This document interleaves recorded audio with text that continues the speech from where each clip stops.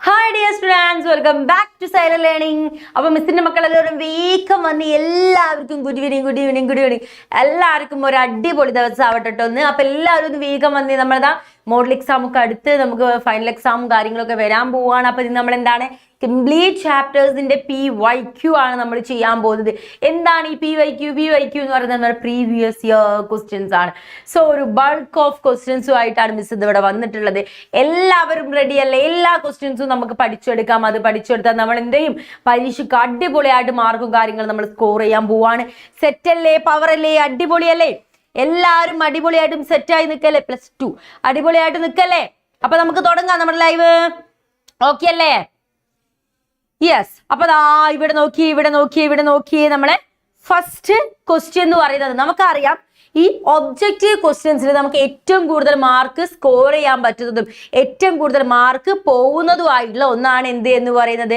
Objective questions ആണ്. അതായത് നമ്മുടെ 1 വേർഡ് ഒരു മാർക്കിന്റെ ക്വസ്റ്റ്യൻസ്. അപ്പൊ നമുക്ക് ഒന്ന് ശ്രമിച്ച് എന്ത് ചെയ്യാം? അവിടെ അടിപൊളിയായിട്ട് എന്ത് ചെയ്യാം? മാർക്ക് നമുക്ക് സ്കോർ ചെയ്യാൻ പറ്റും. പക്ഷെ എന്ത് ചെയ്യണം? അവിടെ നമ്മൾ ശ്രമിക്കണം. അപ്പൊ നമ്മൾ ഇവിടെ എന്ത് ചെയ്യുക? ഇന്നത്തെ ക്വസ്റ്റ്യൻസിന് ആൻസേഴ്സും കാര്യങ്ങളൊക്കെ കണ്ടുപിടിക്കാൻ പോവാണ്. എൻ്റെ പിള്ളേരെല്ലാവരും സെറ്റായി നിൽക്കല്ലേ? അപ്പൊ ഓരോ ക്വസ്റ്റ്യൻസ് ആയിട്ട് നമുക്ക് ഡിസ്കസ് ചെയ്യാം. അപ്പൊ ഓരോ ക്വസ്റ്റ്യൻസ് ആയിട്ട് നമുക്ക് ഡിസ്കസ് ചെയ്ത് പോകാം. ഓക്കെ, സെറ്റ് അല്ലേ? അപ്പൊ ഇവിടെ ഒരു 3 ക്വസ്റ്റ്യൻ കൊടുത്തിട്ടുണ്ട്. അപ്പൊ എൻ്റെ കുഞ്ഞുങ്ങളെ അതിലെന്ത് ചെയ്യണം എന്ന് വെച്ചിട്ടുണ്ടെങ്കിൽ ഫസ്റ്റ് ക്വസ്റ്റ്യൻ ആൻസർ ഒന്ന് പറഞ്ഞേ.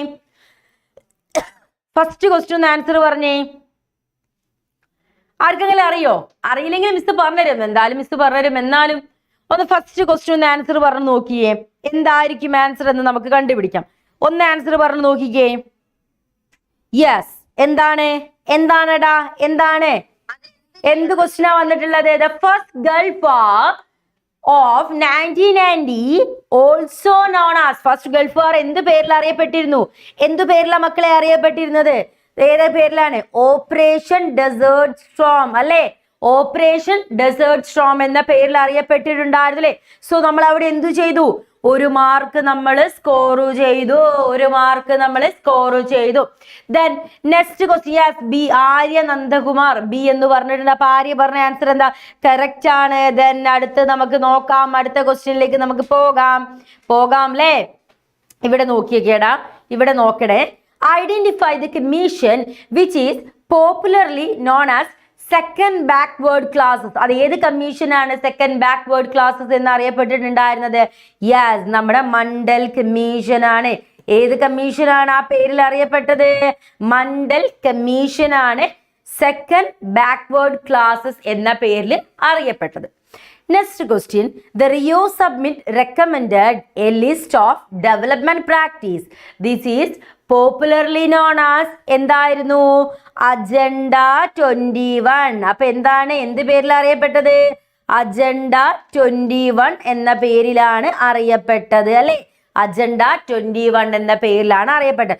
സോ ഈ ഒരു സ്ക്രീനിൽ, ഈ ഒരു ഫസ്റ്റ് സ്ലൈഡിൽ നമ്മൾ എത്ര സ്കോർ മാർക്ക് ചെയ്തു? എത്ര മാർക്ക് നമ്മൾ വാങ്ങി? എത്ര വാങ്ങിയടാ പറഞ്ഞേ? യെസ്, നമ്മളിവിടെ 3 മാർക്സ് നമുക്ക് കിട്ടി. ദെൻ നെക്സ്റ്റ് ക്വസ്റ്റ്യനിലേക്ക് നമുക്ക് പോകാം. മക്കളെ, ഫസ്റ്റ് ചീഫ് ഇലക്ഷൻ കമ്മീഷണർ ആരാ? ഇന്ത്യയിലെ ആദ്യത്തെ ചീഫ് ഇലക്ഷൻ കമ്മീഷണർ എന്ന് പറയുന്നത് ആരായിരുന്നു? നമ്മുടെ ഏത് വ്യക്തിയാണ്? യെസ് നമുക്ക് നോക്കാം. ചാർജില്ല. ഏത് വ്യക്തിയാണ് മക്കളെ?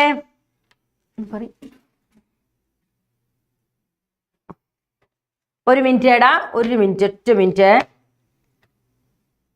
ഇത് കാണൂല.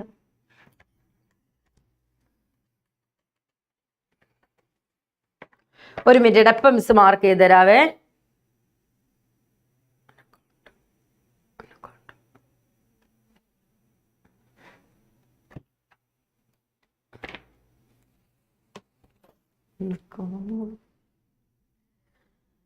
ഓക്കെ, അപ്പം നോക്കിക്കേ.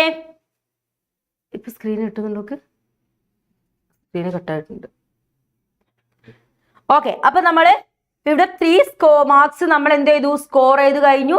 3 മാർക്സ് നമ്മൾ എന്ത് ചെയ്തു? സ്കോർ ചെയ്ത് കഴിഞ്ഞു. ദെൻ നമ്മൾ അടുത്തതിലേക്ക് എങ്ങോട്ടാ പോകുന്നത്? അല്ലേ? അടുത്ത നമ്മളെ ചീഫ് ഇലക്ഷൻ കമ്മീഷണർ ആരാ എന്നാണ് നോക്കുന്നത്. ആരാണ് നമ്മുടെ ചീഫ് ഇലക്ഷൻ കമ്മീഷണർ എന്ന് പറയുന്നത്? യെസ്, ഹാപ്പി ഡാഫോഡിൽസ് പറഞ്ഞതുപോലെ ആരാണ്? നമ്മുടെ സുകുമാർ സെൻ ആണ്. ആരാണ്? സുകുമാർ സെൻ ആണ് ചീഫ് ഇലക്ഷൻ കമ്മീഷണർ എന്ന് പറയുന്നത്.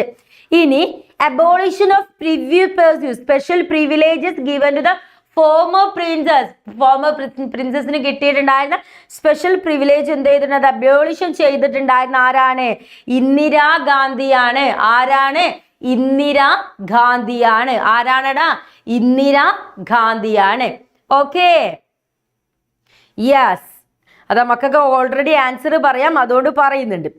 ഇനി ഇവിടെ നോക്കിക്കേടാ, പെസ്ട്രോയിക്ക ആൻഡ് ഗ്ലാസ്നോസ്റ്റ് ആരാണ് ഇൻട്രൊഡ്യൂസ് ചെയ്തിട്ടുണ്ടായിരുന്നത്? ഏത് വ്യക്തിയായിരുന്നു ഇൻട്രൊഡ്യൂസ് ചെയ്തിട്ടുണ്ടായിരുന്നത്? നമുക്ക് നോക്കാം. ഏത് വ്യക്തിയാണ് ഇൻട്രൊഡ്യൂസ് ചെയ്തത്? നമ്മുടെ മിഖായേൽ. ആരാണ്? മിഖായേൽ ഗോർബച്ചേവ് ആണ്. ആരാണ്? മിഖായേൽ ഗോർബച്ചേവ് ആണ് ഇൻട്രൊഡ്യൂസ് ചെയ്തിരുന്നത്. ആരാണ്? മിഖായേൽ ഗോർബച്ചേവ് ആണ്. Okay, okay. Shameema miss politics ആട്ടോ എടുക്കുന്നത്. അക്കൗണ്ടൻസിന് എന്തൊക്കെയോ ഡൗട്ട് ചോദിക്കുന്നുണ്ട്. മിസ് പൊളിറ്റിക്സ് ആട്ടോ. അക്കൗണ്ടൻസിന് മിസ് വരുന്ന സമയത്ത് ആ ഡൗട്ടൊക്കെ ക്ലാരിഫൈ ചെയ്യൂ കേട്ടോ. ഓക്കെ, ദെൻ മക്കളെ BAMCEFന്റെ ഫുൾ ഫോം ആണ് കൊടുത്തിട്ടുള്ളത്. അത് കൃത്യമായിട്ട് പഠിക്കണം. B4 എന്താണ്? ബാക്ക്വേർഡ്. A4 മൈനോറിറ്റി ആൻഡ് എന്താണ്? Backward and minority. M4 minority, C4 community, E4 employees and F4 federation. അപ്പം BAMCEFന്റെ അബ്രിവേഷൻ എന്താ? മീൻസ് അതിന്റെ ഫുൾ ഫോം എന്താ മക്കളെ പറയുന്നത്? ഫുൾ ഫോം എന്താണ്? യെസ്, നമുക്ക് നോക്കാം. എന്തായിരുന്നു?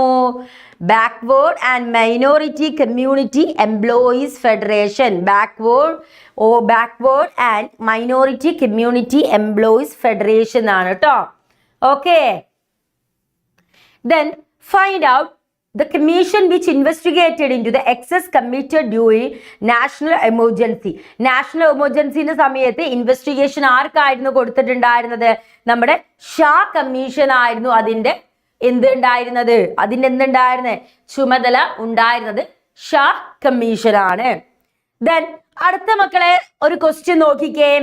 നമ്മളെ കൺട്രീസ് അറേഞ്ച് ചെയ്യാനാണ് യൂറോപ്യൻ യൂണിയൻ, ഏഷ്യൻ എന്ന് പറഞ്ഞിട്ട് യൂറോപ്യൻ യൂണിയൻ, ആസിയാൻ എന്ന് പറഞ്ഞിട്ട് നമ്മൾ എന്ത് ചെയ്യാണ്? അതിനെ അണ്ടർലൈൻ ചെയ്യാണ്. അതിന് ഏത് ടേബിളിന്റെ അണ്ടറിലാണ് വരിക? നമുക്ക് നോക്കാം കൺട്രീസ്. അപ്പൊ ദാ ഇവിടെ നോക്കിക്കേ, ഫ്രാൻസും ജർമ്മനിയും ബ്രിട്ടനും ഒക്കെ എന്താണ്? ഫ്രാൻസും ജർമ്മനിയും ബ്രിട്ടനും ഒക്കെ എന്താണ്? എവിടെയാണ് വരുന്നത്? എവിടെയായിരിക്കും? Yes, France, Germany and Britain. And ആസിയാനിൽ വരുന്നതാണ് മക്കളെ ഇന്തോനേഷ്യ,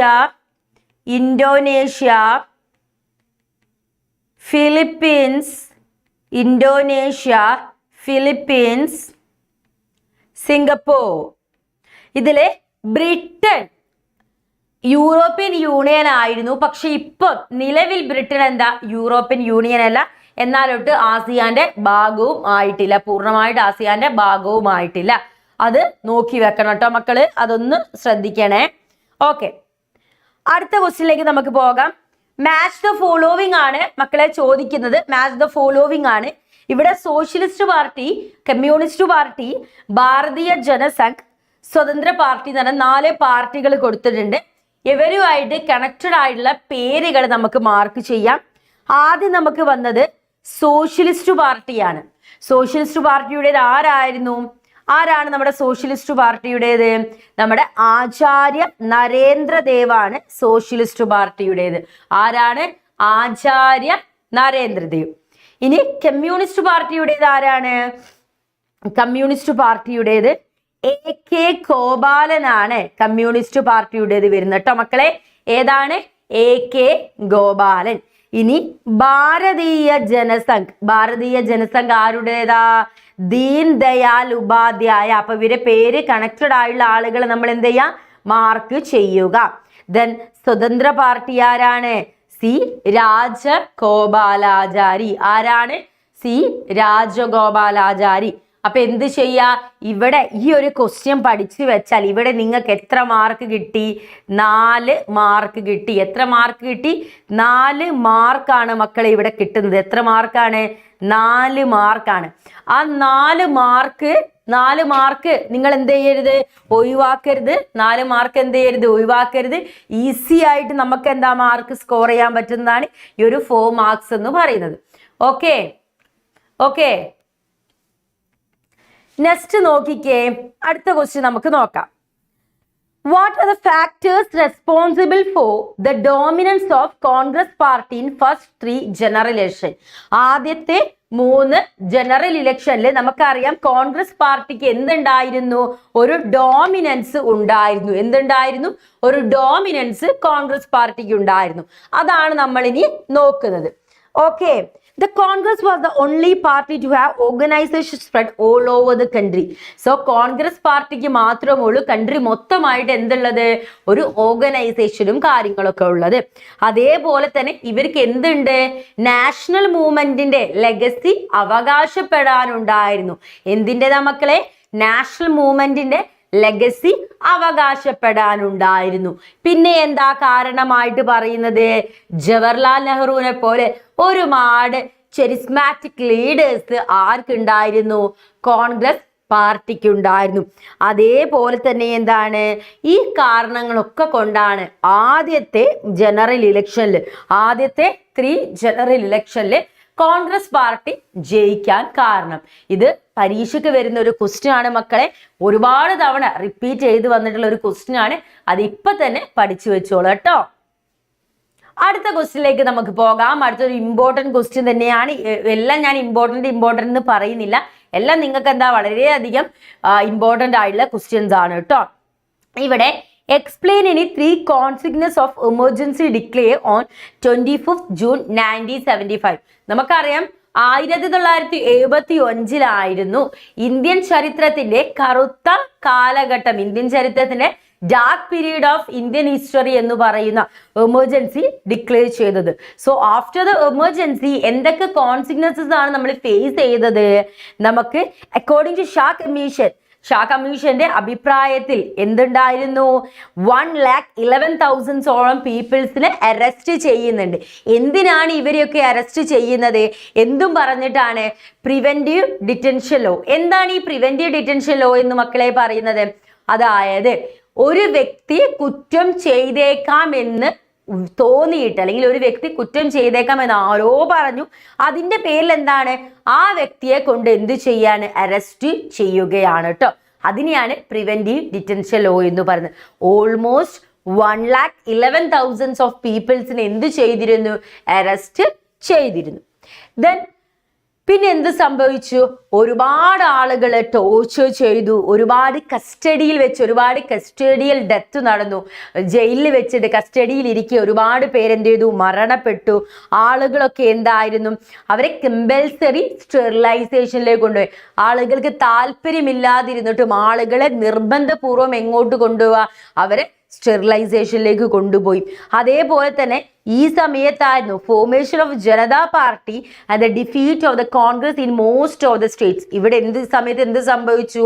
ജനതാ പാർട്ടി ഫോം ചെയ്യുകയും ഒരുപാട് സംസ്ഥാനങ്ങളിൽ, ഒരുപാട് സ്റ്റേറ്റുകളിൽ എന്താണ്? കോൺഗ്രസിനെ പരാജയപ്പെടുത്തുകയും ചെയ്തു.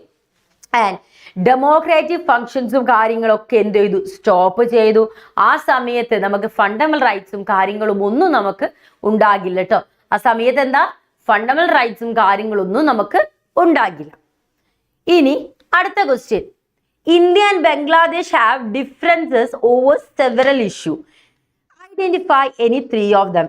ഇന്ത്യയും ബംഗ്ലാദേശും തമ്മിൽ നമുക്കറിയാം ഇഷ്ടങ്ങളും ഉണ്ട്, അനിഷ്ടങ്ങളും ഉണ്ട്. അത് ഏത് കാര്യമായാലും നമുക്ക് അങ്ങനെയല്ലടാ. ചില ഇഷ്ടങ്ങളും ചില അനിഷ്ടങ്ങളും നമുക്ക് ഉണ്ടായിരിക്കും അല്ലെ. ഇപ്പൊ ക്ലാസ് ഇഷ്ടപ്പെടുന്ന ഒരുപാട് പേരുണ്ടാവും, ക്ലാസ് ഇഷ്ടപ്പെടാത്ത കുറച്ച് ആളുകളൊക്കെ ഉണ്ടാവും. അതൊക്കെ ഓരോരുത്തരുടെ ഇഷ്ടങ്ങളാണ് അല്ലെ. അപ്പൊ ബംഗ്ലാദേശും ഇന്ത്യയുമായിട്ട് ഒരുപാട് ഇഷ്ടങ്ങളും ഉണ്ട്, ഒരുപാട് അനിഷ്ടങ്ങളും ഒക്കെ ഉണ്ടായിരുന്നു കേട്ടോ. അപ്പൊ ഇവിടെ ചോദിക്കുന്നത് എന്തൊക്കെ ഇഷ്യൂസ് ആണ് ഇന്ത്യയും ബംഗ്ലാദേശും തമ്മിൽ എന്തൊക്കെ ഇഷ്യൂസ് ആണ് നടന്നതെന്നാണ് നമ്മൾ നോക്കുന്നത്. ഇവിടെ മക്കളെ നോക്കിക്കേ, ഓവർ ഷെയറിങ് നമ്മുടെ ഗംഗാ ബ്രഹ്മപുത്ര റിവേഴ്സിനെ ചൊല്ലിയിട്ട് ഒരുപാട് ഇഷ്യൂസ് നടന്നിട്ടുണ്ടായിരുന്നു. പിന്നെ ഇന്ത്യയിലേക്ക് ഒരുപാട് എന്താണ് ഇല്ലീഗലായിട്ട് ഇമിഗ്രേഷൻ നടക്കുന്നു. അതേപോലെ തന്നെ ബംഗ്ലാദേശിൽ എന്ത് നടക്കുകയാണ്, അവരൊരു ആന്റി ഇന്ത്യൻ ഇസ്ലാമിക് ഫണ്ടമെന്റൽസിനെ എന്തു ചെയ്യുന്നു, സപ്പോർട്ട് ചെയ്യുന്നു. അപ്പൊ ഇതിനെ ചൊല്ലിയിട്ട് ഇന്ത്യയും ബംഗ്ലാദേശും തമ്മിൽ ഇങ്ങനെ പ്രശ്നങ്ങൾ നടന്നുകൊണ്ടിരുന്നു. അതേപോലെ തന്നെ എന്തായിരുന്നു, refusal to allow Indian troops to move through its territory to north eastern India, not export natural gas to India or allow Myanmar to do so through Bangladeshi territory. Bangladeshi ടെറിട്ടറീസിലൂടെ എന്താണ് ഒരു നാച്ചുറൽ ഗ്യാസസും ഇന്ത്യയിലേക്ക് എക്സ്പോർട്ട് ചെയ്യാൻ പറ്റില്ല എന്ന് പറഞ്ഞു. ദെൻ അതേപോലെ തന്നെ എന്താണ് നമ്മളെ ഒരുപാട് എലിഗേഷൻസും കാര്യങ്ങളൊക്കെ എന്ത് ചെയ്തു, ഇന്ത്യക്കെതിരെ പറയാൻ തുടങ്ങി ബംഗ്ലാദേശ്. അപ്പൊ ഇവർ തമ്മിൽ എന്താണ് ഇടയ്ക്കിടയ്ക്ക് പ്രശ്നങ്ങളും കാര്യങ്ങളൊക്കെ ഉണ്ടായിരുന്നു. അതാരായാലും ഉണ്ടാവും. എന്നാലും നമുക്കിവിടെ കാരണം ചോദിച്ച സ്ഥിതിക്ക് നമുക്ക് എന്താ 3 ഇഷ്യൂസ് നമുക്ക് അവിടെ പറയാം. ഓക്കെ, ക്ലിയർ ആയില്ലടാ? അത് ക്ലിയർ ആയില്ലേ? അപ്പൊ നമുക്ക് അടുത്ത ക്വസ്റ്റ്യനിലേക്ക് പോകാം. ഇവിടെ നമ്മളോട് ചോദിച്ചത് റിയോ സബ്മിറ്റിനെ കുറിച്ചാണ്. നമുക്കറിയാം റിയോ സബ്മിറ്റ് എന്ന് പറയുന്നത് ഒരു എർത്ത് സബ്മിറ്റ് ആയിരുന്നു. ബ്രസീലിലെ റിയോ ഡി ജനീറോയിൽ വെച്ചിട്ടാണ് ഈ ഒരു എർത്ത് സബ്മിറ്റ് നടക്കുന്നത്. അതിലെന്തായിരുന്നു, അവർ economic growth with ecological responsibility for sustainable development. Sustainable development വേണം, അത് സെയിം ടൈം നമുക്ക് എന്താണ് എക്കണോമിക് ഗ്രോത്ത് വേണം, ഇക്കോളജിക്കൽ റെസ്പോൺസിബിലിറ്റി, ഇതെല്ലാം കമ്പൈൻ ചെയ്തിട്ട് ഒരു പ്രോഗ്രാം അവർ സ്റ്റാർട്ട് ചെയ്തു. It recommended a list of development practice called. അവരെന്ത് ചെയ്യാണ്, ഒരു ലിസ്റ്റ് അവർ തയ്യാറാക്കി. ഡെവലപ്മെന്റ് പ്രാക്ടീസസിന്റെ ലിസ്റ്റ് ആയിരുന്നു. അതിനെന്താ അവർ വിളിച്ചു, അജണ്ട 21 എന്നവർ വിളിക്കുകയുണ്ടായി. അതിലെന്താണ് ഒരുപാട് ക്ലൈമറ്റിക് ചേഞ്ചിനെ കുറിച്ചിട്ടും ബയോഡൈവേഴ്സിനെ കുറിച്ചിട്ടും ഫോറസ്ട്രീനെ കുറിച്ചിട്ടും ഡെവലപ്മെന്റ് പ്രാക്ടീസും കാര്യങ്ങളൊക്കെ എന്ത് ചെയ്തു, അതിലവർ ഡിസ്കസ് ചെയ്തിട്ടുണ്ടായിരുന്നു. ഓക്കെ, സോറിടാ. അപ്പൊ ഇതുവരെ പറഞ്ഞ കാര്യങ്ങൾ ക്ലിയർ ആയില്ലേ? ഇതുവരെ പറഞ്ഞ കാര്യങ്ങൾ ക്ലിയർ ആയില്ലേ? സെറ്റ് അല്ല മക്കളെ?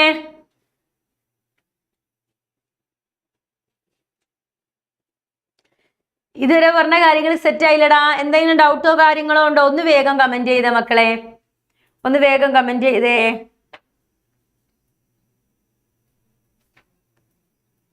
ഇനി നമ്മളെ പോസിറ്റീവ് അതേപോലെ തന്നെ നെഗറ്റീവ് ആസ്പെക്ട്സ് ഓഫ് ഗ്രീൻ റവല്യൂഷനെ കുറിച്ചാണ് നമ്മൾ പറയുന്നത്. ഓക്കെ, വിസ്മയ, നമ്മള് പ്രീവിയസ് ഇയർ ക്വസ്റ്റ്യൻസ് ആണ്. പ്രീവിയസ് ഇയറിൽ നമുക്ക് എക്സാമിലുള്ള എല്ലാ ക്വസ്റ്റ്യൻസും നമ്മൾ ഇന്നിവിടെ കൊണ്ടുവന്നിട്ടുണ്ട്. അതാണ് ഡിസ്കസ് ചെയ്യുന്നത് കേട്ടോ. ഓക്കെ വിസ്മയ, ചാപ്റ്റർ വൈസ് നമ്മൾ 10 days ചലഞ്ചിൽ ഓരോ ചാപ്റ്ററിലുള്ള ക്വസ്റ്റ്യൻസ് മിസ് പറഞ്ഞിട്ടുണ്ടായിരുന്നു. അന്ന് നമ്മൾ എല്ലാ ചാപ്റ്ററിലെ ക്വസ്റ്റ്യൻസ് നമ്മൾ ഡിസ്കസ് ചെയ്തു 10 days ചലഞ്ചിൽ. അവ ചാപ്റ്റർ വൈസ് ഉള്ള ക്വസ്റ്റ്യൻസിന് എൻ്റെ മോള് അതൊന്ന് കാണാം. ഇന്ന് നമ്മൾ ഡിസ്കസ് ചെയ്യുന്നത് കമ്പാരിറ്റീവ്ലി എല്ലാ ക്വസ്റ്റ്യൻസും പ്രീവിയസ് ഇയറിലെ എല്ലാ ക്വസ്റ്റ്യൻസും നമ്മൾ ഇന്ന് ഡിസ്കസ് ചെയ്യുന്നുണ്ട്. എല്ലാ ചാപ്റ്റേഴ്സും നമ്മൾ ഇന്ന് പഠിക്കുന്നുണ്ട്. ഓക്കെ, ഇത് മാത്രം നിങ്ങൾ പഠിച്ചാൽ മതിയടാ, നല്ല മാർക്ക് നിങ്ങൾക്ക് സ്കോർ ചെയ്യും. ഇതും അതേപോലെ തന്നെ ഈ മെഗാ മാരത്തോണും കൂടി കണ്ടിട്ടുണ്ടെങ്കിൽ ഫുൾ മാർക്ക് നിങ്ങൾക്ക് അവിടെ സ്കോർ ചെയ്യാൻ പറ്റും കേട്ടോ. ഓക്കെ, അപ്പം നമ്മളെ ഗ്രീൻ റെവല്യൂഷന്റെ പോസിറ്റീവ് നെഗറ്റീവ് കോൺസിക്വൻസസ് ആണ് നമ്മൾ പറയാൻ പോകുന്നത്. ഒന്ന് നമ്മൾ പറയുകയാണെങ്കിൽ എന്താണ്, green house gas emission reduction സംഭവിച്ചിട്ടുണ്ട്. പിന്നെ ഫുഡ് പ്രൊഡക്ഷൻ എന്തു ചെയ്തു, എൻഹാൻസ് ചെയ്തു. അതേപോലെ തന്നെ നമ്മുടെ ഫുഡ് പ്രൊഡക്ട്സിന്റെ കോസ്റ്റ് എന്തു ചെയ്തു, ഡിക്രീസ് ചെയ്യാൻ സാധിച്ചു. ഡിസ്അഡ്വാൻറ്റേജിലേക്ക് ഇതൊക്കെ നമുക്ക് എന്താ ഒരു അഡ്വാൻറ്റേജ് മെറിറ്റ് ആണെങ്കിൽ ഡിസ്അഡ്വാൻറ്റേജ് അവിടെ സംഭവിക്കുന്നുണ്ട്. ഒബ്വിയസ്ലി ഡിസ്അഡ്വാൻറ്റേജ് ഉണ്ടായിരിക്കും. എന്തൊക്കെയായിരിക്കും ഉണ്ടായിരിക്കുക, ഡീഫോറസ്ട്രേഷൻ ഉണ്ടായിരിക്കും. അതേപോലെ തന്നെ ഹെൽത്ത് ഇഷ്യൂസ് ലൈക്ക് നമ്മളെ ഈ പെസ്റ്റിസൈഡ്സും കാര്യങ്ങളൊക്കെ നമ്മൾ ശ്വസിക്കുന്നുണ്ട്. ഒരുപാട് ഇഷ്യൂസ് നമുക്ക് ഫേസ് ചെയ്യാം. ദെൻ സോയിലിന് ഡിപ്രഷൻ സംഭവിക്കും, അതിന് ന്യൂട്രിയൻസും കാര്യങ്ങളൊക്കെ നഷ്ടപ്പെടും. ഇതൊക്കെ എന്താണ് നമ്മുടെ ഗ്രീൻ റെവല്യൂഷന്റെ നെഗറ്റീവ് ആണ്. ഏതൊരു കാര്യം എടുത്തു നോക്കിയാലും അതിലൊരു നെഗറ്റീവും പോസിറ്റീവ് ആസ്പെക്ട്സ് ഉണ്ടാവും. അപ്പം ഈ ഒരു ഗ്രീൻ റെവല്യൂഷനും അതുണ്ടായിരുന്നു. അതാണ് നമ്മളിവിടെ പറഞ്ഞത്. അതൊക്കെ നമുക്കൊരു 2 mark ക്വസ്റ്റ്യൻസ് ആയിട്ടാണ് വരിക. ഇനിയടാ, ജനതാ ഗവൺമെന്റ് പരാജയപ്പെടാനുള്ള അതിന്റെ ഫെയിലിയേഴ്സിലേക്ക് ലീഡ് ചെയ്തിട്ടുള്ള റീസൺസ് ആണ് നമ്മൾ ഇനി നോക്കാൻ പോകുന്നത്. ജനതാ പാർട്ടിക്കിടയിൽ ഒരുപാട് ഇന്റേണൽ കോൺഫ്ലിക്റ്റ് ഇങ്ങനെ നടന്നുകൊണ്ടേയിരുന്നു. അതേപോലെ തന്നെ എന്താ, കൃത്യമായിട്ടുള്ള ലീഡറോ കാര്യങ്ങളോ ഒന്നും ജനതാ പാർട്ടിക്ക് ഉണ്ടായിരുന്നില്ല. Lack of direction, lack of leadership എന്നാണ് ആ പാർട്ടി തകരാനുള്ള ഒരു കാരണമായിട്ട് പറയുന്നുണ്ട്. അതേപോലെ തന്നെ ഒരു കോമൺ പ്രോഗ്രാമും പൊതുവായിട്ടുള്ള പ്രോഗ്രാംസും കാര്യങ്ങളൊന്നും അവർക്ക് ഉണ്ടായിരുന്നില്ല.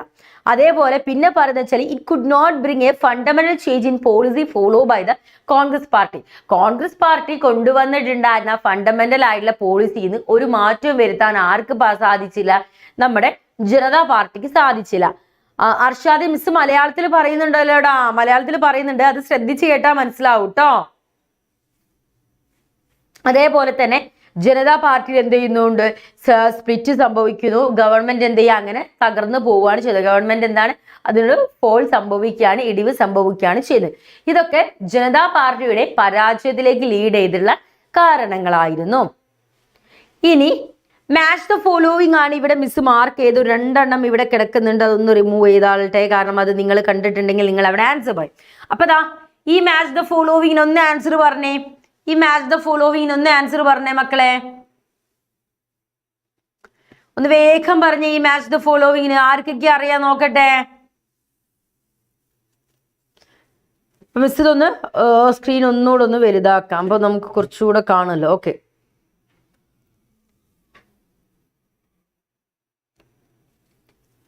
അപ്പൊ ഇതാ മാച്ച് ദ ഫോളോവിങ് ആണ് നമ്മൾ നോക്കാൻ പോകുന്നത്.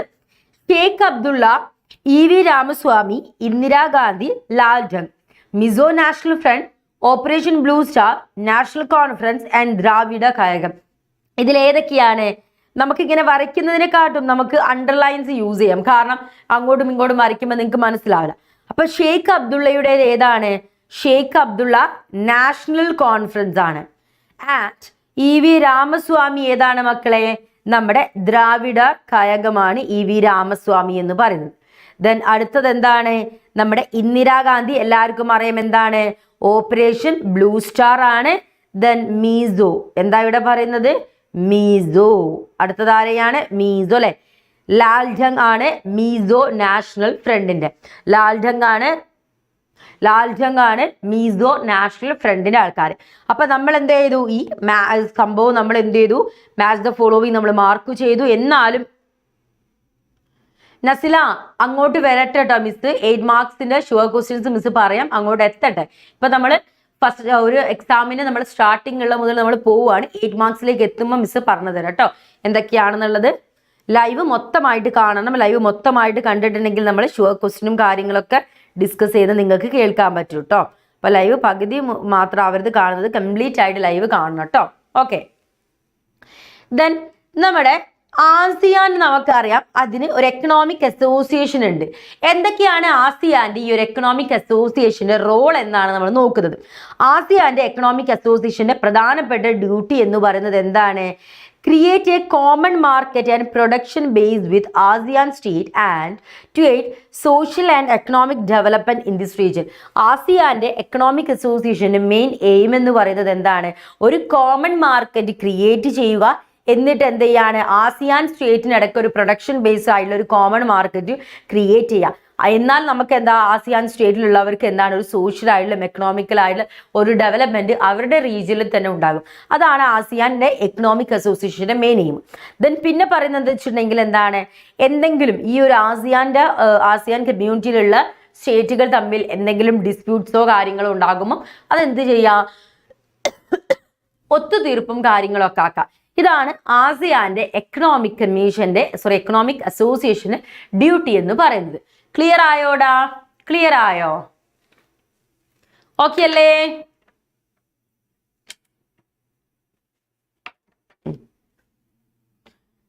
ദെൻ നെക്സ്റ്റ് ക്വസ്റ്റിലേക്ക് നമുക്ക് പോകാം. Examine the role and limitation of SAARC as a forum of facilitating cooperation among the South Asian countries. നമുക്കറിയാം സാർക്കിനെ കുറിച്ച് നമ്മൾ പഠിച്ചിട്ടുണ്ട് കുറെ കാര്യങ്ങൾ അല്ലെ. അപ്പൊ സാർക്കിന്റെ ഡ്യൂട്ടി എന്താ? സൗത്ത് ഏഷ്യൻ കൺട്രീസിനിടയ്ക്ക് ഒരു കോപ്പറേഷൻ ബിൽഡ് ചെയ്യുക. ഇവർ തമ്മിൽ എന്തെങ്കിലും കാര്യങ്ങളൊക്കെ നടന്നിട്ടുണ്ടെങ്കിൽ, എന്തെങ്കിലും ഇഷ്യൂസ് ഉണ്ടെങ്കിൽ എന്താണ് അതൊക്കെ ഒരു കോപ്പറേഷനിൽ എത്തിക്കുക ആരുടെ ഡ്യൂട്ടിയാണ്? നമ്മുടെ സാർക്കിന്റെ ഡ്യൂട്ടിയാണ് അല്ലേ. സോ സാർക്കിന്റെ ഫുൾ ഫോം എന്താ? അത് പരീക്ഷയ്ക്ക് ചോദിക്കും. സാർക്കിന്റെ ഫുൾ എന്താണ്? വേഗം പറഞ്ഞേ, എന്താണ്? South Asian association for regional corporation എന്നാണ് സാർക്കിന്റെ ഫുൾ എന്ന് പറയുന്നത്. ഓക്കെ, അത് സൗത്ത് ഏഷ്യൻ സ്റ്റേറ്റ്സ് തമ്മിൽ ഒരു കോപ്പറേഷൻ ബിൽഡ് ചെയ്യാൻ വേണ്ടിയിട്ട് 1985 ഓൺവേർഡ്സിലാണ് സ്റ്റാർട്ട് ചെയ്തിട്ടുള്ളത്. അതേപോലെ തന്നെ എന്താണ് ഇതിൽ 7 മെമ്പേഴ്സ് ഉണ്ടായിരിക്കും. അവർ തമ്മിൽ ഒരു മ്യൂച്വൽ ഹാർമണിയും അണ്ടർസ്റ്റാൻഡിങ്ങും എൻകറേജ് ചെയ്യുക എന്നുള്ളത് സാർക്കിന്റെ ഒരു ഇമ്പോർട്ടൻ്റ് ആയിട്ടുള്ള ഒരു എയിമാണ്. അതേപോലെ തന്നെ SAARC has initiated South Asian Free Trade Agreement to Free Trade Zones for whole South Asia for collectively economic security. മക്കളെ, അതേപോലെ തന്നെ സാർക്ക് ഇനീഷ്യേറ്റീവ് എടുത്തിട്ട് South Asian free trade agreement, SAFTA എന്ന് പറയുന്ന ഒരു ഫ്രീ ട്രേഡ് എഗ്രിമെന്റ് സ്റ്റാർട്ട് ചെയ്തിട്ടുണ്ട്. അതായത് ഒരു free trade zones, South Asian കൺട്രീസിലിടയ്ക്ക് ഒരു ഫ്രീ ട്രേഡ് സോൺസ് ക്രിയേറ്റ് ചെയ്യുക എന്ന ലക്ഷ്യത്തോടു കൂടിയാണ് അവരിത് സ്റ്റാർട്ട് ചെയ്തിട്ടുള്ളത്. അതേപോലെ തന്നെ SAARC has projected on the economic development of its member state and reduce dependency on the non regional powers. അപ്പം ഇവരെന്താണ് ഡിപ്പെൻഡൻസീസ് കുറച്ചിട്ട്, നമ്മൾ മറ്റുള്ളവരെ ഡിപ്പെൻഡ് ചെയ്യുന്ന കുറച്ചിട്ട് സ്വന്തമായിട്ട് എക്കണോമിക് ഡെവലപ്മെന്റ് ക്രിയേറ്റ് ചെയ്യാൻ വേണ്ടിയുള്ള കാര്യങ്ങളൊക്കെ ആരുടെ ഭാഗത്തു നിന്നുണ്ടാവുന്നുണ്ട്? നമ്മുടെ സാർക്കിന്റെ ഭാഗത്തു നിന്ന് ഉണ്ടാവുന്നുണ്ട്.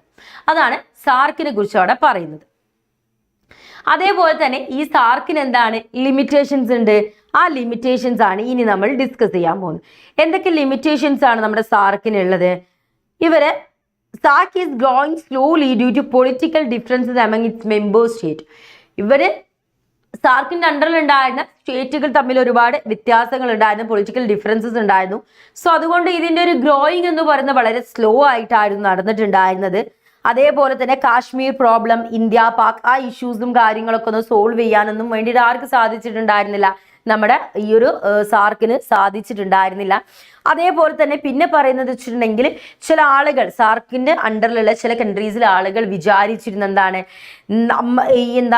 നമ്മൾ ഇന്ത്യയുമായിട്ടൊരു ബന്ധം സ്ഥാപിക്കുന്ന സമയത്ത് കമ്പാരിറ്റീവ്ലി ഇന്ത്യ മറ്റുള്ള സാർക്കിന്റെ അണ്ടറിലുള്ള കമ്പനീസിനെ വെച്ചുമ്പോൾ കുറച്ചുകൂടെ മച്ച് ബെറ്റർ ആണ്. അപ്പം അവര് നമ്മുടെ മേളിൽ എന്താണ് ആധിപത്യം, ഡോമിനേഷൻ സ്ഥാപിക്കും എന്ന് വിചാരിച്ചിട്ട് ഇന്ത്യയുമായിട്ട് നല്ലൊരു ബന്ധത്തിൽ പോകാൻ അവർക്ക് താല്പര്യം ഉണ്ടായിരുന്നില്ല. കാരണം നമ്മളെ മേൽ ആധിപത്യം സ്ഥാപിക്കും എന്നൊരു പേടി അവർക്ക് ഉണ്ടായിരുന്നു. അതേപോലെ തന്നെ എന്താണ് among the developing or least developing country which create a insufficiency of funds.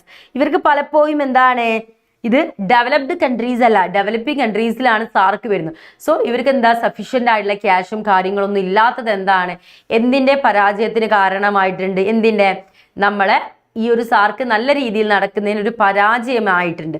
കാരണം അവരുടെ ഡെവലപ്പിംഗ് പ്രോഗ്രാം ഒക്കെ നല്ല രീതിയിൽ എന്താണ് അവർക്ക് നടത്താൻ കഴിഞ്ഞിട്ടുണ്ടായില്ല. എന്തുകൊണ്ടാണ്? പണം ഇല്ലാത്ത കാരണം കൊണ്ട്. ഓക്കെ, ദെൻ അടുത്ത ക്വസ്റ്റിനിലേക്ക് നമ്മൾ പോവുകയാണ്. India and Pakistan have largely hostile relationship that is rooted in historical and political events. Identify those incidents that have shaken the relationship between the two after partition. നമുക്കറിയാം ഇന്ത്യയും പാകിസ്ഥാനുമായിട്ടുള്ള പ്രശ്നങ്ങൾ എന്താ ഇന്നോ ഇന്നലെയോ അല്ല നമ്മൾ ഫേസ് ചെയ്യുന്നത്, ഒരുപാട് കാലഘട്ടമായില്ലേ ഇന്ത്യയും പാകിസ്ഥാൻ എന്താണ് ഇത്തരത്തിലുള്ള ഇഷ്യൂസും കാര്യങ്ങളും ഉണ്ടാവുന്നത്. ഇവിടെ നമ്മൾ നോക്കുകയാണെങ്കിൽ 1947 മക്കളെ എന്താ യുദ്ധം നടന്നിട്ടുണ്ട്.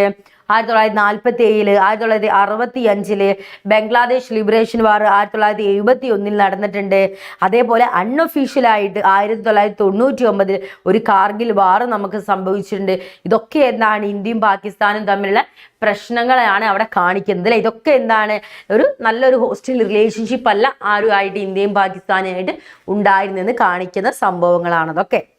ദെൻ അടുത്തത് കോൺഗ്രസ് പാർട്ടിയിൽ 1969 ഒരു സ്പ്ലിറ്റ് സംഭവിക്കുന്നുണ്ട്. So discuss the major issue which lead the formal split of the Congress party in 1969. അതിന്റെ റീസൺ എന്തായിരുന്നു ഈ സ്പ്ലിറ്റിന്റെ? So the growing differences between the syndicate and Mrs. Indira Gandhi suffers of the presidential election 1969 Zakir ഹുസൈൻ്റെ മരണത്തിനു ശേഷം presidential ഇലക്ഷനിൽ ആര് വരും എന്നതിനെ ചൊല്ലിയിട്ട് സിൻഡിക്കേറ്റും ഇന്ദിരാഗാന്ധിയുമായിട്ട് ഇഷ്യൂസ് നടന്നിരുന്നു. സിൻഡിക്കേറ്റ് എന്ന് പറയുന്നത് കോൺഗ്രസിലെ മുതിർന്ന അംഗങ്ങളായിരിക്കും. അവരാണ് കൂടുതൽ കാര്യങ്ങളൊക്കെ തീരുമാനിക്കും, കാര്യങ്ങളൊക്കെ ചെയ്യാം. Imagine infinite. ഡൗട്ട് എന്താന്ന് ചോദിക്കൂ കേട്ടോ മാം. ഡൗട്ട് എന്ന് ചോദിക്കാതെ ഡൗട്ട് എന്താന്ന് ഡയറക്റ്റ് ആയി ചോദിച്ചോളൂ കേട്ടോ മക്കളെ. ഓക്കെ, അങ്ങനെ സിൻഡിക്കേറ്റ് നോമിനേറ്റ് ചെയ്യുന്നത് ആരെയാണ്? സഞ്ജീവ റെഡ്ഡിയെയാണ് സിൻഡിക്കേറ്റ് നോമിനേറ്റ് ചെയ്യുന്നത് as the official candidate of the Congress party for the post of the president. അപ്പോൾ കോൺഗ്രസ് പാർട്ടിയുടെ ഒഫീഷ്യൽ കാൻഡിഡേറ്റ് ആയിട്ട് തീരുമാനിക്കുന്നത് ആരെയാണ്? പ്രസിഡന്റ് പോസ്റ്റിലേക്ക് തീരുമാനിക്കുന്നത് സഞ്ജീവ റെഡ്ഡിയാണ്. ഇന്ദിരാഗാന്ധി എന്ത് ചെയ്യുന്നത്? Indira Gandhi retaliated by encouraging the vice president V V ഗിരിയോട് എന്തു പറയാണ്? ഇൻഡിപെൻഡന്റ് കാൻഡിഡേറ്റ് ആയിട്ട് നോമിനേഷൻ ഫയൽ ചെയ്യാൻ പറയുന്നു. Mrs Gandhi in order to counter syndicate move which had issue. എന്താണ് സിൻഡിക്കേറ്റ് എന്താണോ തീരുമാനമെടുത്തത്? FVDF എന്താണ് ഉദ്ദേശിക്കുന്നത്? Imagine infinite. ഡൗട്ട് ക്ലിയർ ആയില്ല, ഒന്നുകൂടെ ഡീറ്റെയിൽ ആയിട്ട് ഡൗട്ട് ചോദിക്കട്ടോ. FVDF എന്താന്നുള്ളത് എനിക്ക് മനസ്സിലായില്ല കേട്ടോ. ഓക്കെ, അപ്പൊ എന്താ ഇവിടെ പറയുന്നത്? അപ്പം കോൺഗ്രസ് പാർട്ടിയും ഇന്ദിരാഗാന്ധി തമ്മിൽ ആദ്യം ഇഷ്യൂസ് ഒക്കെ എന്താ ഇങ്ങനെയാണ് സ്റ്റാർട്ട് ചെയ്യുന്നത് കേട്ടോ. Congress leader to vote for Sanjeev Reddy call for a consensus vote, which means the MPs and MLAs from the Congress should be free to vote the way they want. അപ്പം കോൺഗ്രസ് പാർട്ടിയും ഇന്ദിരാഗാന്ധിയുമായിട്ട് ആദ്യത്തെ സ്പ്ലിറ്റ് നടക്കുന്നത് അങ്ങനെയാണ്. കോൺഗ്രസ് പാർട്ടിയും ഇന്ദിരാഗാന്ധിയും അല്ല, കോൺഗ്രസ് പാർട്ടി ലീഡേഴ്സും ഒക്കെ ആയിട്ട്. The victory of V Giri result the formal split of. അങ്ങനെ അതിൽ വിജയിച്ചത് ആരായിരുന്നു? വി ഗിരി ആയിരുന്നു ആ ഒരു ഇലക്ഷനിൽ വിജയിച്ചത്. അതോടുകൂടെ പൂർണ്ണമായിട്ട് കോൺഗ്രസ് പാർട്ടിയിൽ എന്താണ് ഒരു സ്പ്ലിറ്റ് സംഭവിക്കുകയാണ് ചെയ്യുന്നത്. സ്പ്ലിറ്റ് സംഭവിക്കുകയാണ് ചെയ്യുന്നത്.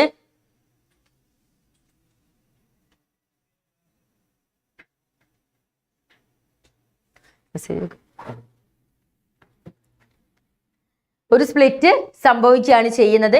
The syndicate expel Mrs Gandhi for violating party discipline. അങ്ങനെ സിൻഡിക്കേറ്റ് എന്ത് ചെയ്യാണ്?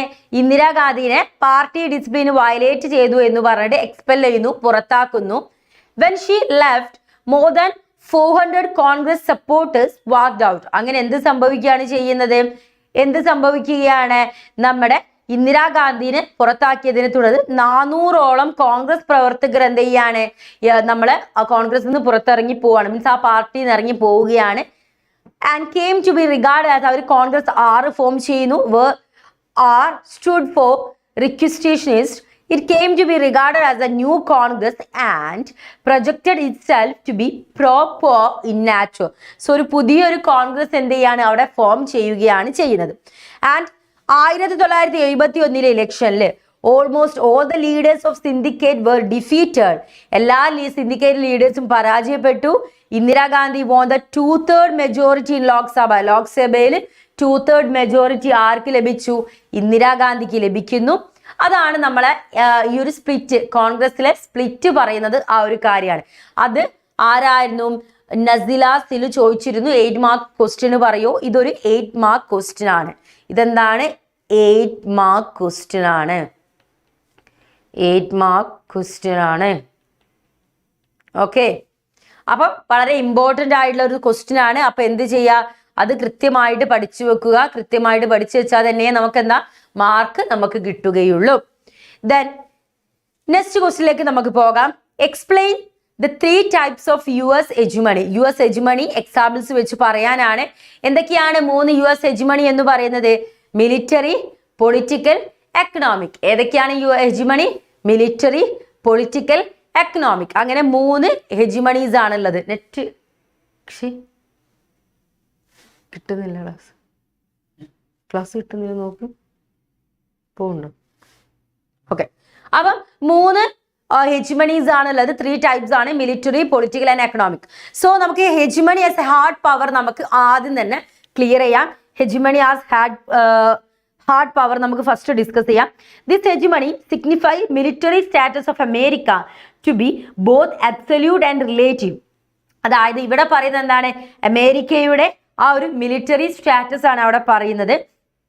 In absolute terms, it has military capability to reach any point of the planet accurately and no other power today can remotely match them. ആരും അമേരിക്കയുടെ military power ആയിട്ട് ഇന്നും match അല്ല. അത്രത്തോളം military പരമായിട്ട് എന്താണ് അമേരിക്ക എത്രയോ ഹൈ പൊസിഷനിലാണ് നിൽക്കുന്നത്. The US military dominance is based on the both higher military expenditure എന്ത് ചെയ്യുന്നത്, മിലിറ്ററിക്ക് വേണ്ടിയിട്ട് ഒരു ഹയർ എക്സ്പെൻഡിച്ചർ അവർ എന്ത് ചെയ്യുന്നുണ്ട്, മാറ്റി വെക്കുന്നുണ്ട്. ആൻഡ് അതേപോലെ തന്നെ എന്താണ് അത് ടെക്നോളജിക്കലി ആയിട്ടും ക്വാളിറ്റേറ്റീവ് ആയിട്ടുള്ള ഹൈ പ്രൊഡക്ട്സ് മാത്രമാണ് അവർ എന്ത് ചെയ്യുന്നത്, ഈ ഒരു മിലിറ്ററിയിലേക്കും കാര്യങ്ങളും അവർ യൂസ് ചെയ്യുന്നത്, മിലിറ്ററിയിലേക്ക് കൊണ്ടുവരുന്നത്. ഓക്കെ, ഇനി hegemony as A structural power ആണ് അടുത്ത നമ്മൾ പറയുന്നത്. Hegemony as A structural power, ഇവിടെ നോക്കുകയും ഇറ്റ് സിഗ്നിഫൈ എക്കണോമിക് പ്രോസ്പെക്ട്സ് ആണ് പറയുന്നത്. ആരുടെ എക്കണോമിക് പ്രോസ്പെക്ട്സ് ആണ്, അമേരിക്കയുടെ. ആരുടെയാണ്, അമേരിക്കയുടെ എക്കണോമിക് പ്രോസ്പെക്ട്സ് ആണ് പറയുന്നത്. So of hegemon power to possess both the ability and the desire to establish certain norms for order and sustain global structure, even including goods to be consumed by one person without reducing the amount of goods available for someone else. A classical example is academic degree. So അതിനൊരു example ആയിട്ട് നമുക്ക് എന്താണ് MBA, masters in business administration. അത് start ചെയ്തത് എവിടെയാണ്, നമ്മുടെ അമേരിക്കയിലാണ് start ചെയ്തിട്ടുണ്ടായിരുന്നത്. And presume business as a profession to be depend upon skills can be taught in a university which is a uniquely in American. So ഒരു structural പവറുമായിട്ട് എന്താണ് അത് ആദ്യമാണ് നമ്മുടെ എക്കണോമിക് പ്രോസ്പെക്ട്, എക്കണോമിക് പവർ എന്ന് പറയുന്നത്. അപ്പം അത്രത്തോളം പവറുള്ള ഒരു കൺട്രിയാണ് എന്ത് പറയുന്നത്, US എന്ന് പറയുന്നത്. ദെൻ സോഫ്റ്റ് പവർ, അവിടെ നമ്മൾ പറയുന്നത് കൾച്ചറൽ ഡൈമെൻഷൻ ആണ്. ഇവിടെ നമ്മൾ പറഞ്ഞു മിലിറ്ററി, പൊളിറ്റിക്കൽ, എക്കണോമിക് നമ്മൾ പറഞ്ഞു. ഇവിടെ ഹെജിമണി ആസ് എ സോഫ്റ്റ് പവറിൽ നമ്മൾ എന്താ പറയുന്നത്, ഹെജിമണി ആസ് എ സോഫ്റ്റ് പവറിൽ നമുക്ക് ഡിസ്കസ് ചെയ്യാനുള്ള കാര്യം എന്താണ്, നമുക്ക് നോക്കാം. US hegemony has it's cultural dimensions അല്ലെ, ഒരുപാട് കൾച്ചറൽ ഡൈമെൻഷൻസും നമുക്ക് കാണാം, പൊളിറ്റിക്കൽ ആയിട്ടുള്ള ഡൈമെൻഷൻസും നമുക്ക് കാണാം, ഐഡിയോളജിക്കൽ ആയിട്ടുള്ള സംഭവങ്ങളൊക്കെ നമുക്ക് എന്താണ് അവിടെ നമുക്ക് കാണാൻ സാധിക്കുന്നുണ്ട് അല്ലേ. എക്സാമ്പിൾ നമ്മൾ പറയുകയാണെങ്കിൽ most of the dreams of individual of societies across the globe are dreams shown out by practice prevailing in 20th century America. All these are about the capacity to manufacture concern. ഒരു manufacture കൺസെന്റും കാര്യങ്ങളൊക്കെ എന്താണ് അവിടെ നിന്നാണ് നമുക്ക് ലഭിക്കുന്നതും കാര്യങ്ങളൊക്കെ ചെയ്യുന്നത്. അപ്പൊ അത്രത്തോളം എന്താണ് ഒരു ഹെജിമണിയാണ്, ഒരു ഹൈറാർക്കി, ഒരു നമ്മൾ പറയല്ലേ ഒരു പവർ ഉള്ള ആളാണ് ആര്, അതൊരു US. ഇപ്പോഴും സ്റ്റിൽ എന്താണ് അതേ ലെവലിലാണ് US എന്ത് ചെയ്യുന്നത്, അത് മെയിൻറ്റെയിൻ ചെയ്ത് പോകുന്നത്. ഇനി അടുത്ത മക്കളെ നമ്മൾ നോക്കാൻ പോകുന്നത് 1989 ഒരു political period. Explain the main issue in Indian പൊളിറ്റിക്സിൽ ഒരുപാട് ഇഷ്യൂസ് നടന്നിരുന്നു. ഇതൊരു 8 മാർക്ക് ക്വസ്റ്റ്യൻ ആണ്. അവിടെ നമുക്ക് എന്തൊക്കെ കാര്യങ്ങൾ നമുക്ക് എഴുതാം, ഒരുപാട് the period witness the rampant condensation, ഒരുപാട് പാർട്ടി സിസ്റ്റത്തിൽ ഒരുപാട് മാറ്റങ്ങൾ വന്നു, ന്യൂ കാസ്റ്റ് ഐഡന്റിറ്റീസ് വന്നു, ഒരുപാട് പൊളിറ്റീഷ്യൻസ് വന്നു. ദെൻ ഒരുപാട് crisis like liberal democracy relate ചെയ്തിട്ടുള്ള ഒരുപാട് ക്രൈസിസും കാര്യങ്ങളും വന്നു. അങ്ങനെ ഒരുപാട് ഇഷ്യൂസ് നടന്നിട്ടുണ്ടായിരുന്നു. അതിൽ കുറച്ച് നമുക്ക് പറയുന്ന കാര്യങ്ങൾ, അതായത് നിങ്ങളെ പിന്നെ ഇത് ഓരോന്ന് ഡീറ്റെയിൽ ആയിട്ട് കൊടുക്കണം. ഏതൊക്കെ കാര്യങ്ങളാണ്, കോൺഗ്രസ് സിസ്റ്റം എൻഡ് ചെയ്ത കാര്യം പറയണം, കാസ്റ്റ് ബേസ്ഡ് ആയിട്ടുള്ള ഒരു പൊളിറ്റിക്സ് വന്നത് പറയണം, ഒരു ഒപ്പോസിഷൻ പാർട്ടി എന്ത് ചെയ്തു കൂടുതൽ എഫക്റ്റീവായി വരാൻ തുടങ്ങി, പ്രതിപക്ഷ പാർട്ടി, റീജിയണൽ പാർട്ടീസും കാര്യങ്ങളും ഫോം ചെയ്തു. സോ ഒരു കോalition ഗവൺമെന്റിലേക്ക് അവർ വരുന്നതുണ്ട്. Then new economic policy NEP start ചെയ്ത കാര്യങ്ങളൊക്കെ അവിടെ മെൻഷൻ ചെയ്തിട്ട് വേണം 1989 എന്തൊക്കെ ഇഷ്യൂസ് ആണ് പൊളിറ്റിക്സിൽ വന്നതെന്ന് പറയാൻ വേണ്ടിയിട്ട്. ഓക്കെ, നെക്സ്റ്റ് ഷോക്ക് തെറാപ്പിയും അതിൻ്റെ കോൺസിക്വൻസ് ആണ്. AK Tech YT പറഞ്ഞു തരാം കേട്ടോ, അതൊക്കെ നമുക്ക് ഡിസ്കസ് ചെയ്യാനുണ്ട്, പറഞ്ഞു തരാം. ഓക്കെ, നമ്മളെ ഷോക്ക് തെറാപ്പി എക്സ്പ്ലെയിൻ ചെയ്യാനാണ് പറയുന്നത്. ഷോക്ക് അടിക്കല്ല, ഇവിടെ ഷോക്ക് തെറാപ്പി എന്ന് പറയുന്നത് എന്താണ്, ഷോക്ക് തെറാപ്പി എന്ന് പറയുന്ന ഒരു എക്കണോമിക് തിയറിയാണ്. അതൊരു സഡൻ ആയിട്ടുള്ളതും ഡ്രമാറ്റിക് ആയിട്ടുള്ള ചേഞ്ച് ആണ്. National economic policy can turn a state control economy into a free market economy. So ഇവിടെ എന്താണ് നാഷണൽ എക്കോണമിക് പോളിസി എന്താണ്, അത് ടേൺ ചെയ്തിട്ട് എന്താ സ്റ്റേറ്റ് കൺട്രോൾഡ് എക്കോണമിയിലേക്കായി, എന്നിട്ട് അത് എന്ത് ചെയ്തു ഫ്രീ മാർക്കറ്റ് എക്കണോമിക്കലായി അല്ലേ. Shock therapy is intended to boost economic production boost ചെയ്യാൻ സാധിക്കുന്നുണ്ട്. ഇൻക്രീസ് ദ റേറ്റ് ഓഫ് എംപ്ലോയ്മെൻറ്റിൻ്റെ റേറ്റ് കൂട്ടി, അതേപോലെ തന്നെ ലിവിങ് കണ്ടീഷൻസ് കൂട്ടി. ഇതൊക്കെ എന്താണ് ഷോക്ക് തെറാപ്പി കാരണം ഉണ്ടായിട്ടുള്ള സംഭവങ്ങളാണ്. റഷ്യയിൽ നമ്മൾ നോക്കുകയാണെങ്കിൽ large state in Russia the large state control industrial complex almost collapse അല്ലേ. ഒരുപാട് ഇൻഡസ്ട്രിയൽ ട്രേഡ്സും കാര്യങ്ങളൊക്കെ എന്ത് ചെയ്തു, കൊളാപ്സ് ആവാൻ തുടങ്ങി. As about 90% of its industries were put up for sale to private individuals. ഒരുപാട് ഇൻഡസ്ട്രീസ് എന്താണ് പ്രൈവറ്റ് ഇൻഡിവിജ്വൽസിന് സെയിൽ ചെയ്യാൻ തുടങ്ങി. അപ്പോൾ ഇത് എന്തായിട്ടായിരുന്നു അറിയപ്പെട്ടിരുന്നത്? The largest garage sale in history. Indian ഹിസ്റ്ററിയിലെ ലാർജസ്റ്റ് ആയിട്ടുള്ള ഗാരേജ് സെയിൽ എന്നായിരുന്നു ഇത് അറിയപ്പെട്ടിട്ടുണ്ടായിരുന്നത്. The value of the rouble decline dramatically. അവിടുത്തെ പൈസയുടെ നിരക്ക് എന്ത് ചെയ്തു, കുത്തനെ കുറഞ്ഞു വന്നു. അവരുടെ എല്ലാ സേവിങ്സും, ആളുകളുടെ എല്ലാ സേവിങ്സും കാര്യങ്ങളും എന്ത് ചെയ്തു, കുറയാൻ തുടങ്ങി. The Russian old system of social welfare was systematically destroy and withdrawal of government subsidies push large section of the people into poverty. So ഒരുപാട് ആളുകൾ എന്ത് ചെയ്യുക, പോവേർട്ടിയിലേക്ക് പോവുകയാണ്. ഒരുപാട് ആളുകൾ എന്ത് ചെയ്യുക, മക്കളെ ചോക്ക് FFA നമ്മൾ പറഞ്ഞു തരാം കേട്ടോ. അവിടേക്കൊക്കെ എത്തുന്നുണ്ടടാ. തോക്ക് കയറി വെടിവെക്കല്ലേ കേട്ടോ. അവിടേക്കൊക്കെ നമ്മൾ എത്തുന്നുണ്ട്. ഓക്കെ അല്ലേടാ? യെസ്. ഇവിടെ നോക്കിക്കേ, അടുത്ത ക്വസ്റ്റിലേക്ക് നമ്മൾ പോവാട്ടോ. അടുത്ത ക്വസ്റ്റിലേക്ക് നമുക്ക് പോയാലോ?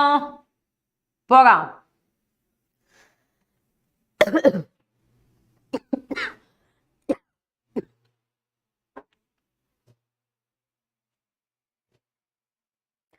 Describe the cause of Soviet disintegration. Soviet disintegration explain ചെയ്യാനാണ് പറയുന്നത്. എന്താണ്? സോവിയറ്റ് ഡിസിൻറ്റഗ്രേഷൻ എക്സ്പ്ലെയിൻ ചെയ്യാനാണ് പറയുന്നത്. Soviet disintegration.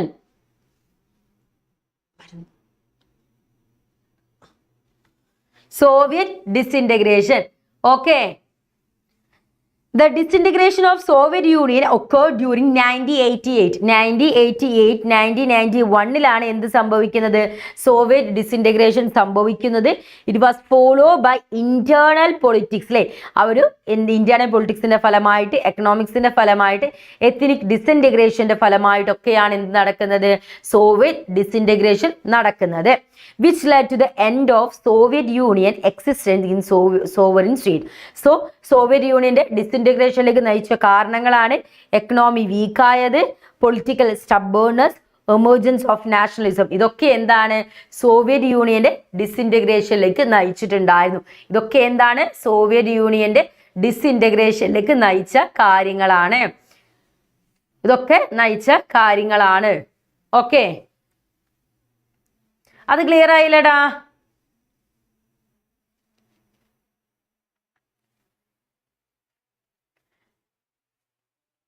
അപ്പോൾ എന്തൊക്കെയാണ് സോവിയറ്റ് യൂണിയന്റെ ഡിസിൻറ്റഗ്രേഷന്റെ കാരണങ്ങൾ നമുക്ക് നോക്കാം. എന്തൊക്കെയാണ് ഡിസിൻറ്റഗ്രേഷന്റെ കാരണങ്ങൾ എന്ന് പറയുന്നത്? Soviet system become very bureaucratic resulting lack of democracy. അവർക്ക് എപ്പോഴും എന്താണ്, ഒരു ഡെമോക്രസിയോ കാര്യങ്ങളോ സോവിയറ്റ് യൂണിയനിൽ ഉണ്ടായിരുന്നില്ല. എന്തുണ്ടായിരുന്നില്ല? ഡെമോക്രസി സോവിയറ്റ് യൂണിയനിൽ നമുക്ക് കാണാൻ സാധിച്ചിരുന്നില്ല. ഒരു ബ്യൂറോക്രാറ്റിക് ഭരണമായിരുന്നു, ഒരു സ്വേച്ഛാധിപത്യ ഭരണമായിരുന്നു നടത്തിയിരുന്നത്. അതേപോലെ തന്നെ although Russia was only one of the 15 republics that together constituted the USSR, Russia dominated everything and the people from other regions fled neglected and suppressed. So റഷ്യനെ മാത്രമേ ഇവരെന്ത് ചെയ്തുള്ളൂ, വളരെ ഇമ്പോർട്ടൻ്റ് കണ്ടിട്ടുള്ളൂ. ബാക്കി ആരും എന്താണ് ആ ഒരു ഇമ്പോർട്ടൻസിൽ കാണുക ഒന്നും അവർ ചെയ്തിട്ടുണ്ടായിരുന്നില്ല. ലൈക്ക് നമ്മൾ എന്താണ് എല്ലാ രാജ്യങ്ങളും എന്ത് ചെയ്യുക, നെഗ്ലക്റ്റ് ചെയ്യുക, അതേപോലെ സസ്പെൻഡ് ചെയ്യുക, ആ ഒരു രീതിയിലായിരുന്നു ആരുണ്ടായിരുന്നത് നമ്മുടെ സോവിയറ്റ് യൂണിയൻ ഉണ്ടായിരുന്നു. റഷ്യക്ക് മാത്രമേ അവരെന്ത് ചെയ്തിരുന്നു, ഇമ്പോർട്ടൻസ് കൊടുത്തിട്ടുണ്ടായിരുന്നുള്ളൂ.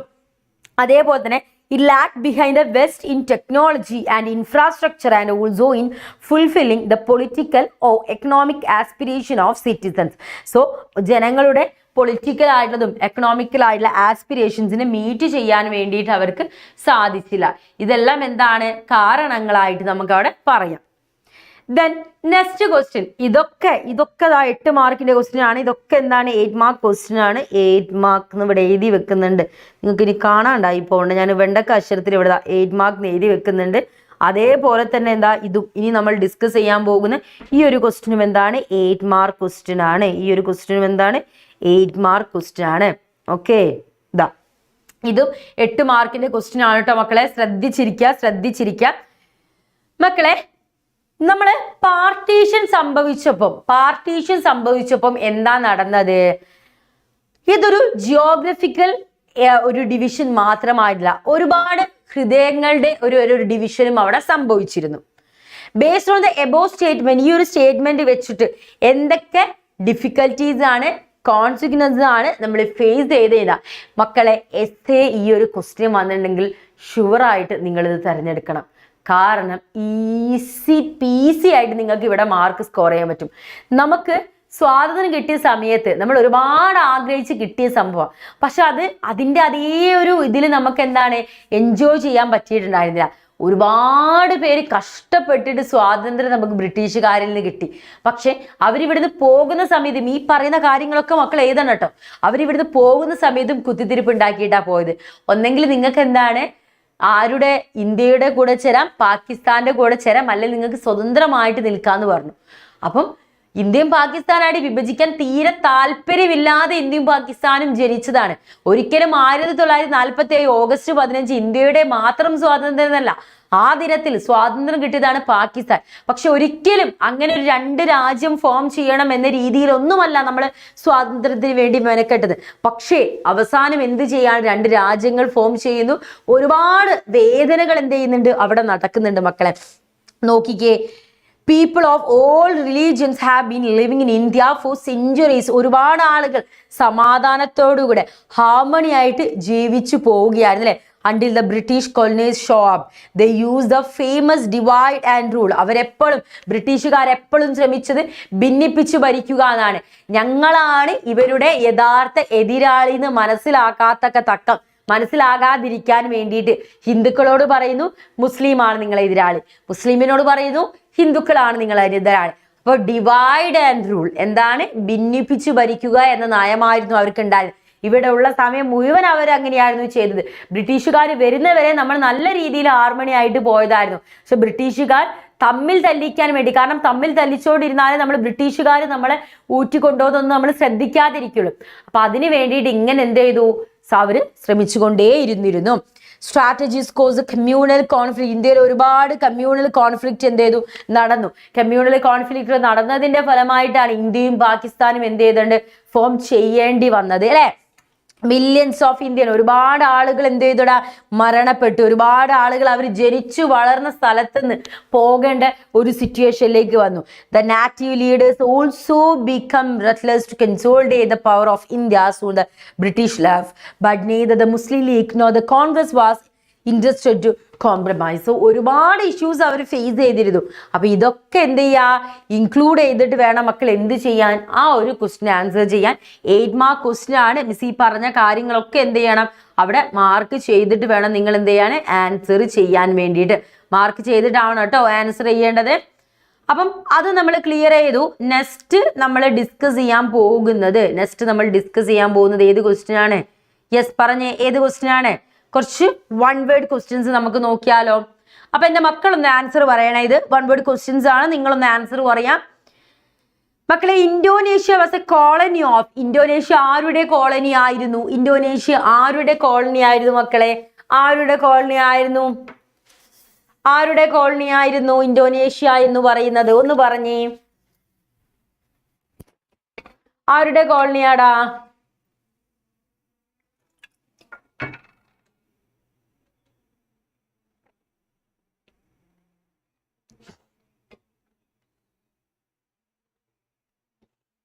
ഹായ് ആതിര, കുറെ പേര് വരുന്നുണ്ട് കേട്ടോ. കുറെ പേര് ഇപ്പോഴാണ് വരുന്നത്. ഓക്കെ,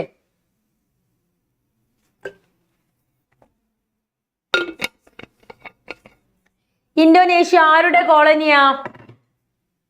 ആർക്കാണ് ആൻസർ പറയുന്നത് നോക്കട്ടെ. ആർക്കും അറിയില്ലേ ആരുടെ കോളനിയാന്ന്? അങ്ങനെയാണെങ്കിൽ മിസ് പറഞ്ഞു തരാം കേട്ടോ. ആരുടെ കോളനിയാന്ന് ഇനി മറന്നു പോകരുതേ. ഇനി മറന്നു പോവരുതേ, ഇന്തോനേഷ്യ എന്ന് പറയുന്നത് ഡച്ചുകാരുടെ കോളനിയാണ്. ആരുടെ കോളനിയാ? ഡച്ചുകാരുടെ കോളനിയാണ്. ഇനി choose the military alliance form by the Soviet Union. Soviet Union form ചെയ്ത മിലിറ്ററി അലയൻസ് ഏതൊക്കെയാ? NATO, SEATO, NATO, NATO, SCATO, CNTO, വാസ്കോ പാക്ട്. എന്താണ് ഇതിലേത് പാക്ട് ആയിരുന്നു? ഏത് മിലിറ്ററി അലയൻസ് ആയിരുന്നു സോവിയറ്റ് യൂണിയൻ്റെത്? യെസ്, സോവിയറ്റ് യൂണിയന്റെ അലയൻസ് ഏതാണ്? നമ്മുടെ വാസോ പാക്ട് ആണ്. ഏതാണ്? വാസോ പാക്ട് ആണ് കേട്ടോ. വാസോ പാക്ട് ആണ്. ദെൻ നമ്മളെ 1990 നടന്ന ഗൾഫ് വാർ എന്ത് പേരിലാണ് അറിയപ്പെടുന്നത്? എന്തു പേരിലാണ് അറിയപ്പെടുന്നത് ഗൾഫ് വാർ? ഒന്ന് പറഞ്ഞേടാ, ഗൾഫ് വാർ എന്ത് പേരിലാണ് അറിയപ്പെടുന്നത്?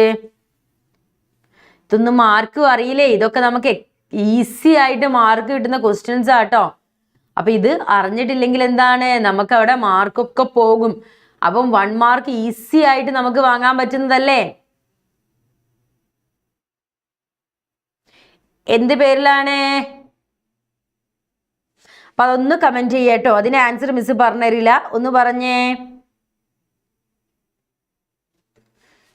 ഇത് എൻ്റെ മക്കള് കമന്റ് ചെയ്യാനുള്ള ആൻസർ ആണ്. കമന്റ് ചെയ്യാനുള്ള ആൻസർ ആണ്. Okay.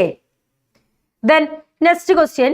Identify the commission which recommended for the formation of States on linguistic basis. എന്താ മക്കളെ ഇവിടെ പറയുന്നത്? ലിംഗ്വിസ്റ്റിക് ബേസിസിൽ. അതായത് എന്ത് ബേസിസിലാ? ലിംഗ്വിസ്റ്റിക് ബേസിസിൽ. എന്താണ്? കുറെ പേര് ഇപ്പോഴേ ആൻസേഴ്സ് പറയുന്നുണ്ട്. അപ്പൊ ലിംഗ്വിസ്റ്റിക് ബേസിസിൽ എന്ത് നടക്കുന്നത്? ലിംഗ്വിസ്റ്റിക് ബേസിസിൽ നമുക്ക് എന്ത് നടക്കുന്നുണ്ട്? ഒരു സ്റ്റേറ്റ് നമ്മൾ ഫോം ചെയ്യുന്നുണ്ട്. അത് എന്തിന്റെ റെക്കമെൻഡേഷനെ തുടർന്നാണ്? എന്ത് റെക്കമെൻഡേഷനെ തുടർന്നാണ്? നമ്മുടെ എന്ത് റെക്കമെൻഡേഷൻ? ഏത് കമ്മീഷനെ തുടർന്നാണ്? താ കമ്മീഷൻ അല്ലേ? ഏത് കമ്മീഷനാണ്? താ കമ്മീഷൻ ആണ് പറയുന്നത്. Then the Congress party under the leadership of Indira Gandhi after the split of 1969 was known as എന്ത് പേരിലായിരുന്നു? കോൺഗ്രസ് ആർ എന്ന പേരിൽ. യെസ്, നമ്മുടെ സിബി ഉത്തരം പറഞ്ഞു, സിബി അഫീറി ഒക്കെ ഉത്തരം പറയുന്നുണ്ട്. ഏതാണ്? കോൺഗ്രസ് ആർ എന്ന പേരിലാണ് അറിയപ്പെടുന്നത്. എന്താണ്? കോൺഗ്രസ് ആർ എന്ന പേരിലാണ് അറിയപ്പെടുന്നത് കേട്ടോ. Okay. Next question. The policy declared by Deng Xiaoping in 1978 to rebuild Chinese economy. Chinese economy rebuild ചെയ്യാൻ വേണ്ടിയിട്ട് എന്തൊക്കെ പോളിസീസ് ആണ് കൊണ്ടുവരുന്നത്? എന്തൊക്കെ പോളിസീസ് ആണ് കൊണ്ടുവരുന്നത്? നമുക്ക് നോക്കിയാലോ ഒന്ന്. എന്തൊക്കെ പോളിസീസ് ആ മക്കളെ കൊണ്ടുവരുന്നത്? യെസ്, എന്താണ്? Open door policy. എന്താണ്? ഓപ്പൺ ഡോർ പോളിസിയാണ്. എന്ത് പോളിസിയാണ്? Open door policy. Okay. Yes, നമ്മുടെ ഷമീൽ ആൻസർ പറഞ്ഞു, ഓപ്പൺ ഡോർ പോളിസി. അടുത്തത്. Which of the following is the constitutional reason for declaration of emergency under Article 352? Option A, B, C, D. ഒന്ന് വേഗം പറഞ്ഞേ. Option A, B, C, D. ഒന്ന് വേഗം പറഞ്ഞേ.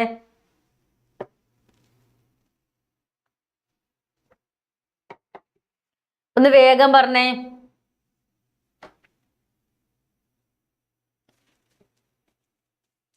ഒന്ന് വേഗം പറഞ്ഞേ.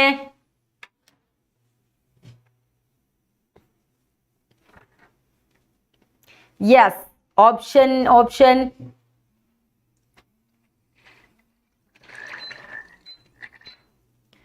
ഓക്കെ അല്ല, യെസ്, ഓപ്ഷൻ എ ആണ് മക്കളെ.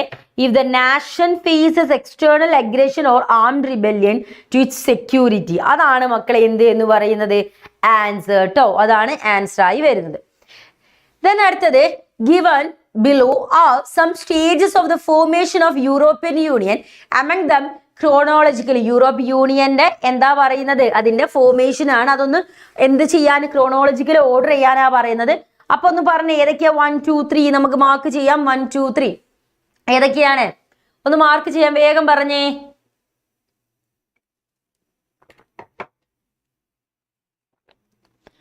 വൺ എന്താ?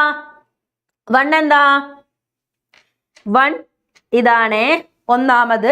Organisation of European economic corporation ആണ് 1. ദെൻ അടുത്തത് എന്താണ്? Council of Europe 2. Council of അത് കുറച്ച് ബോൾഡ് ആയി നോക്കെ. 1 2 കൗൺസിൽ ഓഫ് യൂറോപ്പ് ആണ് 2. ദെൻ 3 ഏതാണ്? 3 ഏതാണ്? European economic community 3 and the European union 4. ഇതാണ് മക്കളെ ഫോർമേഷൻ കൗൺസിൽ ഓഫ് യൂറോപ്പ്. അപ്പൊ നമുക്ക് എന്ത് ചെയ്യാം? ഇവിടെ നമുക്ക് ലിസ്റ്റ് ഔട്ട് ചെയ്ത് കൊടുക്കാം. എന്താണ്? Council of Europe. Council of Europe. Council of Europe അല്ലായിരുന്നു അല്ലേ ഫസ്റ്റ്? Yes, okay. മിസ് എഴുതിയത് മാറിപ്പോയതാ, നമ്പർ ഇട്ട കറക്റ്റ് ആണ്. ഫസ്റ്റ് എന്താണ് നമുക്ക് വരുന്നത്? ഓർഗനൈസേഷൻ. എന്താണ്? Organisation. Organisation for European economic cooperation. Economic cooperation ആണ് അവിടെ വരുന്നത്. ആൻഡ് ദ സെക്കൻഡ് വൺ എന്താണ്? കൗൺസിൽ ഓഫ് യൂറോപ്പ് ആണ് second one. And the third one ഏതാണ്? European economic community. എന്താണ്? European economic community. And the fourth one European union.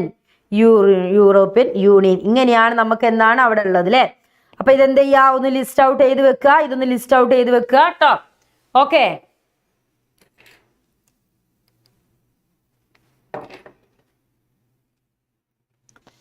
മക്കളെ, CTBTനെയും നാറ്റോനെയും expansion ആ ചോദിക്കുന്നത്. അതൊന്നും നമുക്ക് എഴുതാം. CTBT. എന്താ CTBTന്റെ എക്സ്പാൻഷൻ? എന്താണ്? കോംപ്രഹെൻസീവ്. എന്താണടാ? Comprehensive test ban treaty. Comprehensive test ban treaty ആണ് കേട്ടോ. Comprehensive test ban treaty.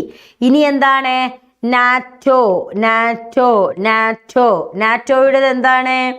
എന്താണ്?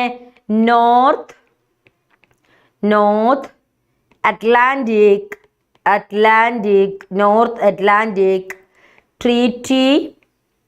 Treaty Organisation. North Atlantic Treaty Organisation. അതാണ് അതിന്റെ എക്സ്പാൻഷൻ. ഓക്കെ. ഇനി അടുത്തത് മക്കളെ, identify the leaders who raise the following slogan. ജയ് ജവാൻ ജയ് കിസാൻ ആരാണ്? യെസ്, നമ്മുടെ ലാൽ ബഹദൂർ ശാസ്ത്രിയാണല്ലേ. അപ്പൊ നമുക്ക് എന്ത് ചെയ്യണം? എഴുതണം. ലാൽ ബഹദൂർ ശാസ്ത്രി. ദെൻ അടുത്തത് എന്താണ്? നമ്മുടെ ഗരീബി ഹത്താവോ ആരാണ്? നമ്മുടെ ഇന്ദിരാഗാന്ധി. ആരാണ്? ഇന്ദിരാഗാന്ധി. അപ്പൊ നമ്മൾ എന്ത് ചെയ്യാ? അത് മാർക്ക് ചെയ്ത് കൊടുക്കുക. അപ്പൊ അത് നമ്മൾ രണ്ടെണ്ണം എഴുതിയില്ലേ? 2 സ്ലോഗൻ പറഞ്ഞ ആളുകൾ എഴുതിയില്ലേ? ഇനി നമ്മൾ അടുത്തയിലേക്ക് പോവുകയാണെടാ. ഇവിടെ കുറച്ച് സ്റ്റേറ്റ്സ് കൊടുത്തിട്ടുണ്ട്. ആ സ്റ്റേറ്റിൽ നടന്ന സംഭവങ്ങൾ എഴുതാ. ചിപ്കോ മൂവ്മെന്റ് ഉണ്ട്, ആന്റി അറാഖ് മൂവ്മെന്റ് ഉണ്ട്, ഭാരതീയ കിസാൻ യൂണിയൻ ഉണ്ട്, ദളിത് പാന്തേഴ്സ് ഉണ്ട്. അത് ഓരോന്നിന്റെ നേരെ നമുക്ക് എന്താ എഴുതി കൊടുക്കാം. ഓരോന്നിന്റെ നേരെ നമുക്ക് ഓരോന്ന് എന്ത് ചെയ്യാം? മാർക്ക് ചെയ്ത് കൊടുക്കാം. ഓക്കെ. അത് നമ്മൾ ആദ്യം എങ്ങോട്ടാ മക്കളെ പോകുന്നത്? ആദ്യം നമ്മൾ പോകുന്നത് ചിപ്കോ മൂവ്മെന്റിലേക്കാ. ചിപ്കോ മൂവ്മെന്റ് എവിടെയാണ് നടക്കുന്നത്? ഉത്തരാഖണ്ഡിലാണല്ലേ. എവിടെയാണ്? ഉത്തരാഖണ്ഡിലാണ് ചിപ്കോ മൂവ്മെന്റ് നടക്കുന്നത്. ഇനി ആന്റി അറാഖ് മൂവ്മെന്റോ? അത് നമ്മുടെ ആന്ധ്രാപ്രദേശിലാണെടാ. എവിടെയാണ്? ആന്ധ്രാപ്രദേശ്.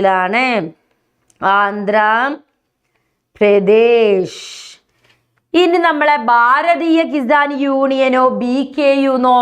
അത് നമ്മുടെ എവിടെയാ? ഉത്തർപ്രദേശിലെ നമ്മുടെ UPയിലാണ്. എവിടെയാണ്? UPയിലാണ് അല്ലേ. ദളിത് പാന്തേഴ്സോ? മഹാരാഷ്ട്ര. മഹാരാഷ്ട്രയിലാണ് നടക്കുന്നത്. മേ ബി ഇത് എഴുതിയത് മക്കൾക്ക് കാണാൻ ബുദ്ധിമുട്ടുണ്ടെങ്കിൽ മിസ് എന്ത് ചെയ്തു തരാം, ഇവിടെ ഹൈലൈറ്റർ യൂസ് ചെയ്ത് മാർക്ക് ചെയ്തു തരാം. ദളിത് ബാന്തേഴ്സ് എവിടെയാണ്? മഹാരാഷ്ട്രയിൽ മിസ് കളർ യൂസ് ചെയ്തു. ദെൻ ഭാരതീയ കിസാൻ യൂണിയനോ ഉത്തർപ്രദേശ് മാർക്ക് ചെയ്തു. ദെൻ ആന്റി അറാക്ക് മൂവ്മെന്റ് നമുക്കൊരു പിങ്ക് കളർ സ്യൂട്ട് ചെയ്യാം. Then anti Arak movement അതെവിടെയായിരുന്നു? Anti Arak movement ആന്ധ്രാപ്രദേശിലാണ്. Then final one ഏതാണ്? നമ്മുടെ ഫൈനൽ വൺ ഏതാണ്? ഫൈനൽ വൺ എന്ന് പറയുന്നത് നമ്മുടെ ചിപ്കോ മൂവ്മെന്റ് ആണ്. ചിപ്കോ മൂവ്മെന്റ് നടക്കുന്ന എവിടെയാണ്? ഉത്തരാഖണ്ഡിലാണ്. എവിടെയാണ്? ഉത്തരാഖണ്ഡിലാണ്. അപ്പം ഇതെന്ത് ചെയ്യാ? കൃത്യമായിട്ട് പഠിച്ചു വെക്കുക കേട്ടോ. ഓക്കെ, അപ്പം അടുത്ത ക്വസ്റ്റിലേക്ക് നമുക്ക് പോകാം. മക്കളെ ശ്രദ്ധിക്കണേ, ശ്രദ്ധിച്ചു കേട്ടാൽ മക്കളെ മനസ്സിലാവുള്ളൂ കേട്ടോ. Briefly explain the causes for the failure of Janata ഗവൺമെന്റിന്റെ പരാജയ കാരണങ്ങൾ എന്ന് പറയുന്നത് എന്തായിരുന്നു? Competition among Morarji Desai, Charan Singh and Jagjivan Ram for prime minister, അതായത് പ്രൈം മിനിസ്റ്റർഷിപ്പിന് വേണ്ടിയിട്ട് എന്തായിരുന്നു?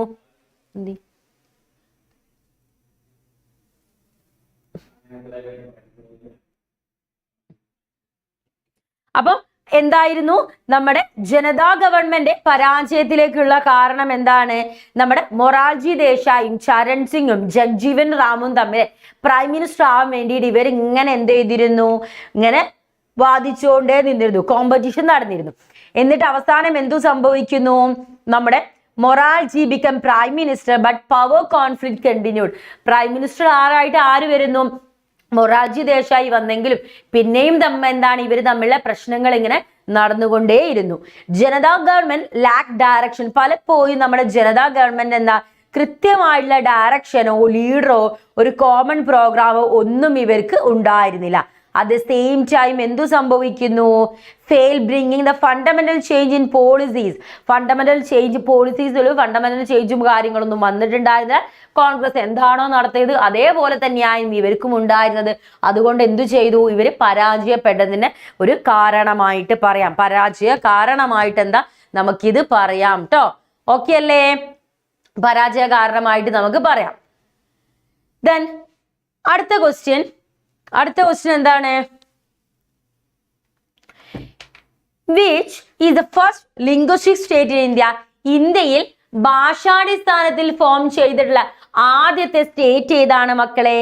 ഏത് സ്റ്റേറ്റ് ആണ്? നമ്മുടെ ആന്ധ്രാപ്രദേശാണ്. ഏത് സ്റ്റേറ്റ് ആണ്? ആന്ധ്രാപ്രദേശാണ്. 1953 എന്താണ് ലിംഗ്വിസ്റ്റിക് അടിസ്ഥാനത്തിൽ ഫോം ചെയ്തിട്ടുള്ളത്. ഏതാണ്? ആന്ധ്രാപ്രദേശാണ്. നോക്കിക്കേ, അവരെന്തു പറയാണ്? തെലുങ്കു സ്പീക്കിംഗ് ആളുകൾ, അതായത് ഇവർക്ക് എന്താണ് ഒരു തെലുങ്കു ഭാഷ സംസാരിക്കുന്ന ഒരു രാഷ്ട്രം വേണമെന്ന് പറഞ്ഞിട്ട് ഒരുപാട് പരിശ്രമങ്ങളും കാര്യങ്ങളും നടക്കുന്നു. ഒരു ഫ്രീഡം ഫൈറ്റർ ഉണ്ടായിരുന്നു, പെട്ടെന്ന് മിസ്സിന് ആ പേര് പോറ്റി ശ്രീരാമലൊക്കെ എന്ത് ചെയ്യാണ്? സത്യാഗ്രഹം ഇരിക്കുന്നു. 58-59 ദിവസത്തോളം അദ്ദേഹം സത്യാഗ്രഹം ഇരിക്കുന്നു, ഭക്ഷണം കഴിക്കാതെ. അവസാനം അദ്ദേഹം മരണപ്പെടുന്നു. അതിനെ തുടർന്ന് ഒരുപാട് കോൺഫ്ലിക്ട്സ് ഉണ്ടാകുന്നു. അങ്ങനെ 1953 ഭാഷാടിസ്ഥാനത്തിൽ എന്തു രൂപീകരിക്കുകയാണ്? നമ്മുടെ ആന്ധ്രാപ്രദേശ് ഫോം ചെയ്യുകയാണ് ചെയ്യുന്നത്. ആൻഡ് അടുത്ത question, 1992 UN general assembly, yes എനിക്കിന്ന് വേണം, ക്ലാസ് ഉണ്ട്.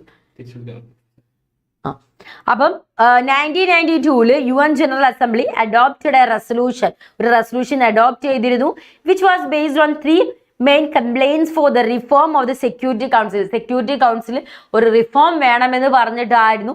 അവർക്ക് ഒരുപാട് കംപ്ലൈൻസും കാര്യങ്ങളും വന്നു. എന്തൊക്കെ കംപ്ലൈൻസ് ആയിരുന്നു അവർക്കെതിരെ ഉണ്ടായിരുന്നത്?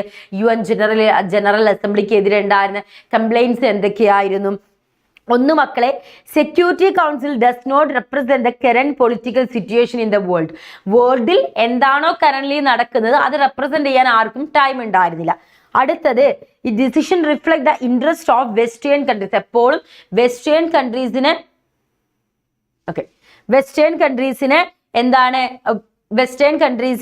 നോക്കിയിട്ടായിരുന്നു. വെസ്റ്റേൺ കൺട്രീസിന് മാത്രമേ എന്ത് ചെയ്തു? വെസ്റ്റേൺ കൺട്രീസിന് മാത്രം ഇമ്പോർട്ടൻസ് കൊടുത്തിട്ടുണ്ടായിരുന്നുള്ളൂ. വെസ്റ്റേൺ കൺട്രിക്ക് മാത്രമേ അവരെന്ത് ചെയ്തിട്ടുണ്ടായിരുന്നുള്ളൂ? ഇമ്പോർട്ടൻസ് കൊടുത്തിട്ടുണ്ടായിരുന്നു. എന്ത് കൊടുത്തിട്ടുണ്ടായിരുന്നുള്ളൂ? ഇമ്പോർട്ടൻസ് കൊടുത്തിട്ടുണ്ടായിരുന്നു. That there is no equal representation in the Security Council. Security Council എന്തുണ്ടായിരുന്നു? ഒരു ഈക്വൽ റെപ്രസെന്റേഷനോ കാര്യങ്ങളോ നമുക്ക് കാണാൻ സാധിച്ചിരുന്നില്ല. സെക്യൂരിറ്റി കൗൺസിൽ എന്താണ്? ഒരു റെപ്രസെന്റേഷനോ കാര്യങ്ങളോ നമുക്ക് കാണാൻ സാധിച്ചിരുന്നില്ല. അപ്പൊ ഇതൊക്കെയായിരുന്നു പ്രധാനമായിട്ടും ഉണ്ടായിരുന്ന 3 കംപ്ലൈന്റ്സ് എന്ന് പറയുന്നത്. ഓക്കെ, പ്രധാനമായിട്ടുണ്ടായിരുന്ന 3 കംപ്ലൈന്റ്സ് ആണ് ഈ പറഞ്ഞ കാര്യങ്ങൾ. റെഡി അല്ലേ? സെറ്റ് അല്ലേ? അപ്പൊ നമുക്ക് അടുത്ത ക്വസ്റ്റ്യനിലേക്ക് നമുക്ക് പോകാം. നമ്മുടെ ആസിയാന്റെ 3 പില്ലേഴ്സ് എന്ന് പറയുന്നത്, ആസിയാന്റെ 3 പില്ലേഴ്സ് എന്ന് പറയുന്നത് ഏതാണ്? 3 പില്ലേഴ്സ് എന്ന് പറയുന്നത് ഏതാണ്? ഏതാ മക്കളെ? നമ്മളെ ഏതൊക്കെയോ ഒന്ന് പറഞ്ഞേ, നമുക്കൊന്ന് പറഞ്ഞു നോക്കാം.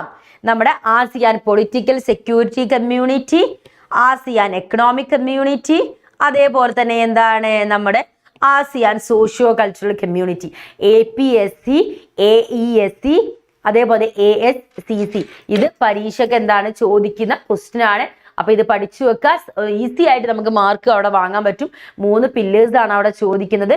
ASEAN political community, ASEAN economic community, ASEAN socio cultural community. Okay, then നമുക്ക് നെക്സ്റ്റ് ക്വസ്റ്റ്യനിലേക്ക് മക്കളെ നമുക്ക് പോകാം. Point out the factors which have, നമ്മള് 1947 നമ്മുടെ ഇന്ത്യക്ക് സ്വാതന്ത്ര്യം കിട്ടിയതുപോലെ സ്വാതന്ത്ര്യം കിട്ടിയ ഒരാളാണ് പാകിസ്ഥാൻ. പക്ഷെ അവർക്ക് എന്താണ്? ഒരു സ്റ്റേബിൾ ഡെമോക്രാറ്റിക് കൺട്രി അല്ലെങ്കിൽ ഡെമോക്രസി ബിൽഡ് ചെയ്യാൻ അവർക്ക് പലപ്പോഴും സാധിച്ചിരുന്നില്ല. അതിന്റെ പ്രധാനപ്പെട്ട കാരണങ്ങളിലേക്കാണ് മക്കളെ നമ്മൾ പോകുന്നത്. ഇത് 8 മാർക്ക് ക്വസ്റ്റ്യൻ ആണ്. ഇത് 8 മാർക്ക് ക്വസ്റ്റ്യൻ ആണ്. 8 മാർക്കിന്റെ ക്വസ്റ്റ്യൻ ആണ് മക്കളെ. ഇത് 8 മാർക്കിന്റെ ക്വസ്റ്റ്യൻ ആണ്. പഠിച്ചു വെച്ചോളാ.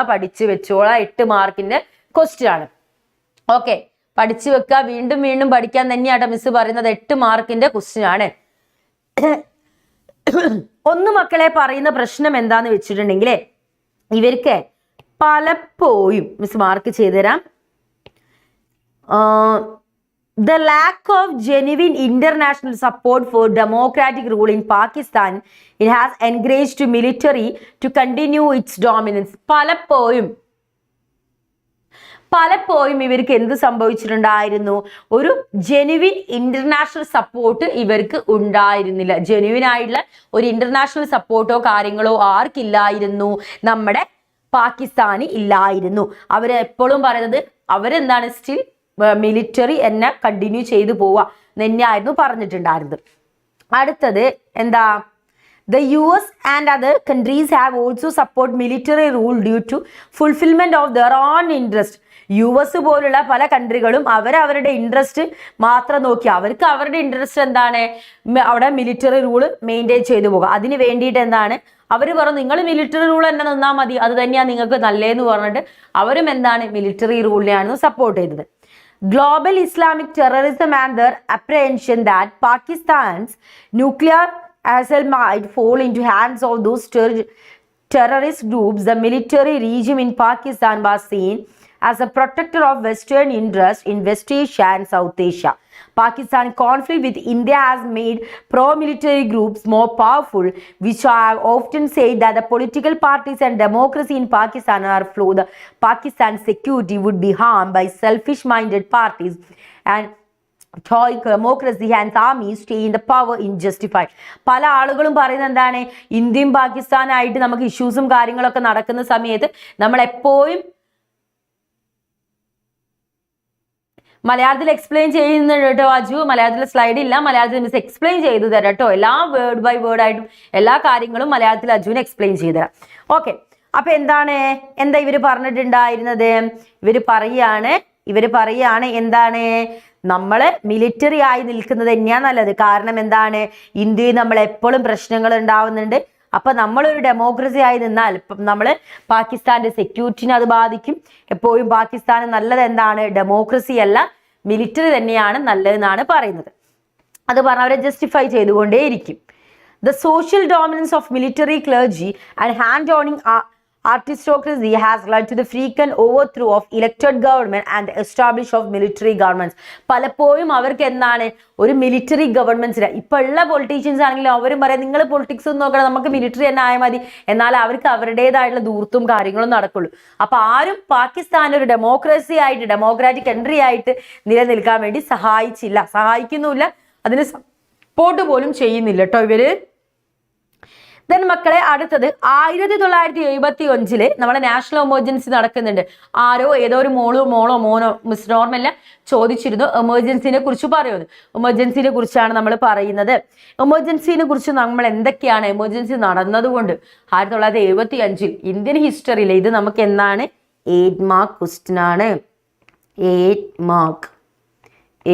Mark okay. ഞാനത് ഇവിടെ റൗണ്ട് ഇട്ട് വെണ്ടക്ക ആശ്രയത്തിൽ റൗണ്ട് ഇട്ടിട്ടുണ്ട് മക്കളെ. 8 മാർക്കിന്റെ ക്വസ്റ്റ്യൻ ആണ്, പഠിക്കണം, ഇമ്പോർട്ടൻ്റ് ആണ്. അപ്പൊ എന്താണ് ഈ എമർജൻസി എന്ന് പറയുന്നത് ഇന്ത്യൻ ചരിത്രത്തിലെ ഒരു ഡാർക്ക് പീരീഡ് തന്നെയാണ്, ഒരു ഡാർക്ക് ഏരിയ എന്ന് നമുക്ക് പറയാൻ സാധിക്കും. അതേപോലെ തന്നെ ഒരുപാട് അജിറ്റേഷൻസും കാര്യങ്ങളൊക്കെ നടന്ന സമയമായിരുന്നു. ഒപ്പോസിഷൻ ലീഡേഴ്സിന് എല്ലാവരെയും ഇവർ പിടിച്ച് എങ്ങോട്ട് ഇടുന്നുണ്ട്, ജയിലിലേക്ക് വിടുക. എല്ലാ ഒപ്പോസിഷൻ ലീഡേഴ്സിന് എന്താണ് ജയിലിലേക്ക് കൊണ്ടിടുന്നു. ദെൻ പ്രസ് സെൻസർഷിപ്പ് ഇല്ല, പ്രസ്സുകാർക്ക് ഒന്നും എഴുതാൻ പറ്റില്ല. അവർക്ക് എന്തെങ്കിലും എഴുതുകയാണെങ്കിൽ അത് ആദ്യം എന്തു ചെയ്യും, നമ്മളെ ആരാണോ ഭരിക്കുന്നത് കോൺഗ്രസ് പാർട്ടി അത് കൃത്യമായിട്ട് വായിച്ച് അത് അപ്രൂവൽ നൽകിയതിന് ശേഷം കോൺഗ്രസിനെ കുറിച്ചിട്ടോ അല്ലെങ്കിൽ പാർട്ടിനെ കുറിച്ചിട്ടോ എമർജൻസിനെ കുറിച്ചിട്ടോ ഒന്നുമില്ലെന്ന് ഉറപ്പ് വരുത്തിയതിനു ശേഷം മാത്രമേ എന്തായിരുന്നുള്ളൂ പേപ്പർ ഇറക്കാൻ പറ്റുമായിരുന്നുള്ളൂ. പ്രസ് സെൻസർഷിപ്പ് ഇമ്പോസ് ചെയ്തിട്ടുണ്ടായിരുന്നു. RSSും അതേപോലെ തന്നെ ജമാഅത്ത് ഇസ്ലാമി ഒക്കെ എന്ത് ചെയ്തു, ഈ പാർട്ടീസിനൊക്കെ അവർ സ്റ്റോപ്പ് ചെയ്തു. കോൺസ്റ്റിറ്റ്യൂഷണൽ പ്രൊവിഷൻസിൽ എന്ത് കൊണ്ടുവന്നു, മാറ്റങ്ങൾ കൊണ്ടുവന്നു. നിധി ക്രിയേറ്റീവ്സ് 1 വേർഡ് ആൻസേഴ്സും ക്വസ്റ്റ്യൻസും മിസ് ഇപ്പോൾ ഓൾമോസ്റ്റ് 10 ക്വസ്റ്റ്യൻ്റെ മേലെ പറഞ്ഞിട്ടുണ്ട് കേട്ടോ, അതൊന്ന് നിധി നോക്കണേ. അതേപോലെ പിന്നെ എന്തു നടന്നു, ഫണ്ടമെന്റൽ റൈറ്റ്സ് എന്തു ചെയ്തു, സസ്പെൻഡ് ചെയ്തു. Wide use of preventive detention, എല്ലായിടത്തും എന്താണ് പ്രിവെന്റീവ് ഡിറ്റൻഷൻ, ഇയാൾ കുറ്റം ചെയ്താക്കാം എന്ന് മുൻകൂട്ടി കണ്ട് അയാളെ പിടിച്ചെന്താണ് ജയിലിൽ കൊണ്ടിടുന്ന ഒരു അവസ്ഥ എന്ത് ചെയ്തു ഉണ്ടാകാൻ തുടങ്ങി. അങ്ങനെ ഒരുപാട് പ്രശ്നങ്ങൾ എന്താണ് ഇതിനെ തുടർന്ന് എമർജൻസിനെ തുടർന്ന് നമ്മൾ ഫേസ് ചെയ്യേണ്ടി വന്നിരുന്നു. അപ്പൊ അത് നമുക്ക് 8 മാർക്ക് ക്വസ്റ്റ്യൻ ആണ്. അപ്പൊ നിങ്ങൾ എന്ത് ചെയ്യുക, ഈസി പീസി മാർക്ക് കിട്ടാൻ ഒരു വഴി ഞാൻ പറഞ്ഞു തരാം. ഒരു ആദ്യം നമ്മൾ എസ് എഴുതുമ്പോൾ ഞാനത് ഇവിടെ കാണിച്ചു തരാം കേട്ടോ മക്കളെ. ഒരു എസ് നമ്മൾ സ്റ്റാർട്ട് ചെയ്യാണ്. So starting with a heading. അപ്പം നമ്മൾ എന്ത് ചെയ്യുക, ഹെഡിങ് ഇവിടെ കൊടുക്കുക. ഇവിടെ ഹെഡിങ് മിസ് കൊടുക്കുന്നുള്ളൂ കേട്ടോടാ. ഹെഡിങ് കൊടുക്കുക, ഇങ്ങനെ ഒരു അണ്ടർലൈൻ നമ്മൾ ചെയ്യുക, ഒരു അണ്ടർലൈൻ നമ്മൾ ചെയ്ത് കൊടുക്കുക. ദെൻ നമ്മൾ പിന്നെ എഴുതേണ്ടത് എന്താണ്, ഹെഡിങ് കഴിഞ്ഞിട്ട് സബ്ജക്റ്റ്. എന്താ നമ്മൾ എഴുതേണ്ടത്, സബ്ജക്റ്റ്. സബ് എന്ന് എഴുതിയിട്ട് നിങ്ങൾ ഫുൾ എഴുതണം, മിസ് ഇവിടെ ഷോർട്ട് ആയിട്ട് എഴുതുന്നുള്ളൂ. എന്താ സബ്ജക്റ്റ് എന്നൊക്കെ നിങ്ങൾ ഇവിടെ ഡീറ്റെയിൽ ആയിട്ട് എഴുതി കൊടുക്കാം. അത് കഴിഞ്ഞിട്ട് എന്ത് ചെയ്യണം, പോയൻസ് ബുള്ളറ്റിനാക്കുക, ബുള്ളറ്റ് ആക്കുക എന്നുള്ള ബുള്ളറ്റിന് ഇട്ട് കൊടുക്കുക. അപ്പം ഇവിടെ എന്താണ്, എൻ്റെ നിധിയെ ഞാനിപ്പോൾ ഇമ്പോർട്ടൻറ്റ് ക്വസ്റ്റ്യൻസ് അല്ലാണ്ട് പിന്നെ വേറെ എന്തെടുത്ത് പറയുന്നത്, ഞാൻ ഇവിടെ ഡാൻസിൻ്റെ കളിക്കാനായിട്ടാണെന്ന് എനിക്ക് തോന്നുന്നത്. ഇതൊക്കെ ഇമ്പോർട്ടൻസ് ക്വസ്റ്റ്യൻ ആണ്, ഇതിലൊന്നും ഇമ്പോർട്ടൻ്റ് അല്ലാത്തല്ല. ഇമ്പോർട്ടൻ്റ് അല്ലാതെ എനിക്ക് എടുത്ത് പറയേണ്ട ആവശ്യമില്ലല്ലോ, എല്ലാം ഇമ്പോർട്ടൻറ്റ് ക്വസ്റ്റ്യൻ. ഒറ്റൊന്നു പോലും ഇമ്പോർട്ടൻ്റ് അല്ല. ആദ്യം ക്ലാസ് ശ്രദ്ധിക്കുക, എന്നിട്ട് ഇമ്പോർട്ടൻറ്റ് ക്വസ്റ്റ്യൻ അല്ല എന്ന് പറയും. ഇതൊക്കെ ഇമ്പോർട്ടൻറ്റ് ക്വസ്റ്റ്യൻ ആണ് കേട്ടോ. ഓക്കെ, പിന്നെ ഈ കാണുന്ന പോയിന്റ്സ് ഇപ്പം നമ്മൾ ഇതാണ് നാഷണൽ എമർജൻസിയാണ് എടുക്കുന്നത് വിചാരിച്ചാൽ, അല്ലെങ്കിൽ എന്ത് സംഭവമാണെങ്കിലും അത് നമ്മൾ ആദ്യം എന്ത് ചെയ്യുക, പോയിന്റ് ആയിട്ട് ലിസ്റ്റ് ഔട്ട് ചെയ്യുക, പോയിന്റ് ആയിട്ട് കാര്യങ്ങളൊക്കെ എഴുതുക, പോയിന്റ് ആയിട്ട് എഴുതുക. ഇതാണ് ഫസ്റ്റ് നമ്മൾ ചെയ്യേണ്ടത്. ആദ്യത്തെ സ്റ്റേജ് എന്ന് പറയുന്നത് ഏതാണ്, ഇതാണ് കേട്ടോ, ആദ്യത്തെ സ്റ്റേജ് ആണ്. സോ ഇതാണ് ഫസ്റ്റ് സ്റ്റേജ്. 8 മാർക്ക് കിട്ടാനുള്ള മാർഗാണേ പറയുന്നത്.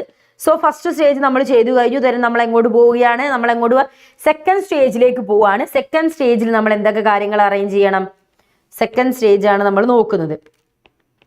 സെക്കൻഡ് സ്റ്റേജിൽ നമ്മൾ അറേഞ്ച് ചെയ്യേണ്ട കാര്യങ്ങൾ എന്തൊക്കെയാന്ന് വെച്ചാൽ, എന്തൊക്കെയാണ് അറേഞ്ച് ചെയ്യേണ്ടത്, ഈ ബുള്ളറ്റിനാക്കിയ സംഭവങ്ങൾ നമ്മൾ എഴുതണം. പക്ഷെ എവിടെ എഴുതണം, ഇവിടെ നമ്മൾ എഴുതുക. ഇവിടെ നമ്മളിപ്പം എക്സാമ്പിൾ പറയാം, എമർജൻസി. അപ്പം മിസ് എന്ത് ചെയ്യുക, എമർജൻസി നമ്മളിപ്പോൾ അവിടെ പറഞ്ഞു, നമുക്ക് ഫണ്ടമെന്റൽ റൈറ്റ്സ് എടുക്കാം.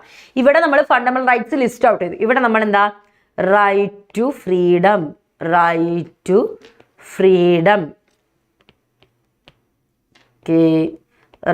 ടു ഫ്രീഡം എഴുതി.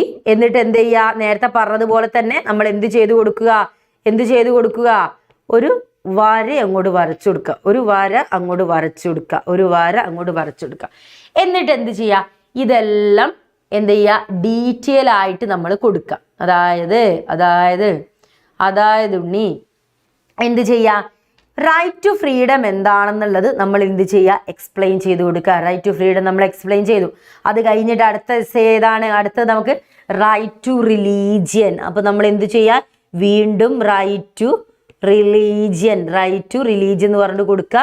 വീണ്ടും നമ്മൾ എന്ത് ചെയ്യുക, കൃത്യമായിട്ട് അണ്ടർലൈൻ ചെയ്യുക, പ്രോപ്പറായിട്ട് നമ്മൾ അണ്ടർലൈൻ ചെയ്യാൻ വൃത്തിക്ക് വരച്ചെടുക്കണം. സ്കെയിലും പെൻസിലും പരീക്ഷ കൊണ്ടുപോകണം. ആരാൻ്റെ നിന്ന് കടം വാങ്ങിയിട്ടില്ലെങ്കിൽ പെട്ടെന്ന് തിരിച്ചു കൊടുക്കേണ്ടി വരും. എന്നിട്ട് നമ്മൾ എന്ത് ചെയ്യുക, അതിനെക്കുറിച്ച് ചെയ്ത അത് കഴിഞ്ഞിട്ട് അടുത്ത, അങ്ങനെ ഓരോ സ്റ്റേജുകളായിട്ട്. സോ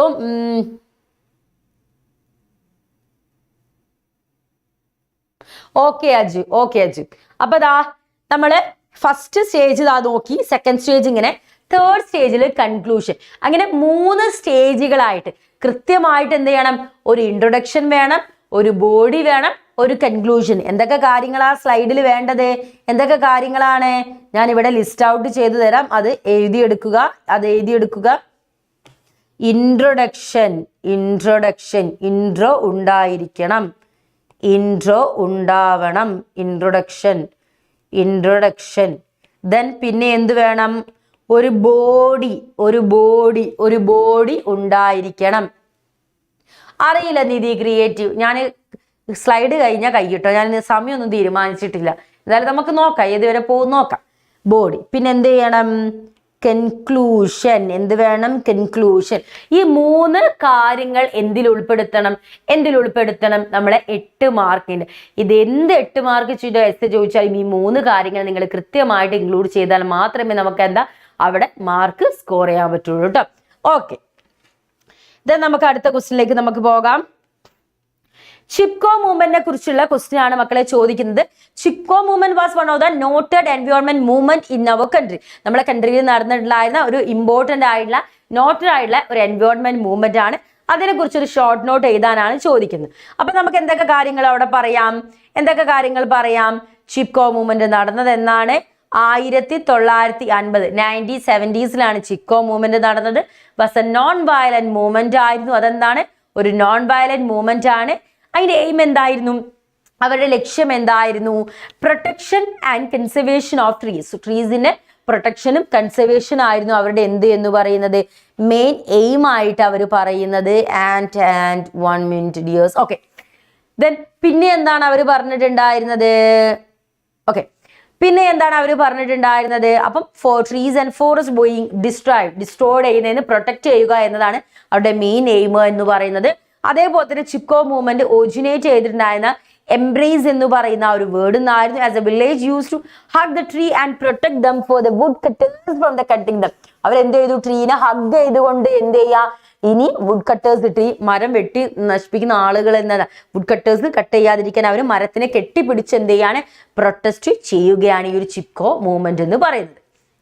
ആൻഡ് ആ ഒരു കാര്യം നമുക്ക് അവിടെ പറയാനുള്ളൂ. അപ്പൊ ചിപ്കോ മൂവ്മെന്റ് ചോദിച്ചിട്ടുണ്ടെങ്കിൽ കുറച്ച് പൊലിപ്പിച്ചിട്ടൊക്കെ എഴുതാം.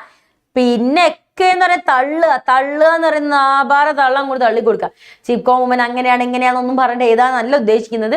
ചിപ്കോ മൂവ്മെന്റിനാണ് ഒരുപാട് ഗുണങ്ങൾ ഉണ്ടായിരുന്നു. അങ്ങനെയാണ് ഇങ്ങനെയാണ്, ആ കാര്യം ഈ കാര്യം, മരത്തിനെ പ്രൊട്ടക്ഷൻ, ഇന്ന കാലത്ത് ആ മൂവ്മെന്റും കാര്യങ്ങളൊന്നും കാണാൻ പറ്റില്ല. മക്കളെ പൊളിറ്റിക്കൽ സയൻസ് എന്ന് പറയുന്നത് അത്രയ്ക്കേ ഉള്ളൂ. കാരണം പഠിച്ചത് മുഴുവൻ നമ്മൾ എന്ത് ചെയ്യാണ്, അവിടെ പേസ്റ്റ് അടിച്ചു കൊടുത്താൽ പരീക്ഷയ്ക്ക് പാസ്സാവില്ല, 100% ഉറപ്പാണ്. അതിലൊരു ലൈവ് എക്സാമ്പിൾ ആണ് ഞാൻ എന്ന് പറഞ്ഞത്. ഞാൻ നിങ്ങളോട് പറഞ്ഞിരിക്കുന്ന എത്രയോ പ്രാവശ്യം ഞാൻ പറഞ്ഞിരിക്കുന്നത്, +1കാരോടും +2കാരോടൊക്കെ ഞാൻ പറയലുണ്ട്. ഞാൻ ആദ്യം +1 പരീക്ഷ എഴുതാൻ പോയ സമയത്ത് ഇമ്പ്രൂവ്മെന്റിന് മുന്നേ ഫസ്റ്റ് ടൈം എഴുതിയ സമയത്ത് എനിക്ക് C+ ആയിട്ട് ഒരുപാട് കരഞ്ഞ് നിലവിളിച്ച് നെഞ്ചത്തടിച്ച് നിന്നിരുന്നത്. കാരണം ഞാൻ ഒരുപാട് ആഗ്രഹിച്ച് എനിക്ക് ഇഷ്ടപ്പെട്ട സബ്ജക്റ്റ് പൊളിറ്റിക്കൽ സയൻസ്. അങ്ങനെ ഇമ്പ്രൂവ്മെന്റ് കൊടുത്തു. അപ്പം +2 കൂടുതൽ മാർക്ക് എഴുതി വാങ്ങാൻ, പക്ഷെ എന്നാലും എനിക്ക് ഇമ്പ്രൂവ് ചെയ്യണം, ഞാനത് പഠിച്ചത് മാർക്ക് കുറപ്പിക്ക് ഭയങ്കര സങ്കടം. അങ്ങനെ +2 ഒരുപാട് ഉടായ്പ തന്ത്രങ്ങളുമായിട്ടാണ് ഞാൻ പരീക്ഷയിൽ അപ്രോച്ച് ചെയ്തത്. ആ ഉടായ്പ നല്ല അടിപൊളിയായിട്ട് വിജയിച്ചു. +2 എനിക്ക് എന്ത് ചെയ്തു, A+ കിട്ടി. ഉടായ്പ എന്ന് പറയുന്നത് ഇത്രയേ ഉള്ളൂ, പേപ്പറിന്റെ എണ്ണം അങ്ങോട്ട് കൂട്ടുക. അത് വിചാരിച്ചിട്ട് ഈ തല എഴുതിയിട്ടുണ്ടെങ്കിൽ, അതായത് ഈ തല എഴുതിയാൽ പിന്നെ ഈ തല എഴുതണം എന്നല്ല, പേപ്പറിന്റെ 4 മൂലയിൽ എഴുതി വെക്കാന്നല്ല, നമ്മൾ എഴുതുക, ഇമ്പോർട്ടൻ്റ് ആയിട്ടുള്ള അണ്ടർലൈൻ ചെയ്ത് കൊടുക്കുക. അങ്ങനെ ഒരുപാട് കാര്യങ്ങൾ നമുക്ക് പരീക്ഷയ്ക്ക് ശ്രദ്ധിക്കാണ്ട്. കുറച്ച് എന്താണ് ടിപ്സ് ആൻഡ് ട്രിക്സ് എന്ന് പറയും. അപ്പൊ ആ ടിപ്സും ട്രിക്സും എന്താണ്, നിങ്ങളൊന്ന് സെറ്റ് ചെയ്ത് വെച്ചിട്ടുണ്ടെങ്കിൽ നമുക്ക് അടിപൊളി മാർക്കും കാര്യങ്ങളും നമുക്ക് അവിടെ വാങ്ങാൻ പറ്റും. ആ ടിപ്സും ട്രിക്സും എന്ത് ചെയ്യാണ് ഇൻക്ലൂഡ് ചെയ്താൽ തന്നെ മാർക്ക് വാങ്ങാൻ പറ്റും.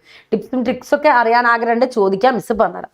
ഓക്കെ, ആഗ്രഹം ഇല്ലെങ്കിൽ മിസ് പറഞ്ഞു കേട്ടോ, എന്നാലും ജസ്റ്റ് വെറുതെ ഒന്ന് എറിഞ്ഞിട്ടതാ. അടുത്ത ക്വസ്റ്റ്യൻ മക്കളെ, നമ്മുടെ ഇന്ത്യക്ക് UN സെക്യൂരിറ്റി കൗൺസിലെ പെർമനന്റ് മെമ്പർ ആവാൻ വേണ്ടിയിട്ട് റൈറ്റ്സ് ഉണ്ടെന്നാണ് ഇന്ത്യ പറയുന്നത്. അപ്പൊ ഇന്ത്യക്ക് പറയുന്ന ഇന്ത്യ അത് ആവണം എന്ന് പറയുന്നതിന് കുറച്ച് കാരണങ്ങളുണ്ട്. എന്തൊക്കെയാണ്? ഇന്ത്യക്ക് ഒരു ഗ്രേറ്റ് ആയിട്ടുള്ള എക്കണോമിക് പവർ അവകാശപ്പെടാനുണ്ട്. ഒരുപാട് പോപ്പുലേഷൻ ഉള്ള ഒരു കൺട്രിയാണ്. നമ്മളെ പോപ്പുലേഷൻ ഭയങ്കര കൂടുതലാണ്. അതേപോലെ തന്നെ ലാൻഡ് ഏരിയ നമ്മൾ നോക്കുകയാണെങ്കിൽ വലിയൊരു ലാൻഡ് ഏരിയ നമുക്കുണ്ട്. ദെൻ ഒരു ഗ്രേറ്റ് ആയിട്ടുള്ള മിലിറ്ററി പവർ നമുക്ക് അവകാശപ്പെടാനുണ്ട്. ദെൻ നമ്മൾ എന്ത് ചെയ്യുന്നുണ്ട്? കൃത്യമായിട്ട് UN ബഡ്ജറ്റിലേക്ക് ഒരു ഹൈ എമൗണ്ട് കോൺട്രിബ്യൂഷൻ തന്നെ നമ്മൾ കൊടുക്കുന്നുണ്ട്. Then democracy and respect for human rights, ഡെമോക്രസീനെയും നമ്മുടെ ഹ്യൂമൻ റൈറ്റ്സും റെസ്പെക്ട് ചെയ്യുന്ന കാര്യങ്ങളൊക്കെ ചെയ്യുന്നുണ്ട്. ആൻഡ് കൾച്ചറൽ ഡൈവേഴ്സിറ്റി, ഇതൊക്കെ എന്താണ് നമ്മൾക്ക് ഇന്ത്യയിൽ UN സെക്യൂരിറ്റി കൗൺസിലിന്റെ മെമ്പർ ആവാൻ വേണ്ടിയിട്ടുള്ള ഒരു ക്വാളിഫിക്കേഷൻ ആണ് അവിടെ പറയുന്നത്. ഓക്കെ, ടിപ്സും ട്രിക്സും ചോദിച്ച സ്ഥിതിക്ക് എന്തായാലും ഞാൻ പറയും, പക്ഷെ നിങ്ങൾ എന്നോട് ചോദിക്കുമ്പോൾ എനിക്ക് പറയുമ്പോൾ ഒരു രസമല്ലേ, അതാണ് കേട്ടോ. ഓക്കെ, ടിപ്സും ട്രിക്സും നമുക്ക് പറഞ്ഞുതരാം. അപ്പൊ അതിനായിട്ട് ഒരു സ്ലൈഡ് എടുക്കട്ടെ. അപ്പൊ ഞാൻ ടിപ്സ് ആൻഡ് ട്രിക്സ് നമുക്ക് ഹെഡിങ് കൊടുക്കാം. Okay, tips number 1. ഓക്കെ, അത് ആലോചിച്ച് വെച്ചോ. ആദ്യത്തെ ടിപ്പ് എന്താന്ന് വെച്ചിട്ടുണ്ടെങ്കിൽ, നമ്മൾ പരീക്ഷ പോയി അപ്രോച്ച് ചെയ്യുന്ന സമയത്ത് what all tips you have. Okay, പറയാം. അപ്പം പരീക്ഷന് അപ്രോച്ച് ചെയ്യുന്ന സമയത്ത് പേപ്പർ ഒരു 25 ക്വസ്റ്റ്യൻ ഉണ്ട്. ആ 25 ക്വസ്റ്റ്യൻ ഒക്കെ ചിലപ്പോൾ നമുക്ക് അറിയില്ലുണ്ടാവില്ല. എവിടേക്കോ കേട്ട് മറന്ന കുറച്ച് ക്വസ്റ്റ്യൻസ് ഉണ്ടാവും. പക്ഷെ നിങ്ങൾ ചെയ്യേണ്ടതെന്ന് വെച്ചാൽ, നിങ്ങൾ +2+1 പരീക്ഷക്കാണ്, +2ന്റെ പരീക്ഷക്കാണ് നിങ്ങൾ പോകുന്നത്. അല്ലാണ്ട് PSC പരീക്ഷക്കല്ല പോകുന്നത് ഒഴിച്ചിടാൻ വേണ്ടിയിട്ട്. PSC പരീക്ഷ കറക്റ്റ് ആൻസർ അവിടെ കുത്തിയിട്ടില്ലെങ്കിൽ നമുക്ക് എന്ത് ചെയ്യും? നെഗറ്റീവ് മാർക്ക് വരും. നിങ്ങൾക്ക് അങ്ങനെ വരുമോ? വരൂല. അപ്പൊ ആദ്യം എന്ത് ചെയ്യാം? എല്ലാ ക്വസ്റ്റ്യനും അപ്രോച്ച് ചെയ്യാം. അപ്രോച്ച് ചെയ്യാന്ന് പറഞ്ഞാൽ വളരെ ഇമ്പോർട്ടൻ്റ് ആയിട്ടുള്ള എല്ലാ ക്വസ്റ്റ്യനും എന്ത് ചെയ്യുക? ഉത്തരം അങ്ങോട്ട് എഴുതി കൊടുക്കുക. എല്ലാ ക്വസ്റ്റ്യനും അറ്റൻഡ് ചെയ്യുക. എല്ലാ ക്വസ്റ്റ്യനും എന്ത് ചെയ്യുക? അറ്റൻഡ് ചെയ്യുക എന്ന് പറഞ്ഞ ഇമ്പോർട്ടൻ്റ് ആയിട്ടുള്ള ഒരു കാര്യമാണ്. അറ്റൻഡ് ചെയ്യുന്ന ഇമ്പോർട്ടൻ്റ് ആയിട്ടുള്ള കാര്യം. എല്ലാ ക്വസ്റ്റ്യനും അങ്ങോട്ട് അറ്റൻഡ് ചെയ്യാം. പിന്നെ ക്വസ്റ്റ്യൻ ചോദിക്കുന്നതിനനുസരിച്ച് ചെയ്താൽ 3 മാർക്കിന് ചോദിച്ചിട്ടുണ്ടെങ്കിൽ അത് 15 പേപ്പർ ഒന്നും എഴുതി വെക്കേണ്ട ആവശ്യമില്ല. 3 മാർക്കിന് ചോദിച്ചിട്ടുണ്ടെങ്കിൽ 3 മാർക്കിന് മാത്രം ഇത് ഒരു 4 ലൈന് അല്ലെങ്കിൽ 5 ലൈന്, അതിന് കൂടുതൽ എന്തായാലും നിങ്ങൾ എഴുതരുത്. 8 മാർക്കിന് ചോദിക്കുമ്പോൾ ഉപയോഗിക്കുന്ന തന്ത്രങ്ങളാണ് ഞാൻ അവിടെ പറഞ്ഞിരുന്നത്. എവിടെ നേരത്തെ പറഞ്ഞിട്ടില്ല, എസ് ചെയ്യുന്ന സമയത്ത് പറഞ്ഞു. അത് ഞാൻ ഏറ്റവും കൂടുതൽ മനസ്സിലാക്കി ഞാൻ PG പഠിക്കുന്ന സമയത്ത് എൻ്റെ കൂടെ ഒരു കുട്ടി ഉണ്ടായിരുന്നു. അവൾ അങ്ങനെ ഒരുപാട് പഠിക്കും കാര്യങ്ങളൊന്നുമില്ല. ഞാൻ ആ സമയത്ത് വലിയ പുസ്തകം പോയെന്നല്ല, ഞാനും ഇങ്ങനെ ടെൻഷൻ അടിച്ച് പഠിക്കുകയൊക്കെ ചെയ്യായിരുന്നു. പക്ഷെ മാർക്ക് വരുന്ന സമയത്ത് അവർക്ക് നല്ല കൂടുതൽ നമ്മളെ ക്ലാസ് ടെസ്റ്റും കാര്യങ്ങളൊക്കെ നടക്കുന്ന സമയത്ത്, അപ്പം മോഡൽ എക്സാമിന്റെ പേപ്പർ കിട്ടുമോ നിധിയെ, ഞാനല്ലല്ലോ ക്വസ്റ്റ്യൻ പേപ്പർ ഇടുന്നത്. അപ്പം അവൾക്ക് നല്ല മാർക്കും കാര്യങ്ങളും. അപ്പൊ ഒരു ദിവസം അവളെ ക്വസ്റ്റ്യൻ പേപ്പർ ആൻസർ ഷീറ്റ് വാങ്ങി ഞാൻ നോക്കിയപ്പോഴാണ് ഈ ടിപ്സും ട്രിക്സും എനിക്ക് മനസ്സിലായത്. അവള് പരീക്ഷനെ അപ്രോച്ച് ചെയ്ത് ഈ ഒരു രീതിയിലാണ്. ഇമ്പോർട്ടൻ്റ് ആയ കാര്യങ്ങൾക്കൊക്കെ എന്ത് ചെയ്യുക? അണ്ടർലൈൻ ചെയ്യുക. അത് വിചാരിച്ച് അറഞ്ചം പുറഞ്ചോ അണ്ടർലൈൻ ചെയ്ത്, ഞാൻ അറഞ്ചം പുറഞ്ചോ അണ്ടർലൈൻ ചെയ്തതാണ്. അതുകൊണ്ടാണ് പറഞ്ഞത് അറഞ്ചം പുറഞ്ചോ എല്ലാത്തിനും കയറി അണ്ടർലൈൻ ചെയ്ത്. അത് നിങ്ങൾക്ക് 100% ഷുവർ ഉണ്ടായിരിക്കണം. അത് ഉറപ്പാണ്. ആ ചോദ്യം ബാക്കി നമ്മൾ പരീക്ഷിക്കുന്ന എല്ലാ ചോദ്യവും 100% ഉറപ്പൊന്നും ആയിരിക്കില്ല. അങ്ങോട്ടും ഇങ്ങോട്ടൊക്കെ തെറ്റുകളൊക്കെ ഉണ്ടായിരിക്കും.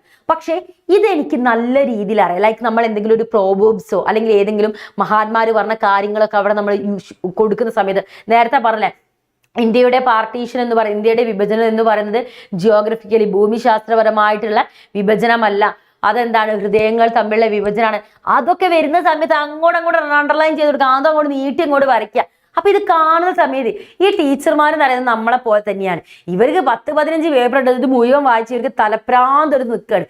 അപ്പൊ മറ്റുള്ളവരുടെ പേപ്പറിന് ഡിഫറെന്റ് ആയിട്ട് നിങ്ങൾക്ക് എങ്ങനെ എന്ത് ചെയ്യണം അവിടെ കൊടുക്കാൻ പറ്റും എന്നാണ് ഇമ്പോർട്ടൻ്റ് ആയിട്ടുള്ള. ആ ഒരു രീതിയിൽ പേപ്പറിനെ അപ്രോച്ച് ചെയ്യാൻ വെച്ചാൽ വളരെ ഇമ്പോർട്ടൻ്റ് ആണ്. അപ്പൊ അങ്ങനെയുള്ള കാര്യങ്ങളൊക്കെ ഒന്ന് യൂസ് ചെയ്ത് മോഡൽ എക്സാം ഒന്ന് എഴുതി വെക്കുക. എന്നിട്ട് നിങ്ങൾ എനിക്ക് കമന്റ് ചെയ്യണം. നിങ്ങൾക്ക് നിങ്ങളെ കമന്റ് ബോക്സിൽ കമന്റ് ചെയ്താൽ മതി, മിസ്സിന് കാണാൻ പറ്റും. എന്നിട്ട് എനിക്ക് എന്താ മെസ്സേജ് ചെയ്യണം, മിസ്സേ ഈ ഒരു ടിപ്പും ട്രിക്സും യൂസ് ചെയ്ത് ഞങ്ങൾ പരീക്ഷ എഴുതിയിരുന്നു, ഈസിയാണ് എഴുതണം, ഈസിയാന്ന് പറഞ്ഞു തരണം. അതേപോലെ തന്നെ എല്ലാ ക്വസ്റ്റ്യനും നേരത്തെ പറഞ്ഞ് വീണ്ടും പറയാം, എല്ലാ ക്വസ്റ്റ്യനും എന്ത് ചെയ്യുക? അറ്റൻഡ് ചെയ്യുക. അറിയുന്നതും അറിയാത്തതും ഒക്കെ അറ്റൻഡ് ചെയ്യുക. ഇപ്പൊ അറ്റൻഡ് ചെയ്തതിന്റെ പേരിൽ 1,00,000 മാർക്ക് നിങ്ങൾക്ക് കിട്ടാൻ പറ്റില്ലെങ്കിൽ ഒരു 1/2 മാർക്ക് ഒരു ദയ തോന്നി ഇങ്ങനെ ഇട്ടാലോ 1/2 മാർക്ക് നിങ്ങൾ ഒഴിവാക്കണം, വേണ്ട.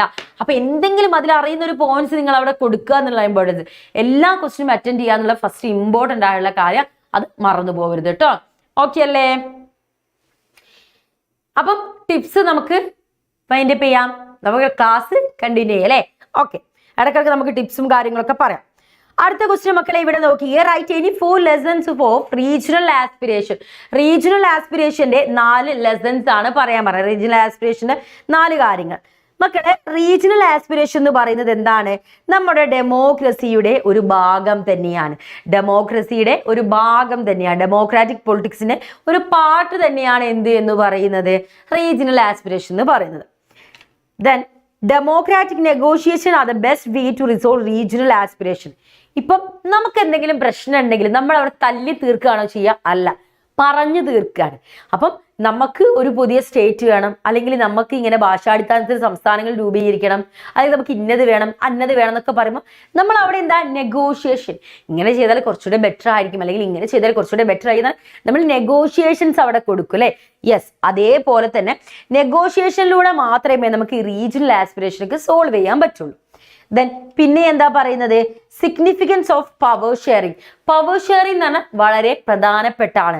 അപ്പോൾ ചില ആളുകൾ നമുക്ക് കൂടുതൽ പവർ വേണം, ഈ ഒരു സബ്ജക്റ്റ് നമുക്ക് വേണം, പോലീസ് എന്നുള്ള കാര്യം നമുക്ക് വേണം ചെയ്യാം, അങ്ങനെ ഒരുപാട് കാര്യങ്ങൾ ചോദിച്ചുകൊണ്ടിരിക്കും അല്ലേ? ദെൻ പിന്നെ എന്താ പറയുന്നത് മക്കളെ? Necessity of balanced economic development. എപ്പോഴും എക്കണോമിക് ഡെവലപ്മെന്റ് എന്തായിരിക്കണം?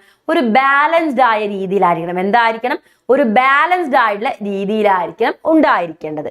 ആൻഡ് അടുത്തത് എന്താണ്? The farsightedness of the architect of our constitution. നമ്മുടെ കോൺസ്റ്റിറ്റ്യൂഷൻ ലീഡേഴ്സ് എന്ന് പറയുന്നത്, കോൺസ്റ്റിറ്റ്യൂഷൻ മേക്കേഴ്സ് എന്ന് പറയുന്ന ആളുകൾ എന്താണ്? ഫാർസൈറ്റഡ്. അവർ ക്രാന്തരാണ്. പക്ഷേ മുൻകൂട്ടി എന്തൊക്കെ കാര്യങ്ങൾ സൊസൈറ്റിയിൽ വരുന്നു മനസ്സിലാക്കി ഈ റീജിയണൽ ആസ്പിരേഷനൊക്കെ വന്നാൽ ഇങ്ങനെ ചെയ്യണം എന്നതൊക്കെ കണ്ടുകൊണ്ടായിരുന്നു അവരെന്താണ്? കോൺസ്റ്റിറ്റ്യൂഷൻ ബിൽഡ് ചെയ്ത്. അതുകൊണ്ട് തന്നെ എന്ത് സാധിച്ചിട്ടുണ്ടെന്നാ പറയുന്നത്? ഇങ്ങനെയുള്ള പ്രോബ്ലംസ് ഒക്കെ സൊല്യൂഷൻ, ആ പ്രോബ്ലത്തിന്റെ സൊല്യൂഷൻ എന്താണ്? കൃത്യമായിട്ട് നമ്മുടെ കോൺസ്റ്റിറ്റ്യൂഷനിൽ പറഞ്ഞു വെച്ചിട്ടുണ്ട്. അതാണ് മക്കൾ അവിടെ പറയുന്നത്. അപ്പൊ ഇതൊക്കെ എന്താണ്? നമ്മുടെ റീജിയണൽ ആസ്പിരേഷന്റെ 4 ലെസൺസ് ആണ്. 4 ചോദിച്ചാൽ 5 എഴുതിയിടണ്ട, അറിയെങ്കിൽ 5 ഇടാം, പക്ഷെ 6ഉം 7ഉം ഒന്നും എഴുതിയിടണ്ട കേട്ടോ. ഓക്കെ, കോൺഗ്രസ് സ്പ്ലിറ്റ് ഇമ്പോർട്ടന്റ് ആണ് കേട്ടോ. നിധി, കോൺഗ്രസ് സ്പ്ലിറ്റ് 2 വട്ടം മിസ് പറഞ്ഞിരുന്നു, അത് ഇമ്പോർട്ടന്റ് ആണ് കേട്ടോ. ഓക്കെ,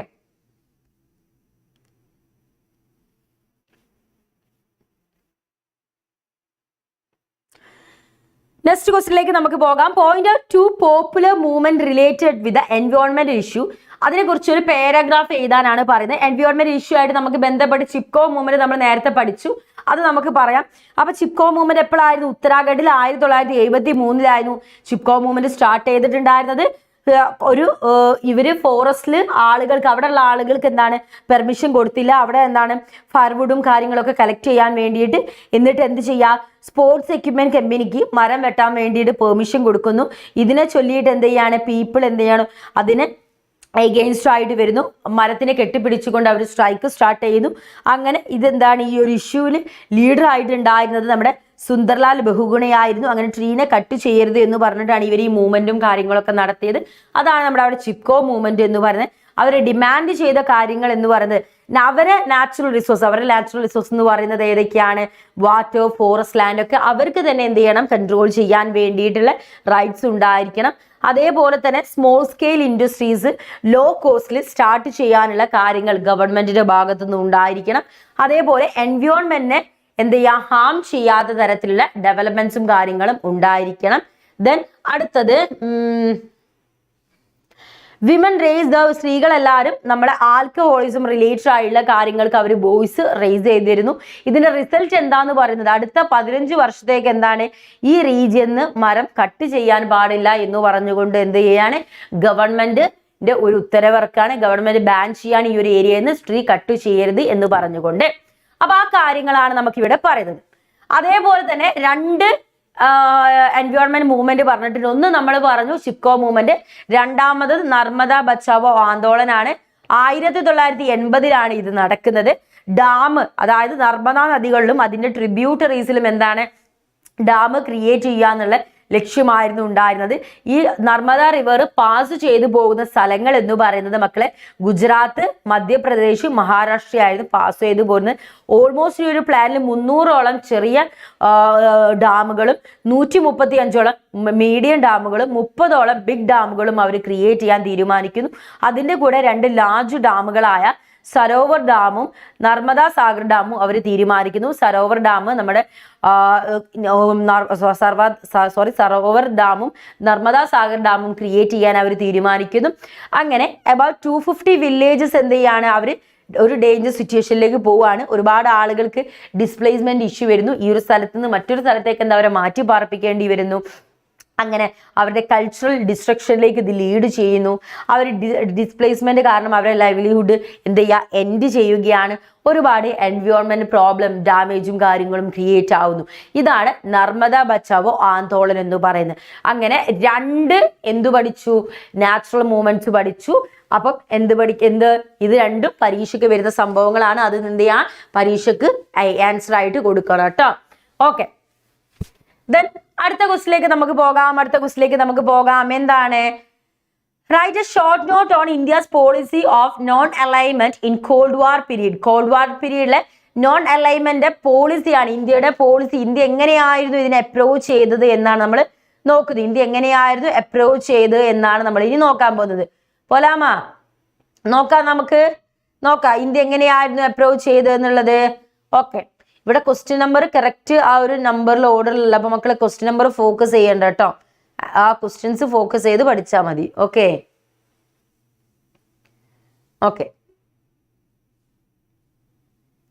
അപ്പൊ നമ്മൾ എവിടെ എത്തി?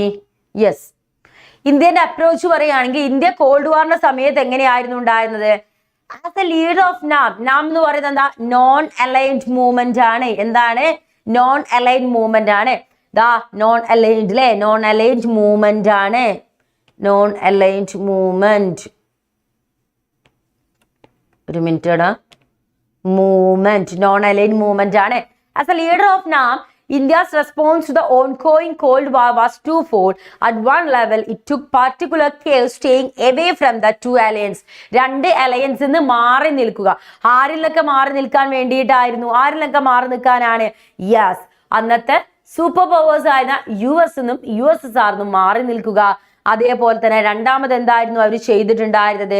Second, it raised its voice against the newly decolonised countries become a part of this alliance. ഇത് രണ്ടും അവർ ശ്രദ്ധിച്ചിരുന്നു.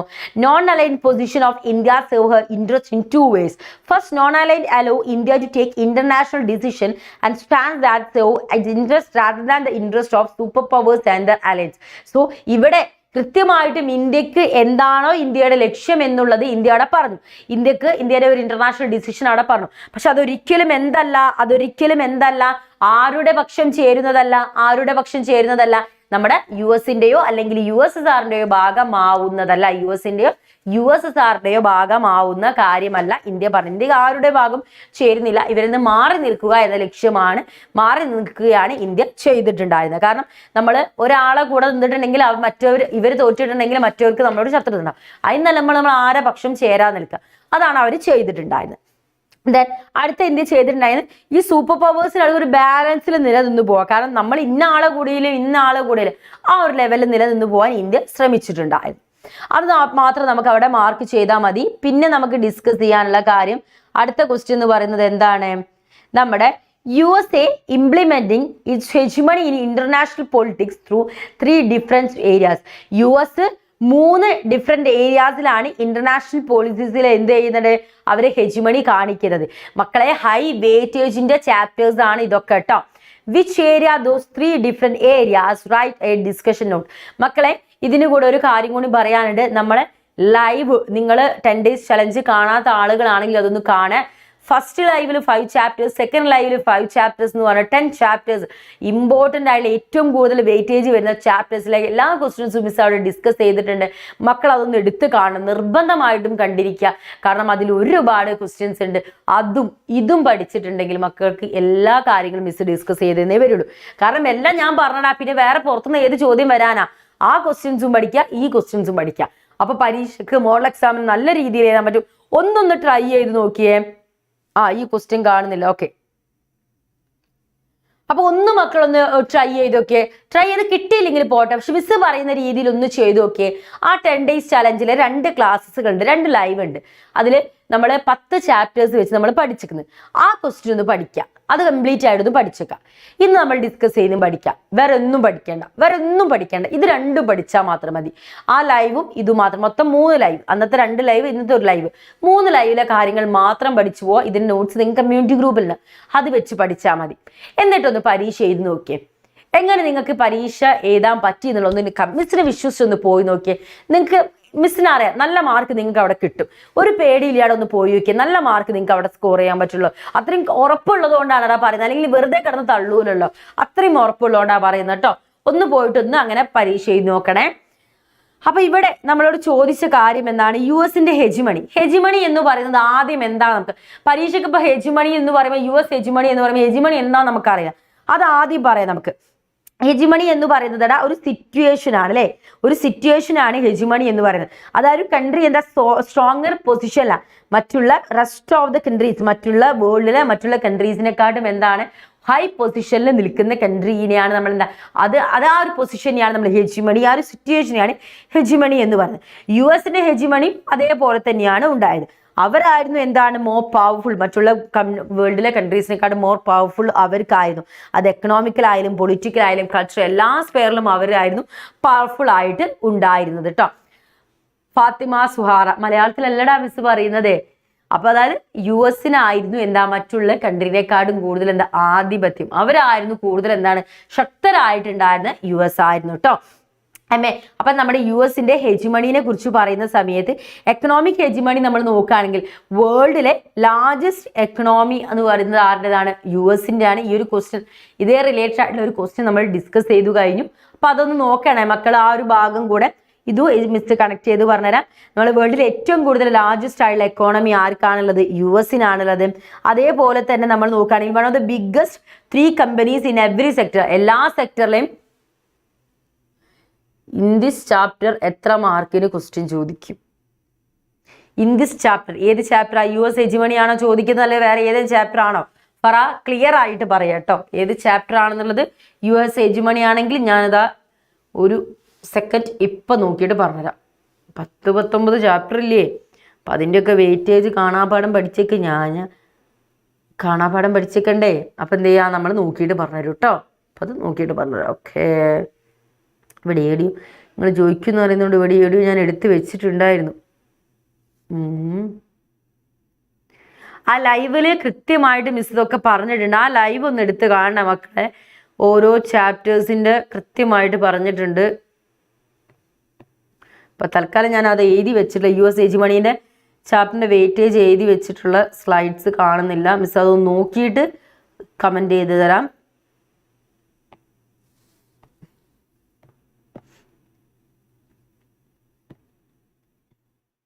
ഓക്കെ, വെയിറ്റ്, ഇപ്പൊ പറഞ്ഞടാ. US ഹെജിമണി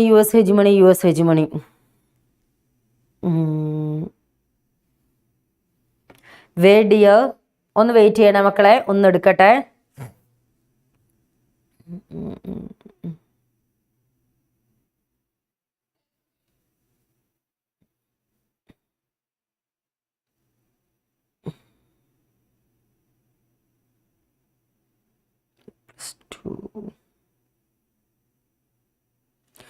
US ഹെജിമണി എന്ന് പറയുന്ന ആ ചാപ്റ്റേഴ്സ് നിങ്ങൾക്ക് വെയിറ്റേജ് വരുന്നത് 6 വെയിറ്റേജ് വരുന്നത്. 6 മാർക്കിൻ്റെതാണ് വരുന്നത്.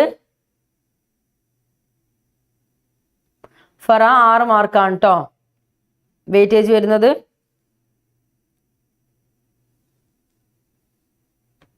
ഓക്കെ, ഇനി ഇവിടെ നോക്കിക്കേ, ഇതിന്റെ ബാക്കി നമുക്ക് നോക്കാം, അല്ലെങ്കിൽ നമ്മളിത് തീരൂല. അപ്പൊ എന്തായിരുന്നു നമ്മൾ പറഞ്ഞുകൊണ്ടിരുന്നത്? എന്തായിരുന്നു നമ്മൾ പറഞ്ഞിട്ടുണ്ടായിരുന്നത്? എന്തായിരുന്നു നമ്മുടെ വേൾഡില് ഏതൊരു സെക്ടർ എടുത്തു നോക്കിയാലും, എവറി സെക്ടർ, ഏതൊരു സെക്ടർ എടുത്തു നോക്കിയാലും അതിൽ 3-ൽ 1 പൊസിഷൻ ആർക്ക് ഉണ്ടായിരിക്കും? നമ്മുടെ അമേരിക്കക്ക് ഉണ്ടായിരിക്കും. അത്രത്തോളം അമേരിക്ക എന്താണ് ഹൈ ആയതാണ്. ഡോളറിന്റെ കാര്യത്തിലൊക്കെ ആണെങ്കിൽ അമേരിക്കൻ ഡോളർ നമുക്ക് പറയാം ഏറ്റവും സ്ട്രോങ്ങസ്റ്റ് ആയിട്ടുള്ള കറൻസി എന്ന് പറയുന്നത് US ഡോളർ ആണ്. ഇന്റർനാഷണൽ നോക്കുകയാണെങ്കിൽ important role in all major international institution, എല്ലാ ഇന്റർനാഷണൽ ഇൻസ്റ്റിറ്റ്യൂഷനിൽ ഒരു മേജർ പൊസിഷനിൽ നിൽക്കുന്ന ആളാണ് ആര്? നമ്മുടെ അമേരിക്ക എന്ന് പറയുന്നത്. മിലിറ്ററി ഹെജിമണി നമ്മൾ നോക്കുകയാണെങ്കിൽ വേൾഡിലെ ഏറ്റവും ലാർജസ്റ്റ് ആർമി ആർക്കാണുള്ളത്? നമ്മുടെ US-നാണുള്ളത്. Then military spending of America is more than the 12 countries below it. America spend more than its military than the total expenditure. ഒരുപാട് പൈസ എന്ത് ചെയ്യുന്നുണ്ട് അമേരിക്ക മിലിറ്ററിക്ക് വേണ്ടി തന്നെ മാറ്റി വെക്കുന്നുണ്ട്. capable of hitting any war in the world. വേൾഡിൽ എവിടെ വേണമെങ്കിലും എന്താ അവർ ഹിറ്റ് ചെയ്യാൻ അറ്റാക്ക് ചെയ്യാൻ പറ്റുന്ന ഒരു തരത്തിലുള്ള ഒരു പവർഫുൾ ആയിട്ട് ആര് വളർന്നിട്ടുണ്ട്? അമേരിക്ക വളർന്നിട്ടുണ്ട്. അതേപോലെ തന്നെ എന്താണ് at the forefront of both numbers and virtues. എല്ലാ കാര്യത്തിലും എന്താണ് അമേരിക്കേൻ്റെ ഒരു എഫിഷ്യൻസിയും ക്വാളിറ്റിയും കാര്യങ്ങളൊക്കെ നമുക്ക് കാണാൻ സാധിക്കും. സ്ട്രക്ചറൽ ഹെജിമണിയിലാണ് നമ്മൾ ഡിഗ്രി പറയുന്നത്, MBA ഡിഗ്രി നമ്മൾ പറയുന്നത്. വേൾഡിലെ ഫേമസ് ആയിട്ടുള്ള MBA ഡിഗ്രി സ്റ്റാർട്ട് ചെയ്തത് അമേരിക്കയിലാണ്. സീ റൂട്ട്സ് ഇന്ന് നമ്മൾ കാണുന്ന എല്ലാ സീ റൂട്ട്സും കൺട്രോൾ ചെയ്യുന്നതിൽ ഒരു ആളാരാ? അമേരിക്കയാണ്. ഇന്റർനെറ്റ് ഡിപ്പെൻഡൻസി നമ്മൾ ഏറ്റവും കൂടുതൽ ഡിപ്പെൻഡ് ഇന്നത്തെ കാലത്ത് ഇന്റർനെറ്റ് ഇല്ലാതെ നമുക്ക് ജീവിക്കാൻ പറ്റില്ല. ഇപ്പോൾ പോലെ എൻ്റെ മക്കൾ എന്താ ക്ലാസ് കാണുന്നത് ഇന്റർനെറ്റിലാണ്. സോ അതുവരെ എന്താണ് അമേരിക്കേൻ്റെ ഒരു പവർ നമുക്ക് കാണാൻ സാധിക്കും. അതേപോലെ തന്നെ എല്ലാ മേജർ ഓർഗനൈസേഷൻ്റെ ഹെഡ് ക്വാർട്ടേഴ്സും എവിടെയാണ്? US head quarters. സോ ആ കാര്യങ്ങളാണ് മക്കളെ അവിടെ പറഞ്ഞു വരുന്നത്. ദെൻ നെക്സ്റ്റ് ക്വസ്റ്റിലേക്ക് നമുക്ക് പോകാം. റെഡിയല്ലേ? Next ക്വസ്റ്റിലേക്ക്. China is considered as an alternative center of power. Explain the growth of China. ചൈനേനെ ഒരു ഓൾട്ടർനേറ്റീവ് സെന്റർ ഓഫ് പവർ എന്നാണ് പറയുന്നത്. സോ ചൈനേന്റെ ആ ഒരു ഗ്രോത്ത് എക്സ്പ്ലെയിൻ ചെയ്യാനാണ് പറയുന്നത്. ഓക്കെ, ചൈനേനെ തുടക്ക കാലഘട്ടത്തിൽ നമ്മൾ നോക്കുകയാണെങ്കിൽ ചൈന വാസ് എസ്റ്റാബ്ലിഷ് 1949 എസ്റ്റാബ്ലിഷ് ചെയ്തിട്ടുണ്ടായിരുന്നത്. ആൻഡ് ചൈന വേൾഡ് ഒരു ഐസൊലേറ്റ് ചെയ്ത് നിൽക്കുന്ന പൊസിഷനിലായിരുന്നു ഉണ്ടായിരുന്നത്. ഒരുപാട് ആളുകളെ ബിഗിനിങ്ങിൽ ഡിപ്പെൻഡ് ചെയ്തുകൊണ്ടാണ് ചൈനയിൽ ഇൻഡസ്ട്രീസ് ഒക്കെ വളർന്നു വന്നിട്ടുണ്ടായിരുന്നത്. പക്ഷെ പെട്ടെന്ന് എന്താണ് ലാക്ക് ഓഫ് ഫോറിൻ എക്സ്ചേഞ്ച് ചൈനക്ക് എന്താണ് it was difficulty to get technology and goods from abroad നിന്ന് ടെക്നോളജിയും ഗുഡ്സും കിട്ടാൻ വേണ്ടിയിട്ട് ഇവർക്ക് ബുദ്ധിമുട്ടായി വന്നു. അങ്ങനെ എന്ത് ചെയ്തു? And so try to produce everything from in China inside the കൺട്രീൻ്റെ ഉള്ളിൽ തന്നെ എല്ലാം അവരെന്ത് ചെയ്തു? പ്രൊഡ്യൂസ് ചെയ്യാൻ വേണ്ടി തുടങ്ങി. ആൻഡ് ഓപ്പണിംഗ് അപ്പ് ദ എക്കോണമിയിലേക്ക് നമ്മൾ പോവുകയാണെങ്കിൽ instead of suddenly opening its economy China change the economy according to the plan. ഇവർ എക്കോണമിയിൽ എന്തായത് ഒരുപാട് മാറ്റങ്ങൾ കൊണ്ടുവരാൻ തുടങ്ങി. 1972 ആദ്യമായിട്ട് അമേരിക്കയുമായിട്ട് ചൈന എന്ത് ചെയ്യുന്നു? ഒരു റിലേഷൻ വെക്കുന്നു. 1973 തന്നെ 1973 തന്നെ ചൈനീസ് പ്രധാനമന്ത്രിയായിരുന്ന ഷോയലായി എന്ത് ചെയ്യാണ്? ഒരു ഡെവലപ്മെന്റ് ലൈക്ക് നമ്മുടെ അഗ്രികൾച്ചർ ഫീൽഡിൽ, ഇൻഡസ്ട്രി, ആർമി, ടെക്നോളജി എല്ലാത്തിലും ഒരു ഡെവലപ്മെന്റ് അദ്ദേഹം ഒരു പ്രപ്പോസൽ കൊണ്ടുവരുന്നു. 1978 പ്രൈം മിനിസ്റ്റർ ആയിരുന്ന ഇവരെ പേര് നാവ് കൊള്ളാൻ ബുദ്ധിമുട്ടാണ്. എന്താ പ്രൈം മിനിസ്റ്റർ പേര്? ഡെൻ സിയോപിങ് എന്ത് ചെയ്യുക? ഒരു ഓപ്പൺ ഡോർ പോളിസി അനൗൺസ് ചെയ്തു. ഇതാണ് നമ്മൾ വൺ വേർഡ് ക്വസ്റ്റ്യനിൽ ഡിസ്കസ് ചെയ്തിട്ടുണ്ടായിരുന്ന ഓപ്പൺ ഡോർ പോളിസി എന്ന് പറയുന്നത്. ഇത് വളരെ പ്രധാനപ്പെട്ടതാണ്. വൺ വേർഡിൽ വരുന്നതാണ്. സോ ഇവരെന്താണ് ഒരു ഓപ്പൺ ഡോർ പോളിസി ഓപ്പൺ ചെയ്തതിനു ശേഷം എന്താകാൻ തുടങ്ങി എന്നാണ് പറയുന്നത്. എന്തൊക്കെ സംഭവിക്കുകയാണ്? Farming was privatised. 1982 ഫാമിംഗ് എന്ത് ചെയ്തു? പ്രൈവറ്റൈസ് ആവാൻ തുടങ്ങി. ദെൻ ഇൻഡസ്ട്രീസ് 1988 പ്രൈവറ്റൈസ് ആവാൻ തുടങ്ങി. അങ്ങനെ നമ്മുടെ വേൾഡ് ട്രേഡ് ഓർഗനൈസേഷനിൽ 2001 ജോയിൻ ചെയ്തു. സോ ഈ ഒരു പ്രോസസ്സിൽ തന്നെ നമ്മൾ എന്താ വിളിക്കുന്നത്? Rise of China. ചൈനയുടെ ഒരു ഉദയമായിട്ട്, ഒരു വളർച്ചയായിട്ടാണ് നമ്മൾ കാണുന്നത്. ഒരു സമയത്ത് ആരാലും സഹായിക്കാനില്ലാതെ ഐസൊലേറ്റ് ചെയ്ത് കിടന്ന ചൈന എന്താ അതിൻ്റെ ഗ്രോത്ത് നമുക്കിവിടെ കാണാനാണ് സാധിക്കുന്നത്. Then consequence of China's new economic policy. So ഇതിന് ഒരുപാട് കോൺസിക്വൻസ് നമ്മൾ പറയുകയാണെങ്കിൽ എക്കണോമിക് പിക്സപ്പ് ഉണ്ടായിരുന്നു. Due to the privatisation of agriculture the income of the farmers has increase. So ഇത് കാരണം എന്താണ്? ഈ ഒരു പ്രൈവറ്റൈസേഷൻ വന്നതോടുകൂടെ, അഗ്രികൾച്ചറിൽ പ്രൈവറ്റൈസേഷൻ വന്നതോടെ ഫാമേഴ്സിന് കിട്ടുന്ന പൈസ കൂടി വന്നു. അതേപോലെ തന്നെ ഫോറിൻ ഇൻവെസ്റ്റ്മെന്റ് എന്തു ചെയ്തു? ചൈനയിൽ ഇൻക്രീസ് ആവാൻ തുടങ്ങി. The amount of foreign exchange increase ചെയ്തു. ചൈന സ്വന്തമായിട്ട് മറ്റുള്ള കൺട്രിയിൽ ഇൻവെസ്റ്റ് ചെയ്യുന്ന ആ ഒരു ലെവൽ വരെ ചൈന വളർന്നു വന്നു. അങ്ങനെ വേൾഡിൽ തന്നെ ഒരു എക്കണോമിക് പവറായിട്ട് വളർന്നു വരാൻ ആർക്ക് സാധിച്ചു? ചൈനക്ക് സാധിച്ചു. China emerge as an economic power in വേൾഡിലെ ഒരു എക്കണോമിക് പവറായിട്ട് വളർന്നു വരാൻ ചൈനക്ക് സാധിച്ചു എന്നാണ് പറയുന്നത്. ദെൻ മക്കളെ നമ്മളെ നെക്സ്റ്റ് ക്വസ്റ്റിനിലേക്ക് നമ്മൾ പോവുകയാണ്. എല്ലാവരും ഇവിടെ ഒന്ന് ശ്രദ്ധിക്കണേടാ. Explain the origin and activities of Dalit ബാന്തേഴ്സിന്റെ ഓറിജിനും അവരുടെ ആക്ടിവിറ്റീസും ആണ് നമ്മൾ ഇനി നോക്കാൻ പോകുന്നത്. നോക്കാം. In 1972, educated Dalit youth in Maharashtra form an organization. 1972 educated ആയുള്ള ദളിത് യൂത്ത് എന്ത് ചെയ്യുകയാണ്? മഹാരാഷ്ട്രയിൽ ഒരു ഓർഗനൈസേഷൻ ഫോം ചെയ്യുന്നു. ഈ ഒരു ഓർഗനൈസേഷന്റെ പേരെന്താണ്? എന്താണ് മക്കളെ ഓർഗനൈസേഷന്റെ പേരെന്ന് പറയുന്നത്? എന്താണെടാ? യെസ്, ദളിത് പാന്തേഴ്സ് എന്നായിരുന്നു ഓർഗനൈസേഷന്റെ പേര്. അവര് ദളിതുകാർ ഫേസ് ചെയ്യുന്ന ഡിസ്ക്രിമിനേഷൻ എഗെയിൻസ്റ്റ് ആയിട്ട് വന്നിട്ടുണ്ടായിരുന്ന ഒരു ഓർഗനൈസേഷൻ ആയിരുന്നു. അവരുടെ മെത്തേഡ് എന്താണ്? അവരെ പ്രൊട്ടസ്റ്റ് മൂവ്മെന്റ്സും മറ്റുള്ളവരിൽ നിന്ന് എൻറ്റയർലി ഡിഫറെൻ്റ് ആയിരുന്നു. അവർ ലിറ്ററേച്ചറിലൂടെയും ബിഗ് പ്ലാറ്റ്ഫോംസിലൂടെയും അവർക്ക് പറയാനുള്ള കാര്യങ്ങൾ അവർ ജനങ്ങളിലേക്ക് എത്തിച്ചു. And Dalit youth also strongly oppose atrocities. അവർ ഫേസ് ചെയ്യുന്ന വർഷങ്ങളായിട്ട് അവർ ഫേസ് ചെയ്യുന്ന അട്രോസിറ്റിക്കെതിരെ അവരെന്ത് ചെയ്തു? ഇവർ വോയിസ് റേസ് ചെയ്തു. ഇവർ ഡിമാൻഡ് ചെയ്ത കാര്യങ്ങൾ എന്തൊക്കെയായിരുന്നു? Opposing discrimination on the basis of caste. കാസ്റ്റിന്റെ പേരിൽ അവർ അനുഭവിക്കുന്ന ഡിസ്ക്രിമിനേഷൻ എന്ത് ചെയ്തു? അതിനെ അവർ ഒപ്പോസ് ചെയ്തു, അതിനെതിരെടുത്തു. അതേപോലെ തന്നെ എന്താണ്? റിസോഴ്സസ് ദളിതിന് മാത്രം കൊടുക്കാത്തൊരു സിറ്റുവേഷൻ ഉണ്ടായിരുന്നു. അതിനെ അവർ ചോദിച്ചു.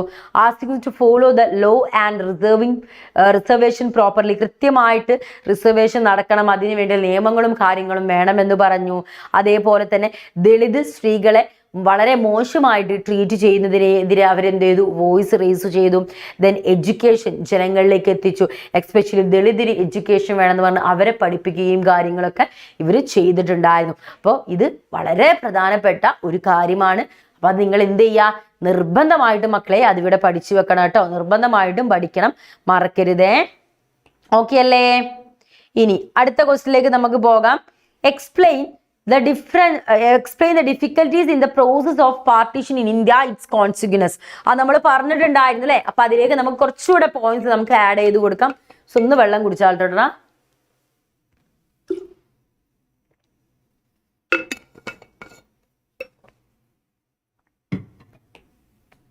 എന്തൊക്കെയായിരുന്നു മക്കളെ? എന്തൊക്കെയായിരുന്നു നമുക്ക് നോക്കാം. എന്തൊക്കെ ഡിഫിക്കൽട്ടീസ് ആയിരുന്നു നമ്മൾ ഇങ്ങനെ വേർപിരിഞ്ഞ സമയത്ത് ഉണ്ടായിരുന്നത്? There was no single belt of Muslim. അത് ഇന്ത്യയിൽ, അതായത് ബ്രിട്ടീഷ് ഇന്ത്യയിൽ ഒരിക്കലും ഒരു ഈ ഏരിയ മൊത്തം മുസ്ലിം, ഈ ഏരിയ മൊത്തം മുസ്ലിം, ഈ ഏരിയ മൊത്തം ഹിന്ദുസ്, അങ്ങനെ ഒരു സിംഗിൾ ബെൽറ്റ് ഒന്നും നമുക്ക് എന്താ കാണാൻ സാധിക്കുമായിരുന്നില്ല. India and not Muslim majority areas wanted to be in Pakistan. അതേപോലെ ഇന്ത്യയിലെ മുസ്ലിംസുകൾക്ക് എല്ലാവർക്കും പാകിസ്ഥാന്റെ ഭാഗം ചേർന്ന് അവർ പറയുകയും ചെയ്തിട്ടുണ്ടായിരുന്നില്ല.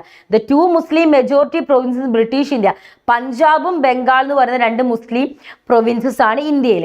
Had very large area where non Muslims were in majority. അവിടെ എന്താ? നോൺ മുസ്ലിംസിനെ നമുക്ക് എന്താണ് കാണാൻ സാധിക്കും? മെജോറിറ്റി ആയിട്ട് നോൺ മുസ്ലിംസ് ഉണ്ടായിരുന്നു. Minority in India and Pakistan felt an undesirable aliens in their own home, the land where and the ancestors had lived. അവരുടെ എന്താണ് പൂർവികന്മാര് വർഷങ്ങളായിട്ട് ജീവിച്ച നാട്ടിൽ നിന്ന് അവർക്ക് എന്താ പോകേണ്ട ഒരു സിറ്റുവേഷൻ അവർ വരികയാണ്. അവർ നാടും വീടും വിട്ട് നൂറ്റാണ്ടുകളായി താമസിച്ച അവിടുന്ന് അവർക്ക് പോകേണ്ട ഒരു സിറ്റുവേഷൻ വരുന്നു. ഒരുപാട് കമ്മ്യൂണൽ വയലൻസും കാര്യങ്ങളും നടക്കുന്നു. ഒരുപാട് അട്രോസിറ്റീസും കമ്മ്യൂണൽ വയലൻസും പല സ്ഥലങ്ങളിലായിട്ട് നടക്കുന്നു. ഒരുപാട് ആളുകൾ റെഫ്യൂജി ക്യാമ്പിൽ പോയി തള്ളപ്പെടേണ്ട സിറ്റുവേഷൻസ് വരുന്നു. പ്രോപ്പർട്ടീസ് ആയാലും ലയബിലിറ്റീസ് ആയാലും അസറ്റ്സ് ആയാലും അതിലൊക്കെ എന്ത് ചെയ്യുന്നുണ്ട്? ഡിവിഷൻസ് സംഭവിക്കുന്നു. Different parts of the country become communal zone. കൺട്രിയുടെ പല ഭാഗങ്ങളും എന്താണ്? കമ്മ്യൂണൽ റയോട്ട്സ് നടക്കുന്ന ഒരു സോൺ ആയിട്ട് മാറുക. അങ്ങനെ ഒരുപാട് സ്വാതന്ത്ര്യം കിട്ടി സമാധാനിക്കുന്ന സമയത്ത് സമാധാനം ഇല്ലാതാവുന്ന ഒരു സിറ്റുവേഷൻ ആണ് എന്താ അവിടെ വന്നിട്ടുണ്ടായിരുന്നു അല്ലേ? അത്രത്തോളം ബുദ്ധിമുട്ടുകൾ അവർ എന്തു ചെയ്തിരുന്നു? ഫേസ് ചെയ്തിരുന്നു. ഫേസ് ചെയ്തിരുന്നു. ഓക്കെ, അപ്പൊ നമ്മൾ അടുത്ത ക്വസ്റ്റിലേക്ക് നമ്മൾ പോവുകയാണ്. എന്താണ് ഹെജിമണി? അതേപോലെ യുഎസിന്റെ 3 ഡയമെൻഷൻസ്. ഇപ്പൊ മക്കളെ മനസ്സിലായിട്ടുണ്ടാവും. നമ്മൾ ഇന്ന് ഡിസ്കസ് ചെയ്തതിൽ ഏറ്റവും കൂടുതൽ ക്വസ്റ്റ്യൻസ് എന്തിൽ വന്നിരുന്നു? കോൺഗ്രസ് റിലേറ്റഡ് ആയിട്ട് ക്വസ്റ്റ്യൻസ് വന്നിരുന്നു. പിന്നെ ഇന്ത്യന്റെ പാർട്ടീഷൻ റിലേറ്റഡ് ആയിട്ട്, US ഹെജിമണി റിലേറ്റഡ് ആയിട്ട്, എമർജൻസി റിലേറ്റഡ് ആയിട്ട്, നമ്മളെ ചിപ്കോ മൂവ്മെന്റ്, അങ്ങനെയുള്ള എൻവയോൺമെന്റ് മൂവ്മെന്റ് റിലേറ്റഡ് ആയിട്ടൊക്കെ വന്നിരുന്നു. അപ്പൊ നിങ്ങളിപ്പം 5 ടോപ്പിക്ക് എഗെയിൻ ആൻഡ് എഗെയിൻ ചോദിച്ചുകൊണ്ടിരിക്കുക. അപ്പൊ എഗെയിൻ എന്ന് പറയുമ്പോൾ മിസ് ഒരു പേപ്പർ അല്ല, ഒരുപാട് ക്വസ്റ്റ്യൻ പേപ്പേഴ്സ് എടുത്തിട്ടാണ് നിങ്ങൾക്ക് ഇന്ന് ഡിസ്കസ് ചെയ്യുന്നത്. അപ്പൊ എല്ലാ പേപ്പേഴ്സിലും കണ്ടിന്യൂസ്ലി ചോദിക്കുന്ന ചോദ്യം തന്നെയാണത്. അപ്പൊ എന്ത് ചെയ്യാ? ഇത് കൃത്യമായിട്ട് പഠിച്ചു പോയാൽ നല്ല മാർക്ക് നിങ്ങൾക്ക് സ്കോർ ചെയ്യാൻ പറ്റും മക്കളെ. എന്താണ് ഹെജിമണി? 3 ഡയമെൻഷൻസ് ഹെജിമണീനെ നമ്മൾ പറയുകയാണ്. ഒന്ന് നോക്കിക്കേ. അത് നമ്മൾ കൃത്യമായിട്ട് എവിടെ പഠിച്ചിരുന്നു? US ഹെജിമണിയുടെ ആ ഒരു ക്വസ്റ്റ്യൻ ദാ ലൈക്ക് ഈ ഒരു സ്ലൈഡ് മിസ് കാണിച്ചു തരാം. യെസ്, ഇവിടെ ഈ ഒരു ക്വസ്റ്റ്യനും ആ ഒരു ക്വസ്റ്റ്യനും ഒന്ന് തന്നെയാണ്. ഈ ക്വസ്റ്റ്യന്റെ ആൻസർ തന്നെയാണ് അവിടെയും നിങ്ങൾ മാർക്ക് ചെയ്യേണ്ടത്. അതുകൊണ്ട് വീണ്ടും മിസ് എന്ത് ചെയ്തിട്ടില്ല, ആ ഒരു ക്വസ്റ്റ്യൻ ഇവിടെ ആ ആൻസേഴ്സ് ഇവിടെ അറ്റാച്ച് ചെയ്തിട്ടില്ല. അത് എന്ത് ചെയ്യുക, നിങ്ങൾ കൊടുക്കണം കേട്ടോ. ആൻസേഴ്സ് സെയിം തന്നെയാണ്. ഓക്കെ, അടുത്ത ക്വസ്റ്റ്യനിലേക്ക് നമ്മൾ പോവുകയാണ്. Examine why did Soviet Union disintegrate? Evaluate the consequences of disintegration. ഇപ്പൊ നമ്മൾ സോവിയറ്റ് യൂണിയൻ ഡിസിൻറ്റഗ്രേഷൻ റിലേറ്റഡ് ആയിട്ടുള്ള രണ്ടാമത്തെ അല്ല മൂന്നാമത്തെ ക്വസ്റ്റ്യൻ ആണ്. ശ്രദ്ധിക്കുക. സോവിയറ്റ് യൂണിയന്റെ ഡിസിൻറ്റഗ്രേഷൻ എന്ന് പറയുന്നത് നോക്കിക്കേ. Soviet union fall from the socialist ideology and rise in capitalism. അവിടെ എന്താണ്, സോഷ്യലിസ്റ്റ് ഐഡിയോളജിയിൽ എന്താണ് ഒരു ഫോൾ സംഭവിച്ച് ക്യാപിറ്റലിസം ഉയരുന്നു, പുതിയൊരു പവറും കാര്യങ്ങളൊക്കെ വരുന്നു. ദെൻ കോൾഡ് വാർ അവസാനിക്കുന്നു, ഒരു യൂണിപോളാരിറ്റി എമേർജ് ആകാൻ തുടങ്ങുന്നു. ദെൻ അടുത്തത് എന്താണ്, എമർജൻസി ഓഫ് ന്യൂ കൺട്രീസ്. പുതിയ ഓരോ കൺട്രീസ് എന്ത് ചെയ്യാണ്, എമർജൻസി ചെയ്ത് പുതിയ കൺട്രീസ് എമർജൻസി അല്ല എമേർജ് ചെയ്തു വരുന്നു. The fall of Soviet Union led to the several consequences for the countries like India. ഇന്ത്യനെ പോലെ കൺട്രീസിന് ഒരുപാട് പ്രശ്നങ്ങൾ ഉണ്ടായിരുന്നു. കാരണം ഇന്ത്യ സോവിയറ്റ് യൂണിയനായിട്ട് നല്ലൊരു റിലേഷൻഷിപ്പ് ബിൽഡ് ചെയ്തിട്ടുണ്ടായിരുന്നു. അതേപോലെ തന്നെ എന്താണ്, നമ്മളെ ഗ്ലോബൽ പൊളിറ്റിക്സിലും എക്കണോമിയിലും അതെന്തായിരുന്നു, ഒരു ഇമ്പാക്റ്റ് കൊണ്ടുവന്നിട്ടുണ്ടായിരുന്നു. ആൻഡ് ഇവിടെ നോക്കിക്കേ, കോൾഡ് വാർ ഓൺ സോവിയറ്റ് യൂണിയന്റെ എഫക്റ്റ് ആണ് നമ്മൾ പറയുന്നത്. ഈ കോൾഡ് വാറിന്റെ സമയത്ത് നമ്മുടെ സോവിയറ്റ് യൂണിയന്റെ ഡിസിൻറ്റഗ്രേഷനിലെ പ്രധാന കാരണം എന്ന് പറയുന്നത് ഇവർ കോൾഡ് വാറിന് എന്ത് ചെയ്തു എന്നാ പറയുന്നത്, ഒരുപാട് പണം ചെലവഴിച്ചു, ഒരുപാട് പണം വെപ്പൺസ് ക്രിയേറ്റ് ചെയ്യാൻ ഇതാക്കി. അതേപോലെ വെസ്റ്റേൺ കൺട്രീസിലേക്ക് ലാഗ് ക്രിയേറ്റ് ചെയ്തു. എക്കോണമി എന്തായതു, തകർന്നടിയാൻ തുടങ്ങി. ഇവരുടെ വളർച്ച വളരെ കുറവായിരുന്നു, സ്ലോ ഗ്രോത്ത് ആയിരുന്നു ഇവർക്കിടയിൽ ഉണ്ടായിരുന്നത്. ദെൻ ഇവർ അറ്റൻഷൻ മുഴുവൻ എന്താണ്, diverted attention from the problems of the കൺട്രിയുടെ പ്രോബ്ലംസിലല്ല ഇവരുടെ ശ്രദ്ധ എന്തിലായിരുന്നു ഉണ്ടായിരുന്നത്, ഇവരുടെ ശ്രദ്ധ മുഴുവൻ യുദ്ധത്തിലും കാര്യങ്ങളായിരുന്നു. എങ്ങനെ US-നെക്കാളും മുകളിലെത്താം, ആ ഒരു ചിന്ത മാത്രമായിരുന്നു ഇവരുടെ മനസ്സിലുണ്ടായിരുന്നത്. ഇനി മിഖായിൽ ഗോർബച്ചേവിനെ കുറിച്ച് പറയുകയാണെങ്കിൽ, മിഖായിൽ ഗോർബച്ചേവിനെ കുറിച്ച് നമുക്കിവിടെ പറയാം. അതിന്റെ മുന്നേ മിസ് ഇവിടെ കളർ ഒന്ന് സെലക്ട് ചെയ്ത് വെക്കട്ടെ. ഓക്കെ, യെസ്,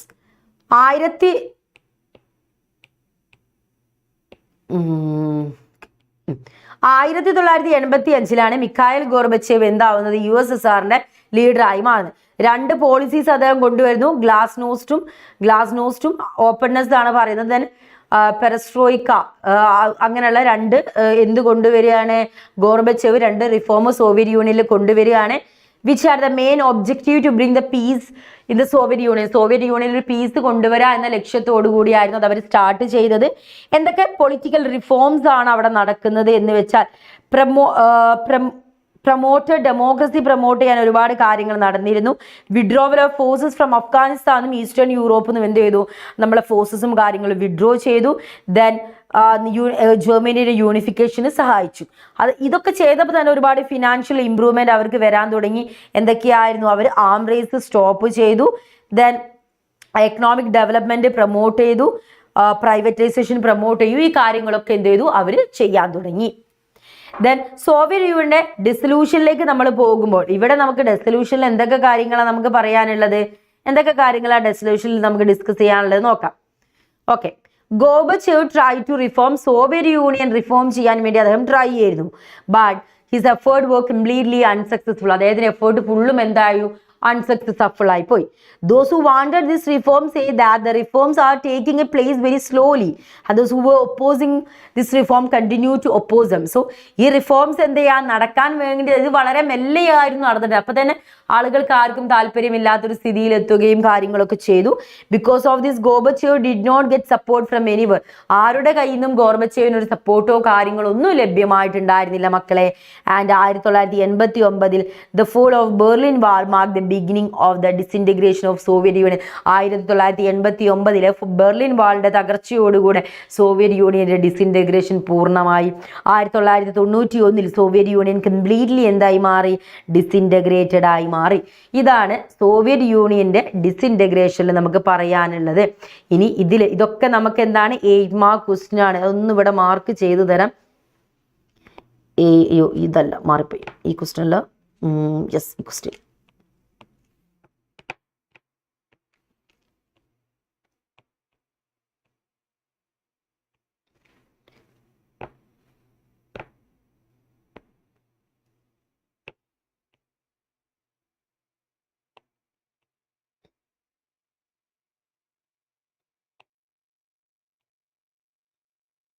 ഓക്കെ, ഇത് 8 മാർക്കിന്റെ ക്വസ്റ്റ്യൻ ആണ്. അപ്പൊ ഇത് പരീക്ഷയ്ക്ക് പഠിക്കണം.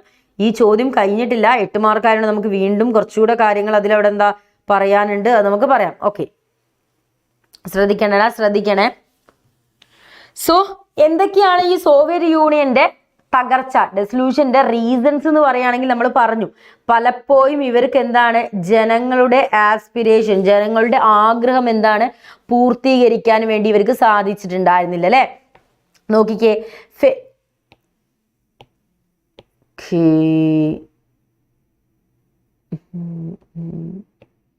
കളർ മിസ് സെലക്ട് ചെയ്താട്ടെ. ഓക്കെ,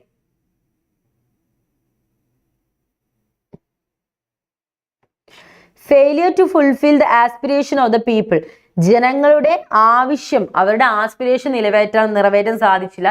ഒരു ബ്യൂറോക്രസി, ഒരു ഡോമിനന്റ് ബ്യൂറോക്രസി ആയിരുന്നു നിലനിന്നിരുന്നത്. കമ്മ്യൂണിസ്റ്റ് പാർട്ടിയുടെ ഒരു ഡോമിനൻസ് നമുക്ക് കാണാമായിരുന്നു. മാനുഫാക്ചറിങ്, ലൈക്ക് വെപ്പൺസിന്റെ മാനുഫാക്ചറിന് വേണ്ടി ഒരുപാട് പൈസയും കാര്യങ്ങളും ഇവരെന്ത് ചെയ്തിരുന്നു, നഷ്ടപ്പെടുത്തിയിരുന്നു, പൈസ ചെലവാക്കിയിരുന്നു. Then lag behind western countries ഒരു കാരണമായി വരുന്നുണ്ട്. റഷ്യൻ ഡോമിനൻസ് എന്താ ഒരു റീസണായി വന്നു. എക്കോണമി എന്ത് ചെയ്തു, തകർന്നടിഞ്ഞു. Then feeling of freedom in the people, ആളുകൾക്ക് ഒരു ഫ്രീഡം വേണമെന്നൊരു ഫ്രീഡം ഇല്ല, ഒരു ഇത് ആളുകൾക്ക് ഇടയിൽ ഉടലെടുക്കാൻ തുടങ്ങി. പിന്നെ ഇമ്മീഡിയറ്റ് ആയിട്ടുള്ള റീസണിലേക്ക് പോകുമ്പോൾ 2 ഇമ്മീഡിയറ്റ് ആയിട്ടുള്ള റീസൺസ് ആണ് നമുക്ക് അവിടെ പറയാൻ സാധിക്കുന്നത്. എന്തൊക്കെയാണ് മക്കളെ? Emergence of sense of freedom in the minds of the people, ആളുകളുടെ മനസ്സിൽ സ്വാതന്ത്ര്യം വേണം എന്നുള്ളൊരു ഫീല് ആളുകളുടെ മനസ്സിൽ ഉടലെടുക്കാൻ തുടങ്ങി. ഗോർബച്ചേവിന്റെ റിഫോംസ്, പെരസ്ട്രോയിക്കും ഗ്ലാസ്നോസ്റ്റും എന്താണ് പൂർണ്ണമായും പരാജയമായിരുന്നു. ഇത് ഒരു പുതിയ ഒരു രാജ്യമാണ്, നിങ്ങൾക്ക് ഇത് വേണ്ട, ആ ഒരു രീതിയിൽ ആളുകൾ എടുക്കാൻ തുടങ്ങി. അപ്പൊ ഇതൊക്കെ എന്താ ഒരു റീസൺ ആയിട്ട് നമുക്കവിടെ പറയാൻ സാധിക്കും. ഈ സോവിയറ്റ് യൂണിയൻ തകർന്നതോടുകൂടി എന്തൊക്കെ കോൺസിക്വൻസസ് ആണ് അവർക്ക് ഫേസ് ചെയ്യേണ്ടതെന്ന് വന്നിട്ടുണ്ടെങ്കിൽ എന്താണ് കോൺസിക്വൻസസ് ആണ് നമ്മൾ ഇനി പറയുന്നത് മക്കളെ. എന്തൊക്കെ കോൺസിക്വൻസസ് ആണ് നമുക്ക് നോക്കല്ലേ. വേഡിയേഴ്സ് മിസ് ഒന്ന് കളേഴ്സ് ഒന്ന് സ്യൂട്ട് ചെയ്യട്ടെ കേട്ടോ. ഓക്കെ, എൻഡ് ഓഫ് കോൾഡ് വാർ അവസാനിച്ചു. അമേരിക്കൻ സൂപ്രീമസിയുടെ ഒരു തുടക്കമായിരുന്നു. ആം റേസ്, നമ്മൾ യുദ്ധത്തിന് വേണ്ടിയിട്ട് നമ്മളെന്താ ആയുധങ്ങൾ തമ്മിലുള്ള ആ ഒരു മത്സരം അവസാനിച്ചു. സോവിയറ്റ് യൂണിയൻ എൻഡ് ചെയ്തു. ദെൻ പിന്നെ എന്ത് സംഭവിക്കുന്നു, 15 പുതിയ കൺട്രീസ് ഫോം ചെയ്യുന്നു. 15 പുതിയ കൺട്രീസ് എന്ത് ചെയ്യാണ്, ഫോം ചെയ്യുന്നു. അങ്ങനെ പിന്നെന്ത് സംഭവിക്കുന്നു, Russia become the successor of the Soviet Union, Soviet യൂണിയന്റെ സക്സസർ ആയിട്ട് ആര് മാറുന്നു, റഷ്യ മാറുന്നു. ബ്ലോ ടു സോഷ്യലിസ്റ്റ് ഐഡിയോളജിയിൽ ഒരു ബ്ലോ സംഭവിക്കുന്നു. ക്യാപിറ്റലിസ്റ്റ് ഐഡിയോളജി എമേർജ് ചെയ്യുന്നു. ദെൻ പിന്നെ എന്ത് സംഭവിക്കുന്നു, ban on the communist party, the USSR communist party ban ചെയ്യുന്നു.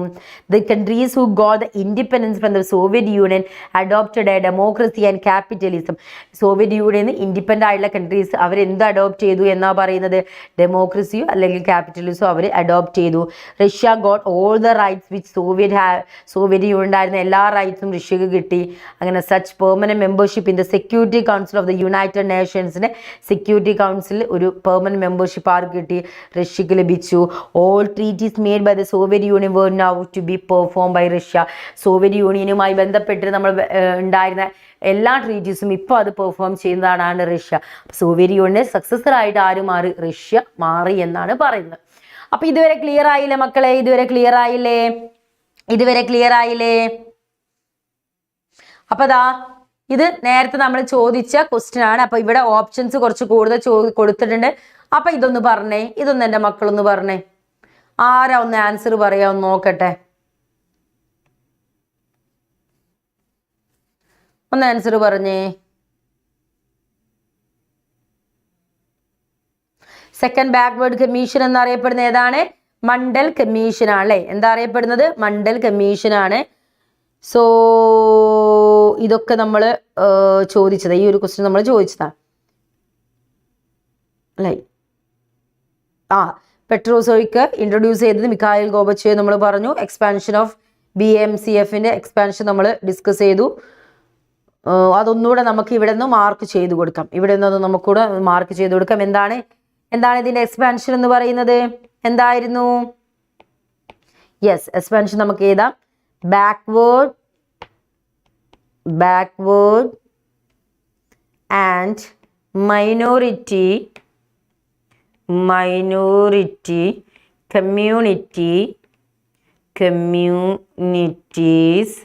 communities, employees, federation. അതാണ് അല്ലേ. അപ്പൊ ഈ ഒരു ആൻറ്റി നമുക്ക് ഇവിടെ നിന്ന് മാറ്റണം, കാരണം ആൻറ്റി നമ്മൾ കൊടുത്താൽ മാത്രമേ എൻ്റെ അവിടെ വരുള്ളൂ. ഓക്കെ, സെറ്റ് അല്ലേ. അപ്പൊ അതുവരെ നമ്മൾ ക്ലിയർ ചെയ്തു പോയി. ഇത് നമുക്ക് മിഖായേൽ ഗോർബച്ചേവ് എന്ന് ഇവിടെ കൂടെ മാർക്ക് ചെയ്ത് കൊടുക്കാം. എന്താണ് മിഖായേൽ ഗോർബച്ചേവ് അല്ലേ, Mikhail Gorbachev. Okay, then next ക്വസ്റ്റ്യനിലേക്ക് നമുക്ക് പോകാം.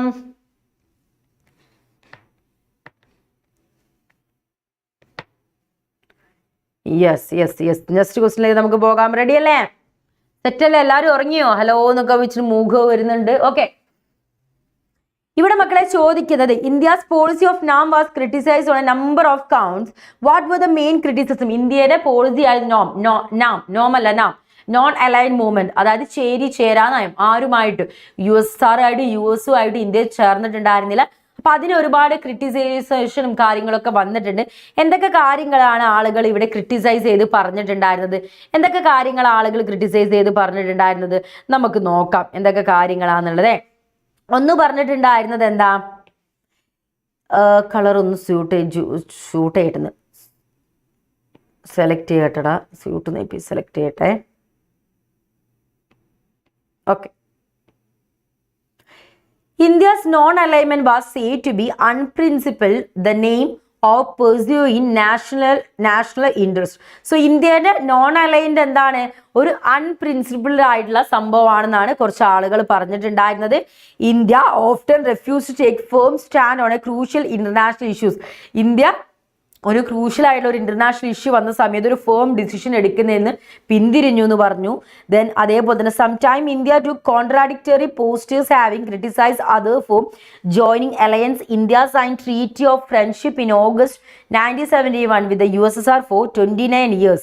എന്താ ഇവിടെ പറയുന്നത്, ഇന്ത്യ പലപ്പോഴും എന്താണ് ഈ രണ്ട് അലയൻസിൽ ജോയിൻ ചെയ്യാൻ പാടില്ല എന്ന് പറയുകയും അതേസമയം 1971 ഓഗസ്റ്റിൽ USSRുമായിട്ട് ഒരു ഫ്രണ്ട്ഷിപ്പ് ട്രീറ്റി ഒപ്പുവെക്കുകയും അടുത്ത 29 വർഷത്തേക്ക് ഒരു ഫ്രണ്ട്ഷിപ്പ് ട്രീറ്റി ഒപ്പുവെക്കുകയും ചെയ്തു എന്ന് പറയുന്നത്. പിന്നെ എന്തിനാണ് ഇന്ത്യ ഈ ഒരു നയം സ്വീകരിച്ചതെന്ന് പറയുന്നുണ്ട്.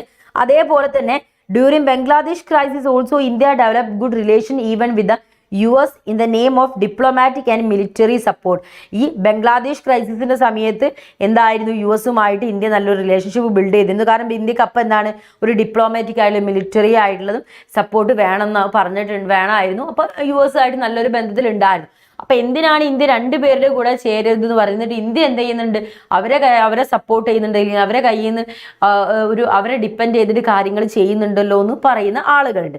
സോ ഇതൊക്കെ എന്താണ്, നമ്മുടെ ഈ ഒരു നാമുമായി ബന്ധപ്പെട്ട ക്രിറ്റിക്സസ് ആണ്. ഒരുപാട് ആളുകൾ ക്രിട്ടിസൈസ് ചെയ്ത് പറയും ഇന്ത്യയുടെ ഈ പോളിസി വെറുതെയാന്ന് പറഞ്ഞിട്ട് പറയാണ്. ദെൻ അടുത്തത്, which are the models of development before India at the time of independence?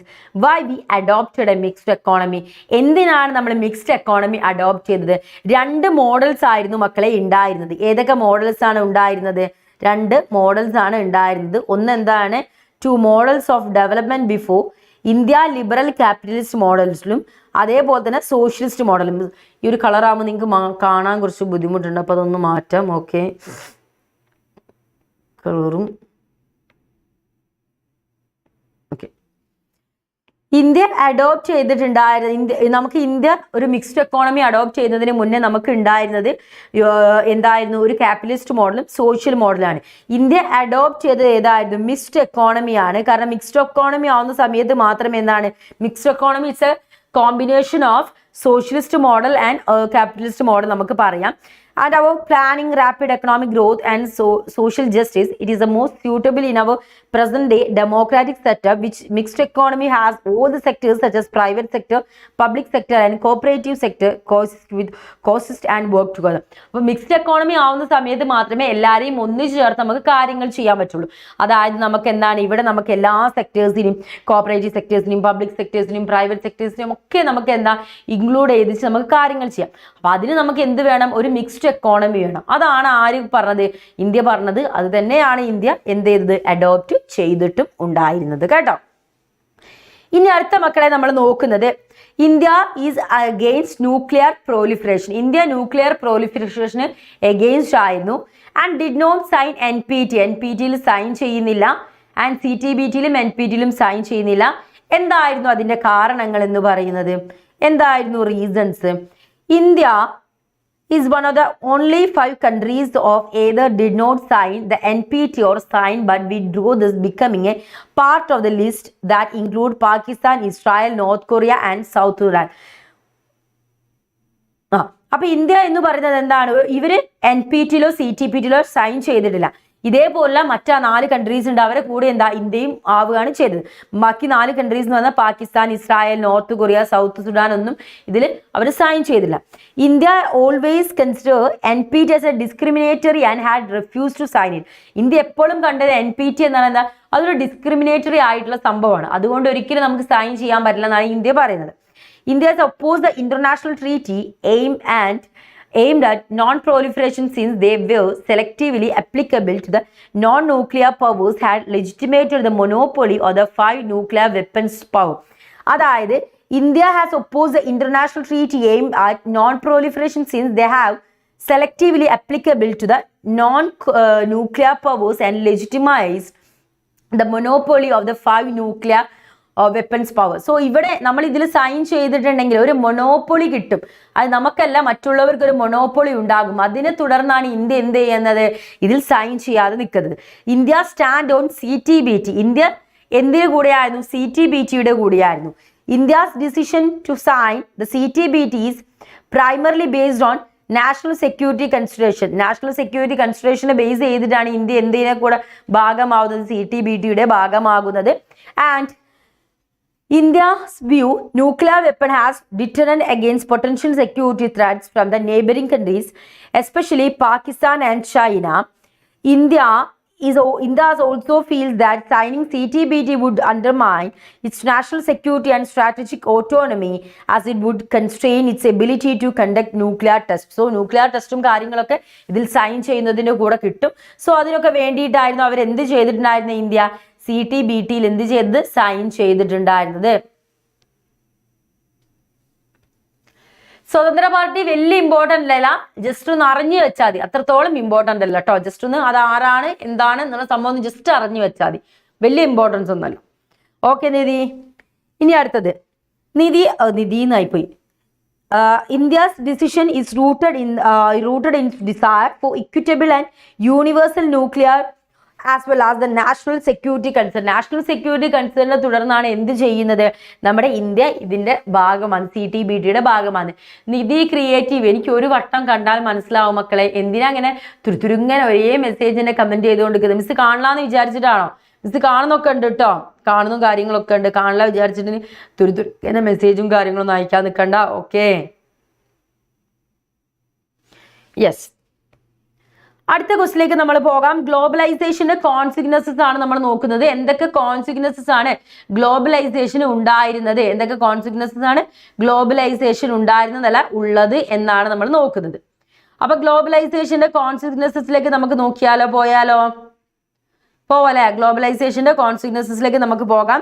Political consequences ആണ് നമ്മളോട് ചോദിച്ചത്. പൊളിറ്റിക്കൽ കോൺസിക്വൻസസ് എന്താന്ന് വെച്ചിട്ടുണ്ടെങ്കിൽ the globalization result in an erosion of state capacity. ഒരു ഇറോഷൻ എന്തു ചെയ്തു, ക്രിയേറ്റ് ചെയ്തു എന്നാണ് പറയുന്നത് കേട്ടോ. പിന്നെ എന്ത് സംഭവിച്ചു? the old welfare state is now giving way to more minimalist state. ഒരു മിനിമലിസ്റ്റ് സ്റ്റേറ്റിലേക്ക് വരാൻ തുടങ്ങി. in place of welfare state, it is market that become the prime determinant of economic and social priority. So ഒരു welfare state എന്ന് പറയുന്ന ഒരു ഇതിൽ നിന്ന് ഇപ്പം നമ്മൾ എന്തായി മാറി, ഒരു സോഷ്യൽ പ്രയോറിറ്റി അങ്ങനെ വെച്ചിട്ട് ഒരു മാർക്കറ്റ് വെച്ചിട്ടാണ് നമ്മൾ ഡിറ്റർമൈൻ ചെയ്യുക. The entry and the increased role of MNCs all over the world leads to the reduction in the capacity of the government to take decision on their own. അതായത് MNCs ഈ ഗ്ലോബലൈസേഷന്റെ ഭാഗമായിട്ട് MNCs വന്നതോടുകൂടെ എന്താണ്, ഗവൺമെന്റിന് സ്വന്തമായിട്ട് തീരുമാനങ്ങൾ എടുക്കുന്നതിൽ ഒരുപാട് റിഡക്ഷനും കാര്യങ്ങളൊക്കെ ഉണ്ടാകാൻ തുടങ്ങി. ഓക്കെ, അപ്പൊ മക്കളെ ഈ ഒരു ക്വസ്റ്റ്യൻ ഒന്ന് വേഗം ആൻസർ പറഞ്ഞ. ഇതിൽ ഒരു ക്വസ്റ്റ്യൻ നമുക്ക് ഓൾറെഡി ആൻസർ അറിയാം, എന്താണ് സുകുമാർ സെന്ന നമുക്കറിയാം. ദെൻ അടുത്തത് abolition of privy purse was made by ആരാണ്? ലാൽ ബഹദൂർ ശാസ്ത്രി, മൊറാർജി ദേശായി, ഇന്ദിരാഗാന്ധി, ജവഹർലാൽ നെഹ്റു. ആരാണ് ഇതിൽ? ആരാണടാ വരുന്നത്? ആരാണ്?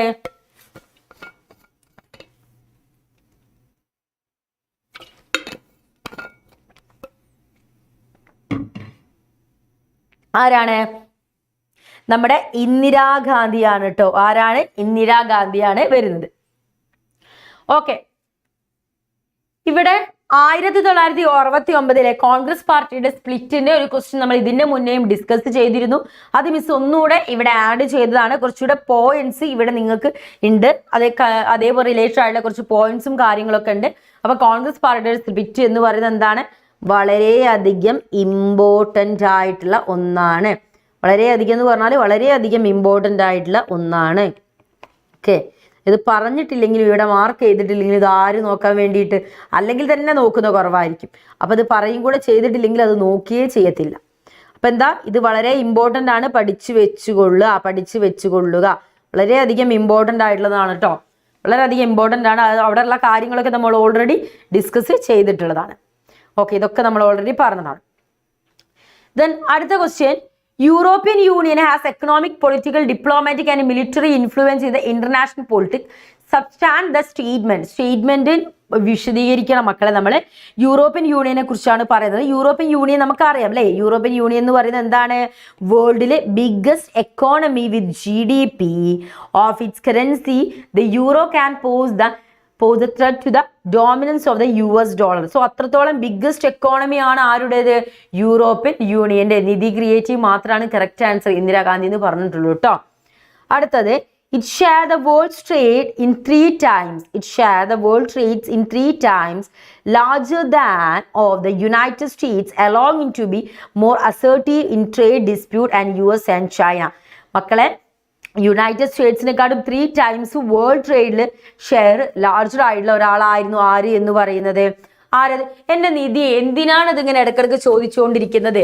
നിധിക്ക് ഇഷ്ടമില്ലെങ്കിൽ നിധി ഇരിക്കണ്ട. നിധി എന്തിനാ ഇങ്ങനെ എപ്പോഴാ കയ്യാന്ന് ചോദിക്കുന്നത്? നമ്മൾ ഒരാളൊന്നും ചോദിക്കാൻ പാടില്ല. ഒരാളിങ്ങനെ ക്ലാസ് എടുത്തോണ്ടിരിക്കല്ലേ, അങ്ങനെ ചോദിക്കരുത് കേട്ടോ. ക്ലാസ് കഴിയുമ്പോൾ മിസ് പോയിക്കോളും. അത് കഴിഞ്ഞിട്ട് നിൽക്കത്തില്ല കേട്ടോ. ഓക്കെ, നിങ്ങൾക്ക് വേണ്ടിയിട്ടല്ലടാ പഠിപ്പിക്കാൻ വരുന്നേ. അപ്പൊ ഇങ്ങനെ ഇടക്കിടക്ക് എപ്പം കഴിയും ഇങ്ങനെ ചോദിക്കല്ലേ, അത് അവർക്കൊരു സങ്കടം ആവത്തില്ലേ? ഓക്കെ, അപ്പൊ ഇവിടെ നോക്കിക്കേ, it is economic power gives its influence over the closest neighbors as well as Asia and Africa.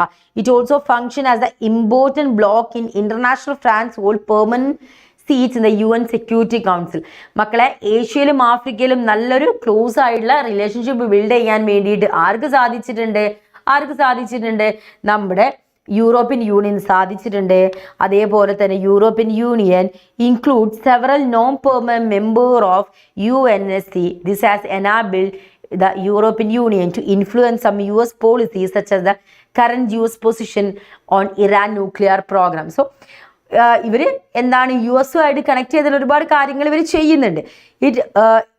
It used diplomacy, economic investment and negotiation rather than the military force. As പലപ്പോഴും ഇവർ military force ഒന്നും യൂസിന് പകരം military force ഒക്കെ ചെയ്തതിന് പകരം ഒരുപാട് എന്താണ് നമ്മൾ നെഗോഷിയേഷനിലൂടെ കാര്യങ്ങളൊക്കെ തീർക്കും.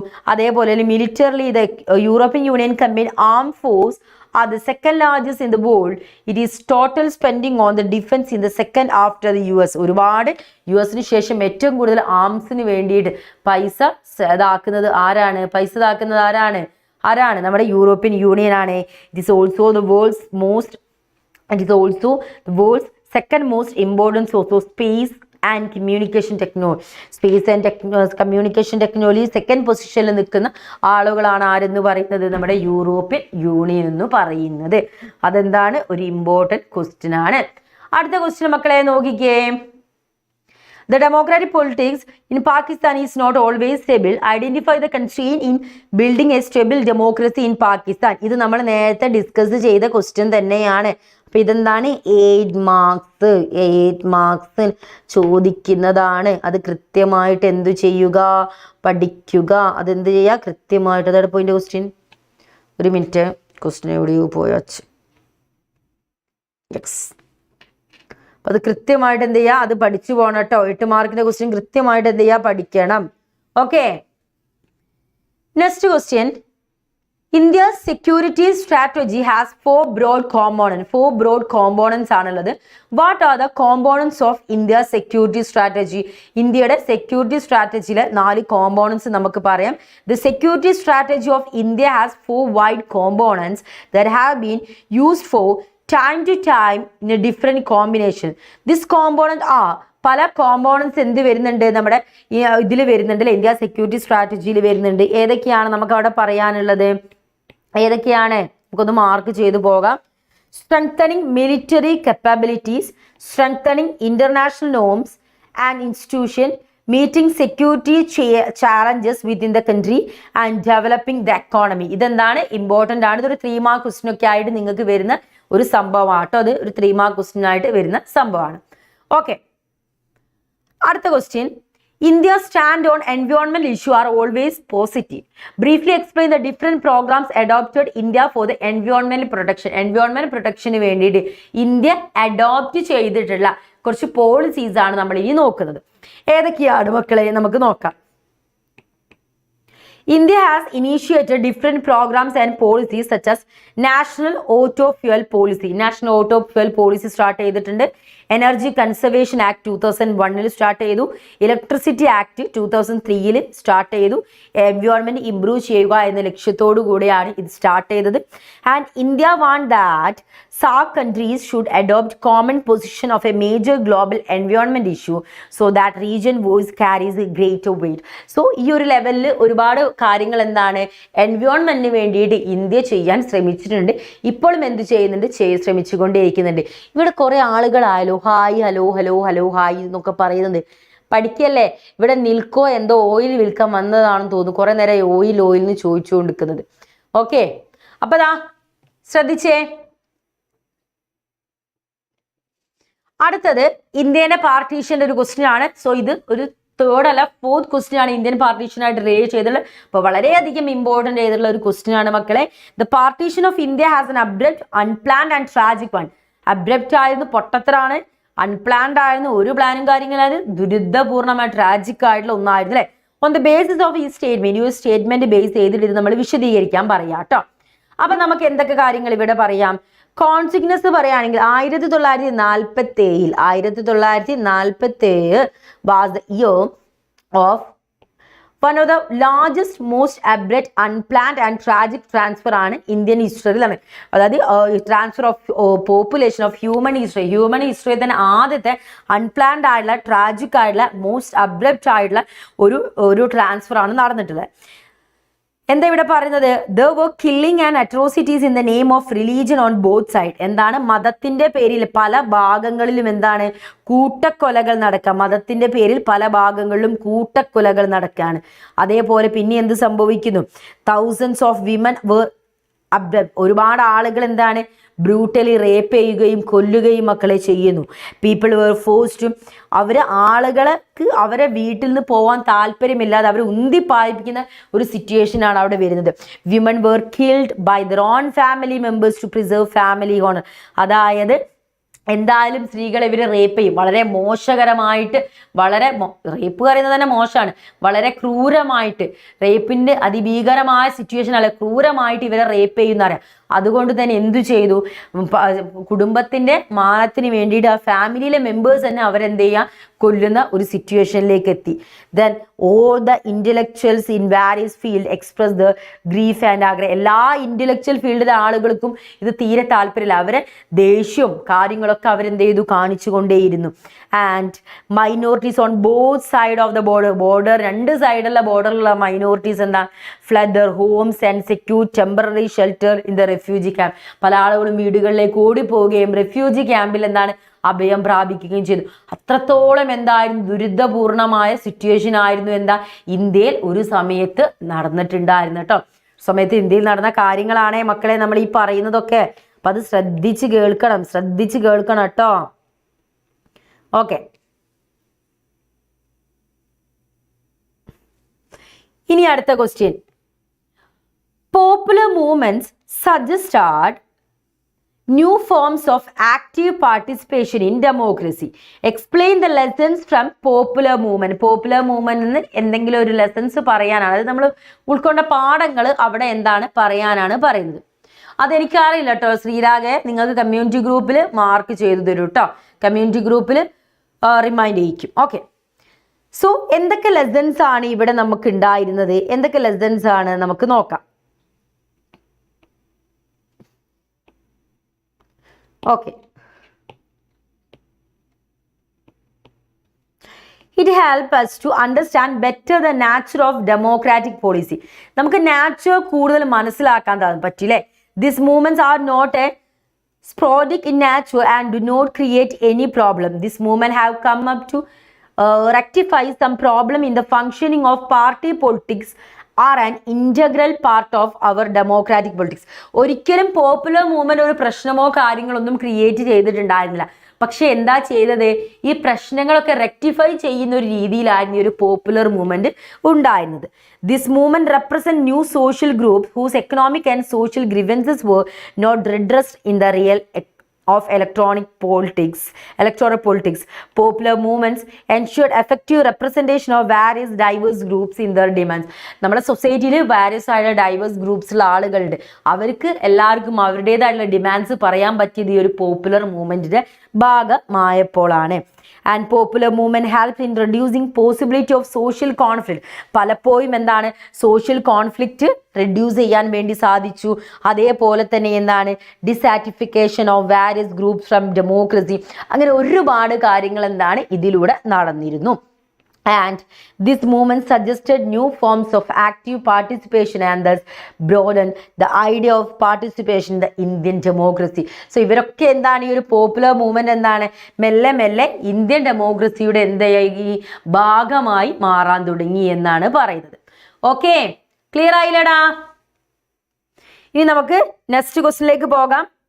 ക്യൂബൻ മിസൈൽ ക്രൈസിസ് എന്ത് ചെയ്തിട്ടുണ്ടായിരുന്നു, കോൾഡ് വാറിന്റെ ആ ടെൻഷൻ ഒന്നുകൂടെ കൂട്ടാൻ കാരണമായി അല്ലേ. Explain the circumstances which led to the Cuban Missile Crisis. Cuban Missile Crisis ആ circumstances നമ്മൾ പറയുകയാണെങ്കിൽ 1962 Soviet union began to secretly install missile in Cuba to launch attack on US site. US സൈറ്റിലേക്ക് എന്ത് ചെയ്യാണ് ഒരു ക്യൂബ അല്ല Soviet Union എന്തെയാണ് secretly ഒരു മിസൈൽ ഇൻസ്റ്റോൾ ചെയ്യുകയാണ് ചെയ്യുന്നത്. The confrontation that follow known as the Cuban missile crisis. So അതാണ് നമ്മൾ ക്യൂബൻ മിസൈൽ ക്രൈസിസ് എന്ന് പറയുന്നത്. Brought the two powers to brink of war before an agreement was reached, the withdraw the missile. So എന്ത് നടക്കുകയാണ്, രണ്ട് super powers തമ്മിലുള്ള എന്ത് നടക്കുകയാണ്, അവിടെ ഒരു വാർ നടക്കുകയാണ്. പക്ഷേ ഈ ഒരു ക്യൂബൻ മിസൈൽ ക്രൈസിസ് ആണ് കോൾഡ് വാർ എന്താണ് ആ ഒരു ഇതിനെ നമുക്ക് ഒന്നുകൂടെ ഇൻക്രീസ് ചെയ്യാം, ടെൻഷൻ ഇൻക്രീസ് ചെയ്യാൻ കാരണമായിട്ടുള്ള ഒന്നാണ് എന്തെന്ന് പറഞ്ഞാൽ ക്യൂബൻ മിസൈൽ ക്രൈസിസ് എന്ന് പറയുന്നത് അല്ലേ. ഓക്കെ, ഇനി ഷോക്ക് തെറാപ്പിയും അതിൻ്റെ എന്താണ് കോൺസിക്വൻസസും ലിസ്റ്റ് ഔട്ട് ചെയ്യാനാണ് പറയുന്നത്. അപ്പോൾ ഷോക്ക് തെറാപ്പിയും അതിൻ്റെ കോൺസിക്വൻസസ് നമുക്ക് നോക്കാം. ഷോക്ക് തെറാപ്പി നമ്മൾ ഓൾറെഡി പറഞ്ഞില്ലേ, ഒരു സഡൻ ചേഞ്ച് ആണെന്നുള്ളത് നമ്മൾ ഓൾറെഡി ഡിസ്കസ് ചെയ്തിട്ടുണ്ടായിരുന്നു, ഫീച്ചേഴ്സ് നമ്മൾ പറഞ്ഞിട്ടുണ്ടായിരുന്നു. അപ്പം ഒരു മിനിറ്റ് ഫീച്ചേഴ്സ് ആണ് നമ്മൾ പറഞ്ഞിട്ടുണ്ടായിരുന്നു. Shock therapy policy generally include ending price control. So price controls end ചെയ്തു. Stopping government subsidies, privatising state owned industries and target fiscal policy such as higher tax rate and lowered government spending. The shock therapy ruined the economies of Russia and East European countries since restricting was carried out by market drive force and not by the government implement policy. There were a disappearance almost all the industries in this region. So ഇതൊക്കെ ഈ ഒരു shock തെറാപ്പിന്റെ കാര്യങ്ങളൊക്കെ നമുക്ക് ആ ഒരു സമയത്ത് എല്ലായിടത്തും നമുക്ക് കാണാൻ സാധിക്കുമായിരുന്നു എന്നാണ് പറയുന്നത്. ഓക്കെ, അടുത്ത മക്കളെ ഒരു ഇമ്പോർട്ടൻ്റ് ആയിട്ടുള്ള ഒരു ക്വസ്റ്റ്യൻ ആണ്. നമ്മൾ പറഞ്ഞിട്ടുണ്ടായിരുന്നു UN സെക്യൂരിറ്റി കൗൺസിലിൽ എന്താണ് ഇന്ത്യക്ക് പാർട്ടിസിപ്പേറ്റ് ചെയ്യാൻ വേണ്ടിയിട്ട് പറയുന്ന റീസൺസ്, ഇന്ത്യ പറയുന്ന റീസൺസ് നമ്മൾ ഡിസ്കസ് ചെയ്തിരുന്നു. അപ്പം അതൊന്ന് അത് ശരിക്കും ഇന്ത്യ അതിന് ഡിസേർവിങ് ആണോ നമുക്ക് നോക്കാം അല്ലേ. ഈ ഒരു ക്വസ്റ്റ്യൻ ശ്രദ്ധിച്ചേ. India's emerging as a great power in the international power politics. How do you support India's candidate for the permanent membership of UN Security Council? Reasons അവിടെ പറയാനാണ്. നമുക്ക് ആ reasons ഒന്ന് പറഞ്ഞു നോക്കാം. Okay. India is the second most populous country in the world. വേൾഡിലെ second most populous ആയിട്ടുള്ള അത്രത്തോളം പോപ്പുലേഷൻ ഉള്ളൊരു കൺട്രിയാണ് ആരെന്ന് പറയുന്നത്, നമ്മുടെ ഇന്ത്യ എന്ന് പറയുന്നത് അല്ലെ, ഇന്ത്യ എന്ന് പറയുന്നത്. And therefore it requires permanent representation in Security Council for speaking on behalf almost 1/5 of the world population.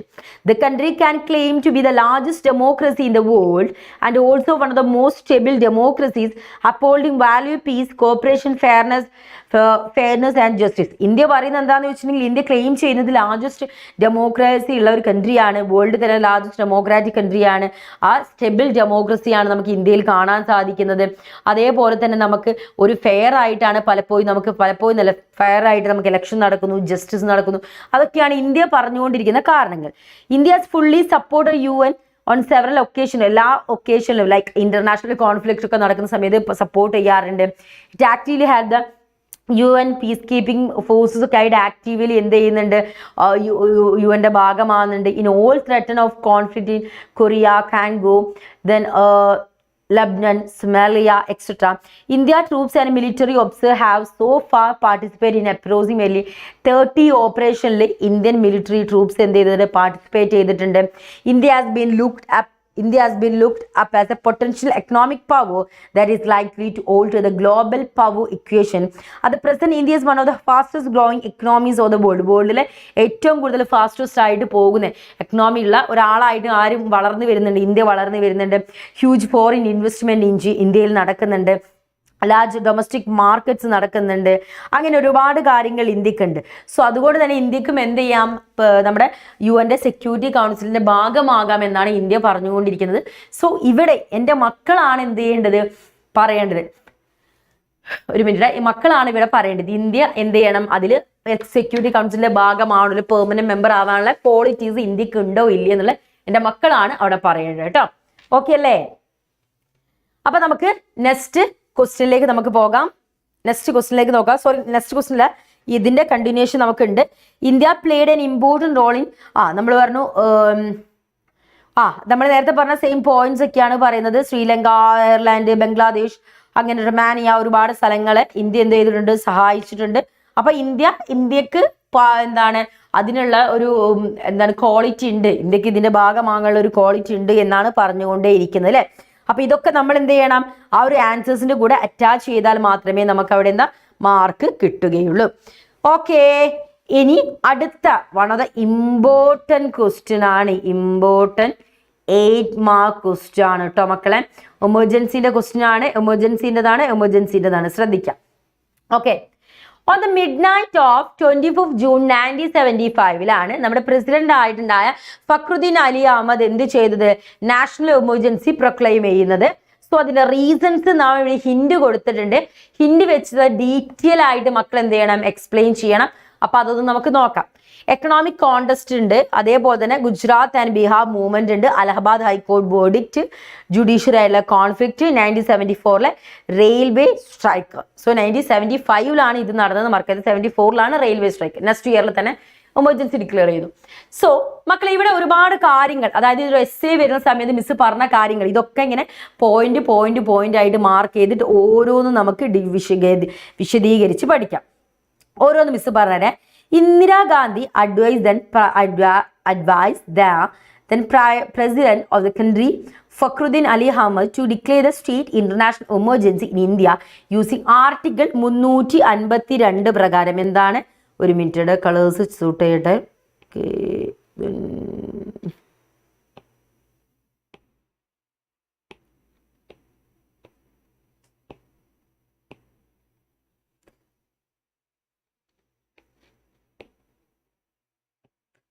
Okay, Indira Gandhi എന്ത് ചെയ്യുകയാണ്, പ്രസിഡന്റ് ആയിരുന്ന രാജ്യത്തെ നമ്മുടെ പ്രസിഡന്റ് ആയിരുന്ന ഫക്രുദ്ദീൻ അലി അഹമ്മദിനോട് എന്തു പറയുകയാണ്, 1975 ആർട്ടിക്കിൾ 352 പ്രകാരം എന്തു ചെയ്യാം.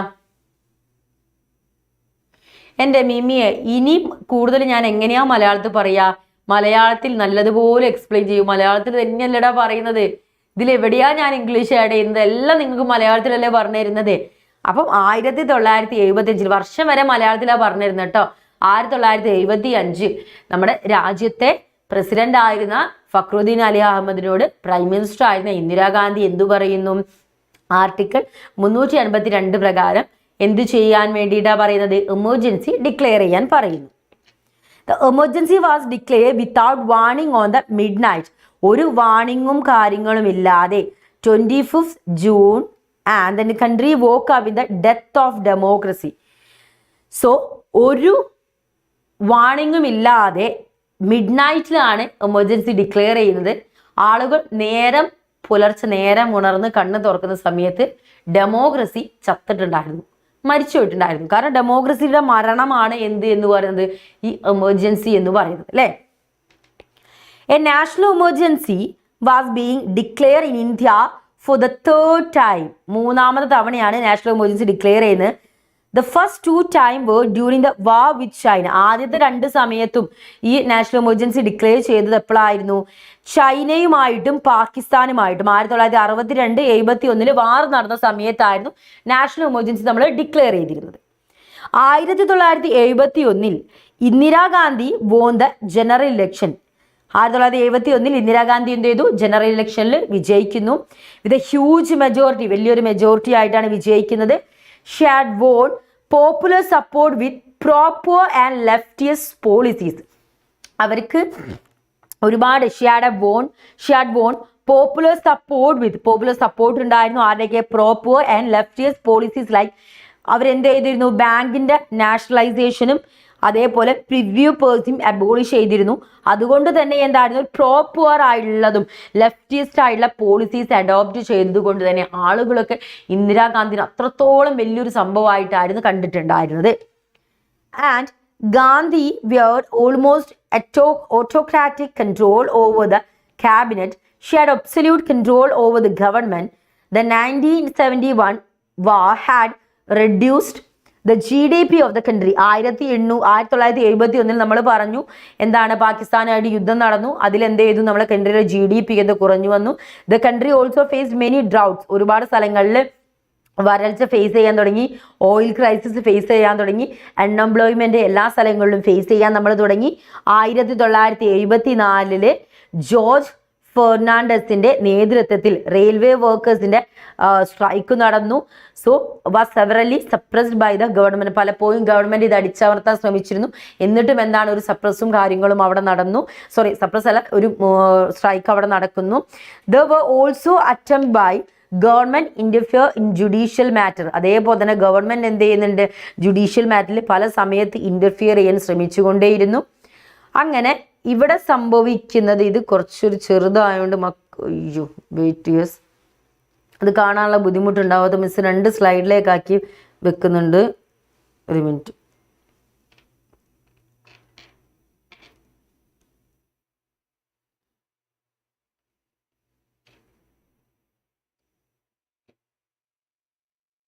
ഒരു മിനിറ്റ് ഇടാ. ഈ സ്ലൈഡ് ഞാനൊന്ന് വലുതാക്കി തരാം കേട്ടോ. കാരണം അത് കാണാനുള്ളൊരു ബുദ്ധിമുട്ട് ഉണ്ടാവും എന്നുള്ള മിസ് മനസ്സിലാക്കുന്നു. അപ്പോൾ അതൊന്ന് ഇതാക്കി തരാം കേട്ടോടാ. ഒരു മിനിറ്റ് ഇടാ. ഓക്കെ. എന്നിട്ടും വലുതായില്ലല്ലോ മിസ് ചെയ്യുന്നുള്ള ഡൗട്ടുള്ളവർക്ക് ഇപ്പം അത് വലുതായി കാണിച്ചിടാം. ഓക്കെ.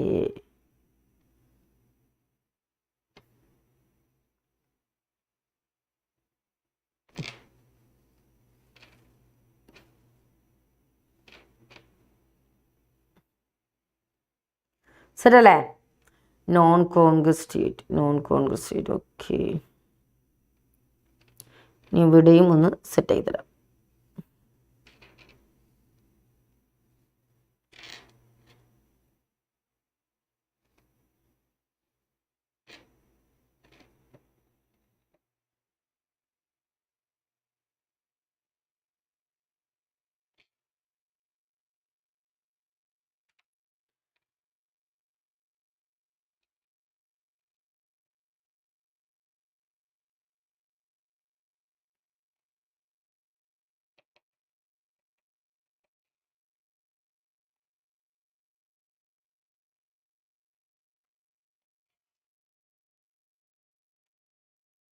ഓക്കെ. അപ്പൊ ദാ ഇവിടെ നോക്കിക്കേ, the Allahabad High Court declared the Gandhi's election to Lok Sabha was void due to electoral malpractice. അപ്പം അലഹബാദ് ഹൈക്കോടതിന് വേർഡിക്റ്റ് വരികയാണ്. ഇപ്പതാ നമ്മൾ എക്കണോമിക് കോണ്ടസ്റ്റ് നമ്മൾ പറഞ്ഞു, ഇതൊക്കെ നമ്മൾ മാർക്ക് ചെയ്ത് പോകണം കേട്ടോ മക്കളെ, ഇതൊക്കെ നമ്മൾ മാർക്ക് ചെയ്ത് പോകണം. ഇപ്പൊ നമ്മൾ എന്തൊക്കെ കാര്യങ്ങൾ പറഞ്ഞു, എക്കണോമിക് കോണ്ടസ്റ്റ് നമ്മൾ ഡിസ്കസ് ചെയ്തു, അതേപോലെ അലഹബാദ് ഹൈക്കോർട്ടിൻ്റെയാണ് പറയാൻ പോകുന്നത്, ജുഡീഷ്യറി ആയിട്ടുള്ള കോൺഫ്ലിക്റ്റ് പറഞ്ഞു, റെയിൽവേ സ്ട്രൈക്ക് പറഞ്ഞു. അപ്പോൾ ഓരോ നമ്മൾ പറയുന്നതൊക്കെ നമ്മളിവിടെ ഫസ്റ്റ് നമ്മളിങ്ങനെ ബുള്ളറ്റിനായിട്ട് പോയിന്റ് ആക്കി ഇട്ടിട്ട് നോക്കണം. നമ്മൾ ചെറിയൊരു പെൻസിലോട് ടിക്ക് ഇടണം, ലാസ്റ്റ് അത് മായ്ച്ചാൽ മതി. എല്ലാം നമ്മൾ ഡീറ്റെയിൽ ആയി പറഞ്ഞു എന്ന് നോക്കണം കേട്ടോ. അപ്പം അങ്ങനെ ലോക്സഭയിലേക്കുള്ള ഇലക്ഷൻ എന്താണ്, അത് എന്താണ് വോയിഡാന്ന് പറയുന്നു. കാരണം ഒരുപാട് മിസ്യൂസും കാര്യങ്ങളൊക്കെ ഇലക്ടോറൽ മാൽപ്രാക്ടീസ് നടന്നു എന്ന് പറഞ്ഞതിനോട് അതെന്താണ്, അത് അവർ എന്താക്കുകയാണ്, മിസ്യൂസ് നടന്നു എന്ന് പറയുന്നു. അങ്ങനെ ജനതാ പാർട്ടി ലീഡർ ആയിരുന്ന Jayaprakash Narayan call for the ouster of the government. He championed a program called Sambhurna Kranti Total Revolution. He asked members of the police and the military to disobey unconstitutional orders.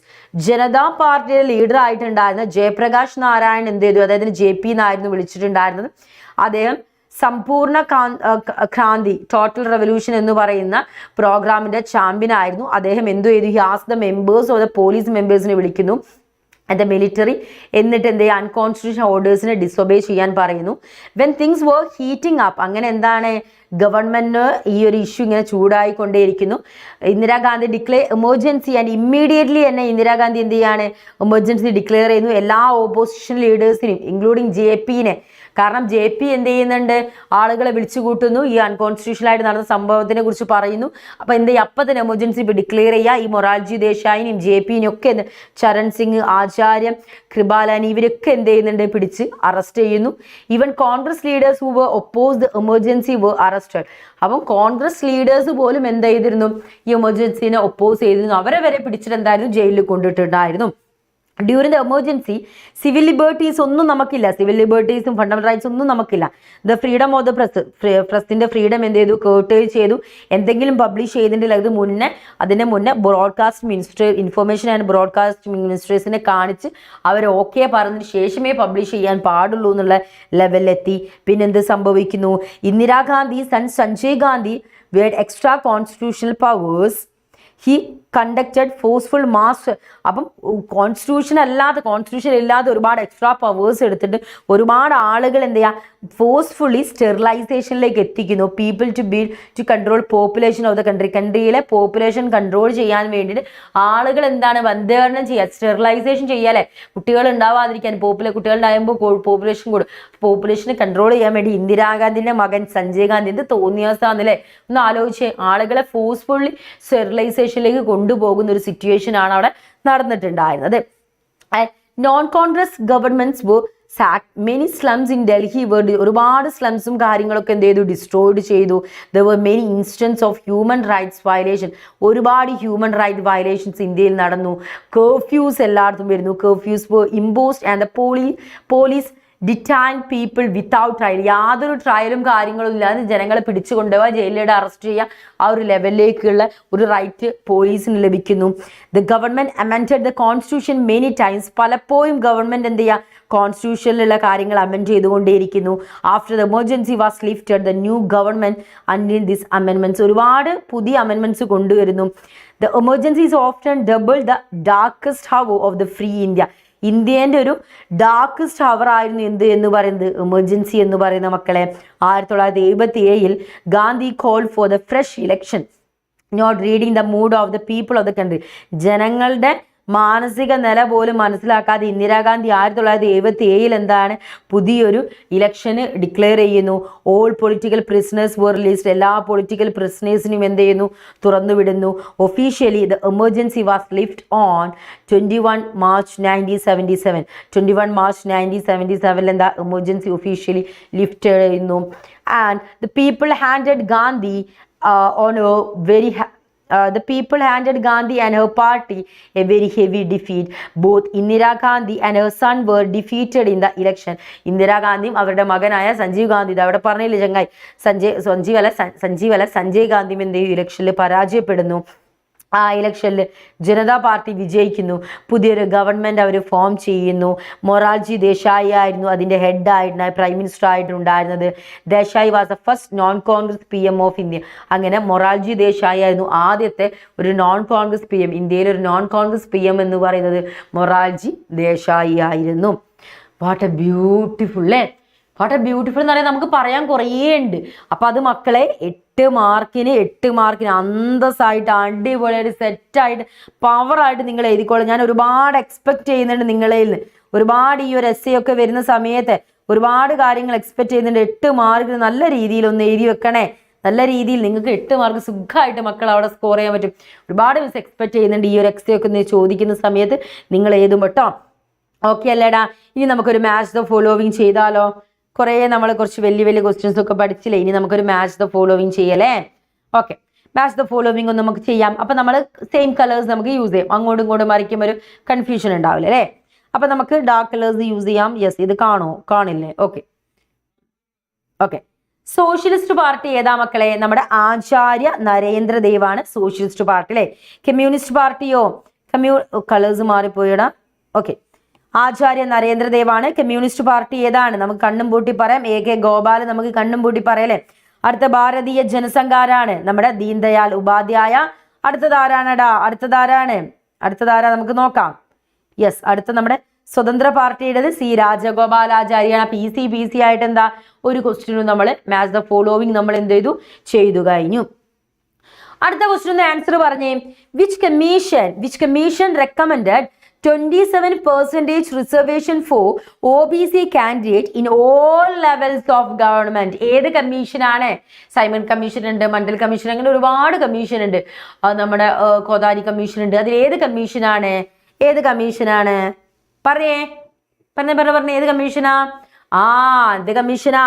നമ്മുടെ Mandal commission അല്ലേ? ഏത് കമ്മീഷനാ? Mandal commission. Okay, അങ്ങനെയാണെങ്കിൽ identify the American president who declare operation enduring freedom. ആരായിരുന്നു? George W. Bush. ആരാണ്? George W. Bush ആണല്ലേ? Okay അല്ലേ? ഇനി നമ്മൾ അടുത്ത ക്വസ്റ്റിലേക്ക് നമുക്ക് പോവാണേ. ഒരു മിനിറ്റടാ.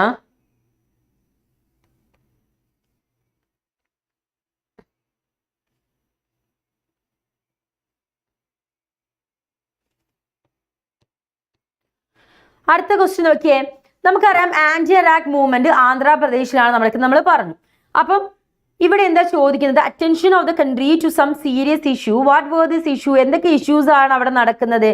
ആന്റി അറാക്ക് മൂവ്മെന്റ് എന്ന് പറയുമ്പോൾ എന്തായിരുന്നു എടാ? സ്ത്രീകള് നമ്മുടെ ആന്ധ്രാപ്രദേശിലെ സ്ത്രീകൾ ഒരുപാട് പുരുഷന്മാർ അവരുടെ ഹസ്ബൻഡ്സ് എന്താണ് ആൽക്കഹോളിക് അഡിക്റ്റ് ആയിട്ട് ഒരുപാട് പ്രശ്നങ്ങളും കാര്യങ്ങളും ഫേസ് ചെയ്തിട്ടുണ്ടായിരുന്നു.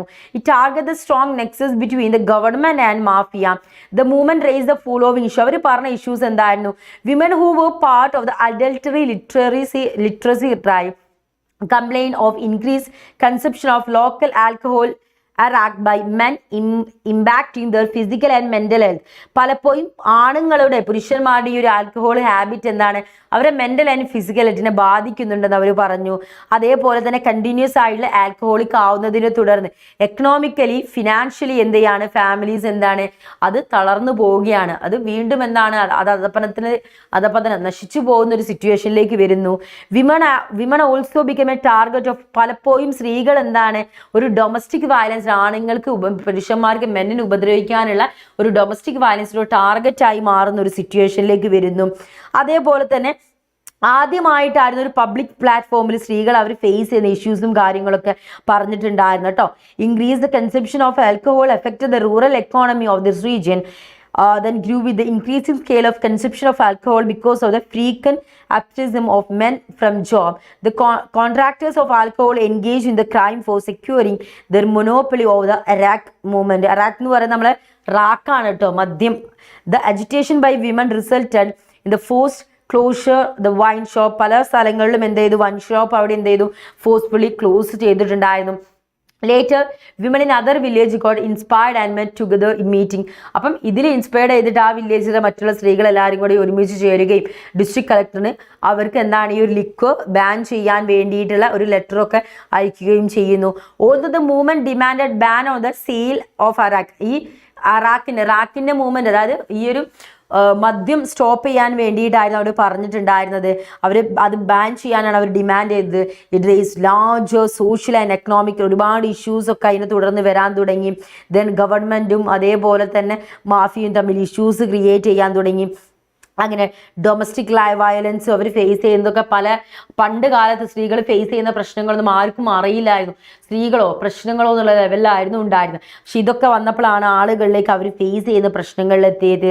It focused on how women become the worst sufferers and target of men's oppression. അപ്പം ഇതിലൂടെ മനസ്സിലാവുന്ന എത്രത്തോളം സ്ത്രീകൾ ഒരു മാനിൻ്റെ ഒപ്രഷനിൽ, അതായത് പുരുഷനെ കൊണ്ട് എത്രത്തോളം പ്രശ്നങ്ങൾ സ്ത്രീകൾ അനുഭവിക്കുന്നുണ്ടെന്ന് ഇതിലൂടെ എന്താണ് മനസ്സിലാക്കാൻ സാധിച്ചു. എത്രത്തോളം സപ്രഷൻ, എത്രത്തോളം ഇൻഇക്വാലിറ്റീസും സപ്രഷനും ഒപ്രഷനും ഫേസ് ചെയ്യുന്നുണ്ടെന്ന് മനസ്സിലാക്കാൻ സാധിച്ചു.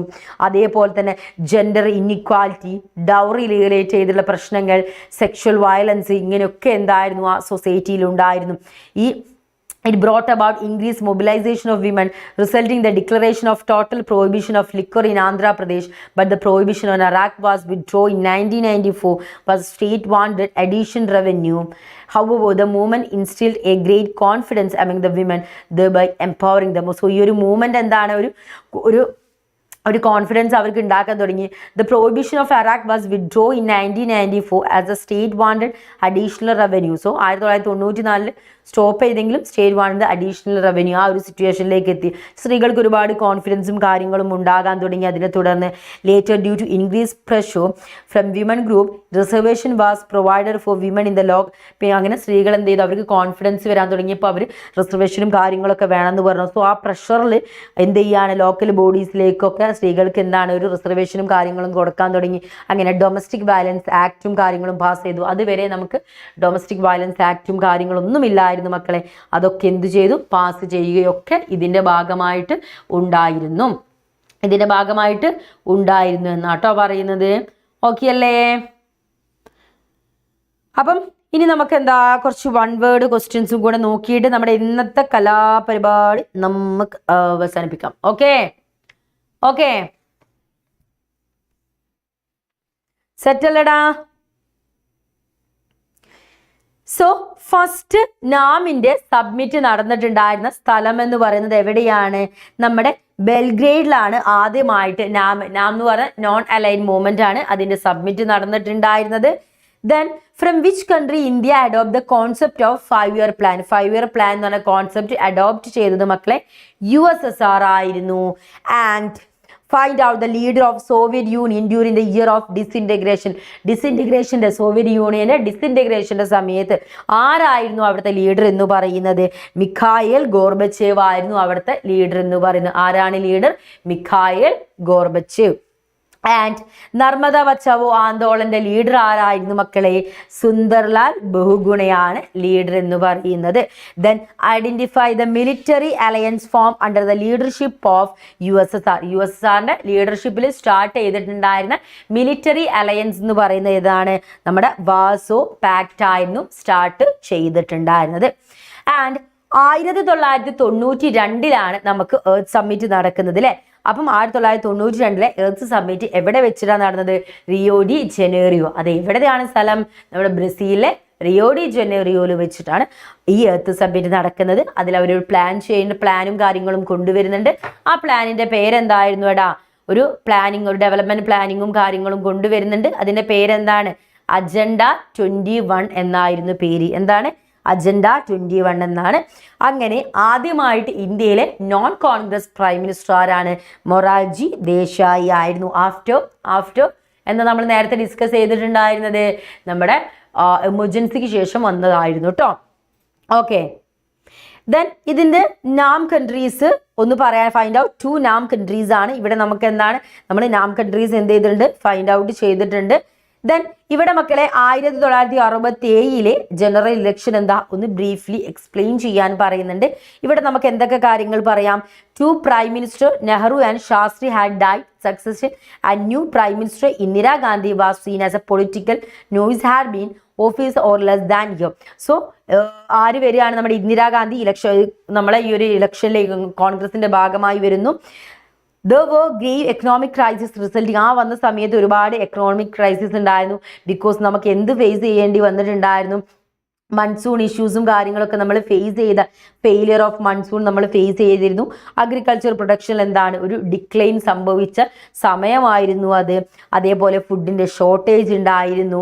ഫോറിൻ എക്സ്ചേഞ്ചും റിസർവ്സും കാര്യങ്ങളൊക്കെ അതിൽ ഡിപ്ലഷൻ സംഭവിച്ചു. റിസോഴ്സസും ഡൈവേർഷനും സംഭവിച്ചു. അതേപോലെ തന്നെ rupee had to be devalued. Rupees എന്ത് ചെയ്തു? അത് ഡിവാലുവേറ്റഡ് ആയി under the pressure of from the U S നിന്ന് പ്രഷറിനെ തുടർന്ന് നമ്മൾ എന്താ റുപ്പീസ് എന്താവാൻ തുടങ്ങി? ഡിവാല്യൂഡ് ആവാൻ തുടങ്ങി. ദെൻ ഒരുപാട് ബന്ധുകളും ഹർത്താൽസും ഫ്രീക്വൻ്റ്ലി ആയിട്ട് എന്താ കൺട്രീൻ്റെ പല ഭാഗങ്ങളിലും നടക്കാൻ തുടങ്ങി. എന്തിനെ ചൊല്ലിയിട്ടായിരുന്നു? Against the increase the price of essential commodity. Essential commodity നമ്മളെ അടിസ്ഥാനപരമായിട്ടുള്ള ആവശ്യങ്ങൾക്ക് എല്ലാത്തിനും പ്രൈസ് കൂടുതലായിരുന്നു. പ്രൈസ് കൂടുതലായിട്ട് കൂടിക്കൊണ്ടിരിക്കുകയാണ്. അതിനെ തുടർന്ന് ഒരുപാട് പ്രശ്നങ്ങൾ രാജ്യത്തിൻ്റെ പല ഭാഗത്തും ഉണ്ടാവാൻ തുടങ്ങി. The communist and socialist party launch struggles for greater quality. ഇവരെന്താണ് വലിയ സ്ട്രഗിൾസും ഗ്രേറ്റർ ക്വാളിറ്റിയിൽ വലിയ സ്ട്രഗിൾസും കാര്യങ്ങളൊക്കെ കമ്മ്യൂണിസ്റ്റ് പാർട്ടിയും സോഷ്യലിസ്റ്റ് പാർട്ടിയും സ്റ്റാർട്ട് ചെയ്തു. അങ്ങനെ അത് മെല്ലെ മെല്ലെ ആംഡ് അഗ്രേറിയൻ സ്ട്രഗിൾസിലേക്ക് മാറാൻ തുടങ്ങി. പെസൻറ്റ് അജിറ്റേഷൻസ് അവർ സ്റ്റാർട്ട് ചെയ്തു. അങ്ങനെ ഒരുപാട് ഹിന്ദു മുസ്ലിം റയോട്ട്സ് ഇന്ത്യയുടെ പല സ്ഥലങ്ങളിലായിട്ട് വിറ്റ്നസ് ചെയ്യാൻ തുടങ്ങി. സ്വാതന്ത്ര്യം കിട്ടി ഇത്രയും കാലം കഴിഞ്ഞിട്ട് ഇപ്പോഴും എന്താണ് നമ്മൾ എന്ത് ചെയ്യാണ്? ഹിന്ദു മുസ്ലിം പ്രശ്നങ്ങൾ, ഹിന്ദു മുസ്ലിം സ്ട്രൈക്സും കാര്യങ്ങളും നമ്മളെന്താ ഫേസ് ചെയ്യാൻ വേണ്ടി തുടങ്ങുകയാണ് അല്ലേ? ഫേസ് ചെയ്യാൻ വേണ്ടി തുടങ്ങുന്നതല്ല, ഫേസ് ചെയ്തുകൊണ്ടേ ഇരുന്നു എന്നാണ് പറയുന്നത്. അപ്പം മക്കളെ ഇത്രയും കാര്യങ്ങളാണ് നമുക്ക് ഇന്ന് ഡിസ്കസ് ചെയ്യാനുള്ളത്. ഓൾമോസ്റ്റ് നമ്മളെ ഈ ഒരു ലൈവ് 3 hours ആയി. എൻ്റെ മക്കൾക്ക് എല്ലാവർക്കും ഇന്നത്തെ ലൈവ് മനസ്സിലായി മിസ് വിശ്വസിക്കുകയാണ്. ക്ലാസ്സിനെ കുറിച്ചുള്ള കമൻസും കാര്യങ്ങളും നിങ്ങൾ രേഖപ്പെടുത്തണം. അതേപോലെ തന്നെ ക്വസ്റ്റ്യൻ പേപ്പർ അപ്രോച്ച് ചെയ്യേണ്ട രീതികളൊക്കെ മിസ് പറഞ്ഞു തന്നിട്ടുണ്ടായിരുന്നു. എക്സാമിൻ്റെ മുന്നേ നിങ്ങൾ മോഡൽ എക്സാമിനും പബ്ലിക് എക്സാം ഒക്കെ ആവുന്നതിൻ്റെ മുന്നേ എങ്ങനെയാണ് ഒരു ക്വസ്റ്റ്യൻ പേപ്പർ അപ്രോച്ച് ചെയ്യേണ്ട രീതികൾ എന്നൊക്കെ പറഞ്ഞിട്ട് മിസ് പൊളിറ്റിക്കൽ സയൻസിലെ ക്വസ്റ്റ്യൻസ് എങ്ങനെ അപ്രോച്ച് ചെയ്യണം എന്ന് പറഞ്ഞിട്ട് ഒരു വീഡിയോ നിങ്ങൾക്കായിട്ട് വരും കേട്ടോ. അതേപോലെ തന്നെ മോഡൽ എക്സാം അടിപൊളിയായിട്ട് ചെയ്ത, സെറ്റായിട്ട് ചെയ്ത, പവറായിട്ട് ചെയ്ത, മോഡൽ എക്സാമിന് ഈസി പീസി ആയിട്ട് ജയിക്കാനുള്ള ഒരു മാർഗ്ഗമാണ് പറഞ്ഞത്. ഇപ്പം തന്നെ എല്ലാവരും കമ്മ്യൂണിറ്റി ഗ്രൂപ്പിൽ ജോയിൻ ചെയ്യുക. ഈ സ്ലൈഡ്സ് കൃത്യമായിട്ട് പഠിക്കുക. അതേപോലെ തന്നെ നമ്മളെ 10 days ചലഞ്ചിൽ നമ്മൾ 10 ചാപ്റ്റേഴ്സ് പഠിപ്പിച്ചിരുന്നു. ആ 10 ചാപ്റ്റേഴ്സ് മാത്രം പഠിച്ചത്, കാരണം ഹൈ വെയിറ്റേജുള്ള ചാപ്റ്റേഴ്സാണ്. ബാക്കി ചാപ്റ്റേഴ്സിന് വരുന്ന ക്വസ്റ്റ്യൻസ് ഒക്കെ നമ്മൾ ഇന്നുവരെ ഡിസ്കസും ചെയ്തിരുന്നു. അപ്പോൾ ആ 10 ചാപ്റ്റേഴ്സ്, അതായത് 2 ലൈവിലായിട്ട് നടന്ന ആ 10 ചാപ്റ്റേഴ്സും ഈ ലൈവിലെ ഈ സ്ലൈഡ് മൊത്തം 3 സെറ്റ് ഓഫ് സ്ലൈഡ്സ് നിങ്ങൾ കൃത്യമായിട്ട് പഠിച്ചു പോയാൽ തന്നെ ഈസി ആയിട്ട് നമ്മൾ മോഡൽ എക്സാമിന് പാസ്സാവും കേട്ടോ. അപ്പോൾ നമ്മുടെ ഇന്നത്തെ സെക്ഷൻ നമ്മൾ വൈൻഡപ്പ് ചെയ്യാണ്. അടുത്ത ക്ലാസ്സിൽ നമുക്ക് അടിപൊളിയായിട്ട് കാണാം. ക്ലാസ്സിനെ കുറിച്ചുള്ള അഭിപ്രായങ്ങളും കാര്യങ്ങളും കമൻറ്റ് ചെയ്യാൻ വേണ്ടി മറക്കരുത് കേട്ടോ. അതേപോലെ എന്തൊക്കെ കാര്യങ്ങളാണ് പൊളിറ്റിക്കൽ സയൻസിൽ ഇനി കൂടുതൽ വേണ്ടത്, ഏതെങ്കിലും സെക്ഷൻസ് മനസ്സിലാവാനുണ്ടോ, അല്ലെങ്കിൽ എസ്സേസ് ചെയ്യുന്ന സമയത്ത് എന്തൊക്കെ കാര്യങ്ങൾ ശ്രദ്ധിക്കണം, അങ്ങനെ എന്തെങ്കിലും എക്സ്പെഷ്യലി നിങ്ങൾക്ക് വീഡിയോസ് കാര്യങ്ങളായിട്ട് വേണമെങ്കിൽ അതും എന്ത് ചെയ്യണം? കമൻറ്റ് ചെയ്യണം. അപ്പോൾ നമ്മുടെ ഇന്നത്തെ സെക്ഷൻ വൈൻഡപ്പ് ചെയ്യാണ്. അടുത്ത ക്ലാസ്സിൽ അടുത്തൊരു സെക്ഷനായിട്ട് നമുക്ക് വീണ്ടും കണ്ടുമുട്ടാം. അപ്പോൾ എൻ്റെ എല്ലാ മക്കൾക്കും ഓൾ ദ ബെസ്റ്റ്. അടിപൊളിയായിട്ട് സെറ്റായിട്ട് പവറായിട്ട് എക്സാം ചെയ്ത് സെറ്റാക്കട്ടെ. അപ്പോൾ so that's all with video. Thanks for watching.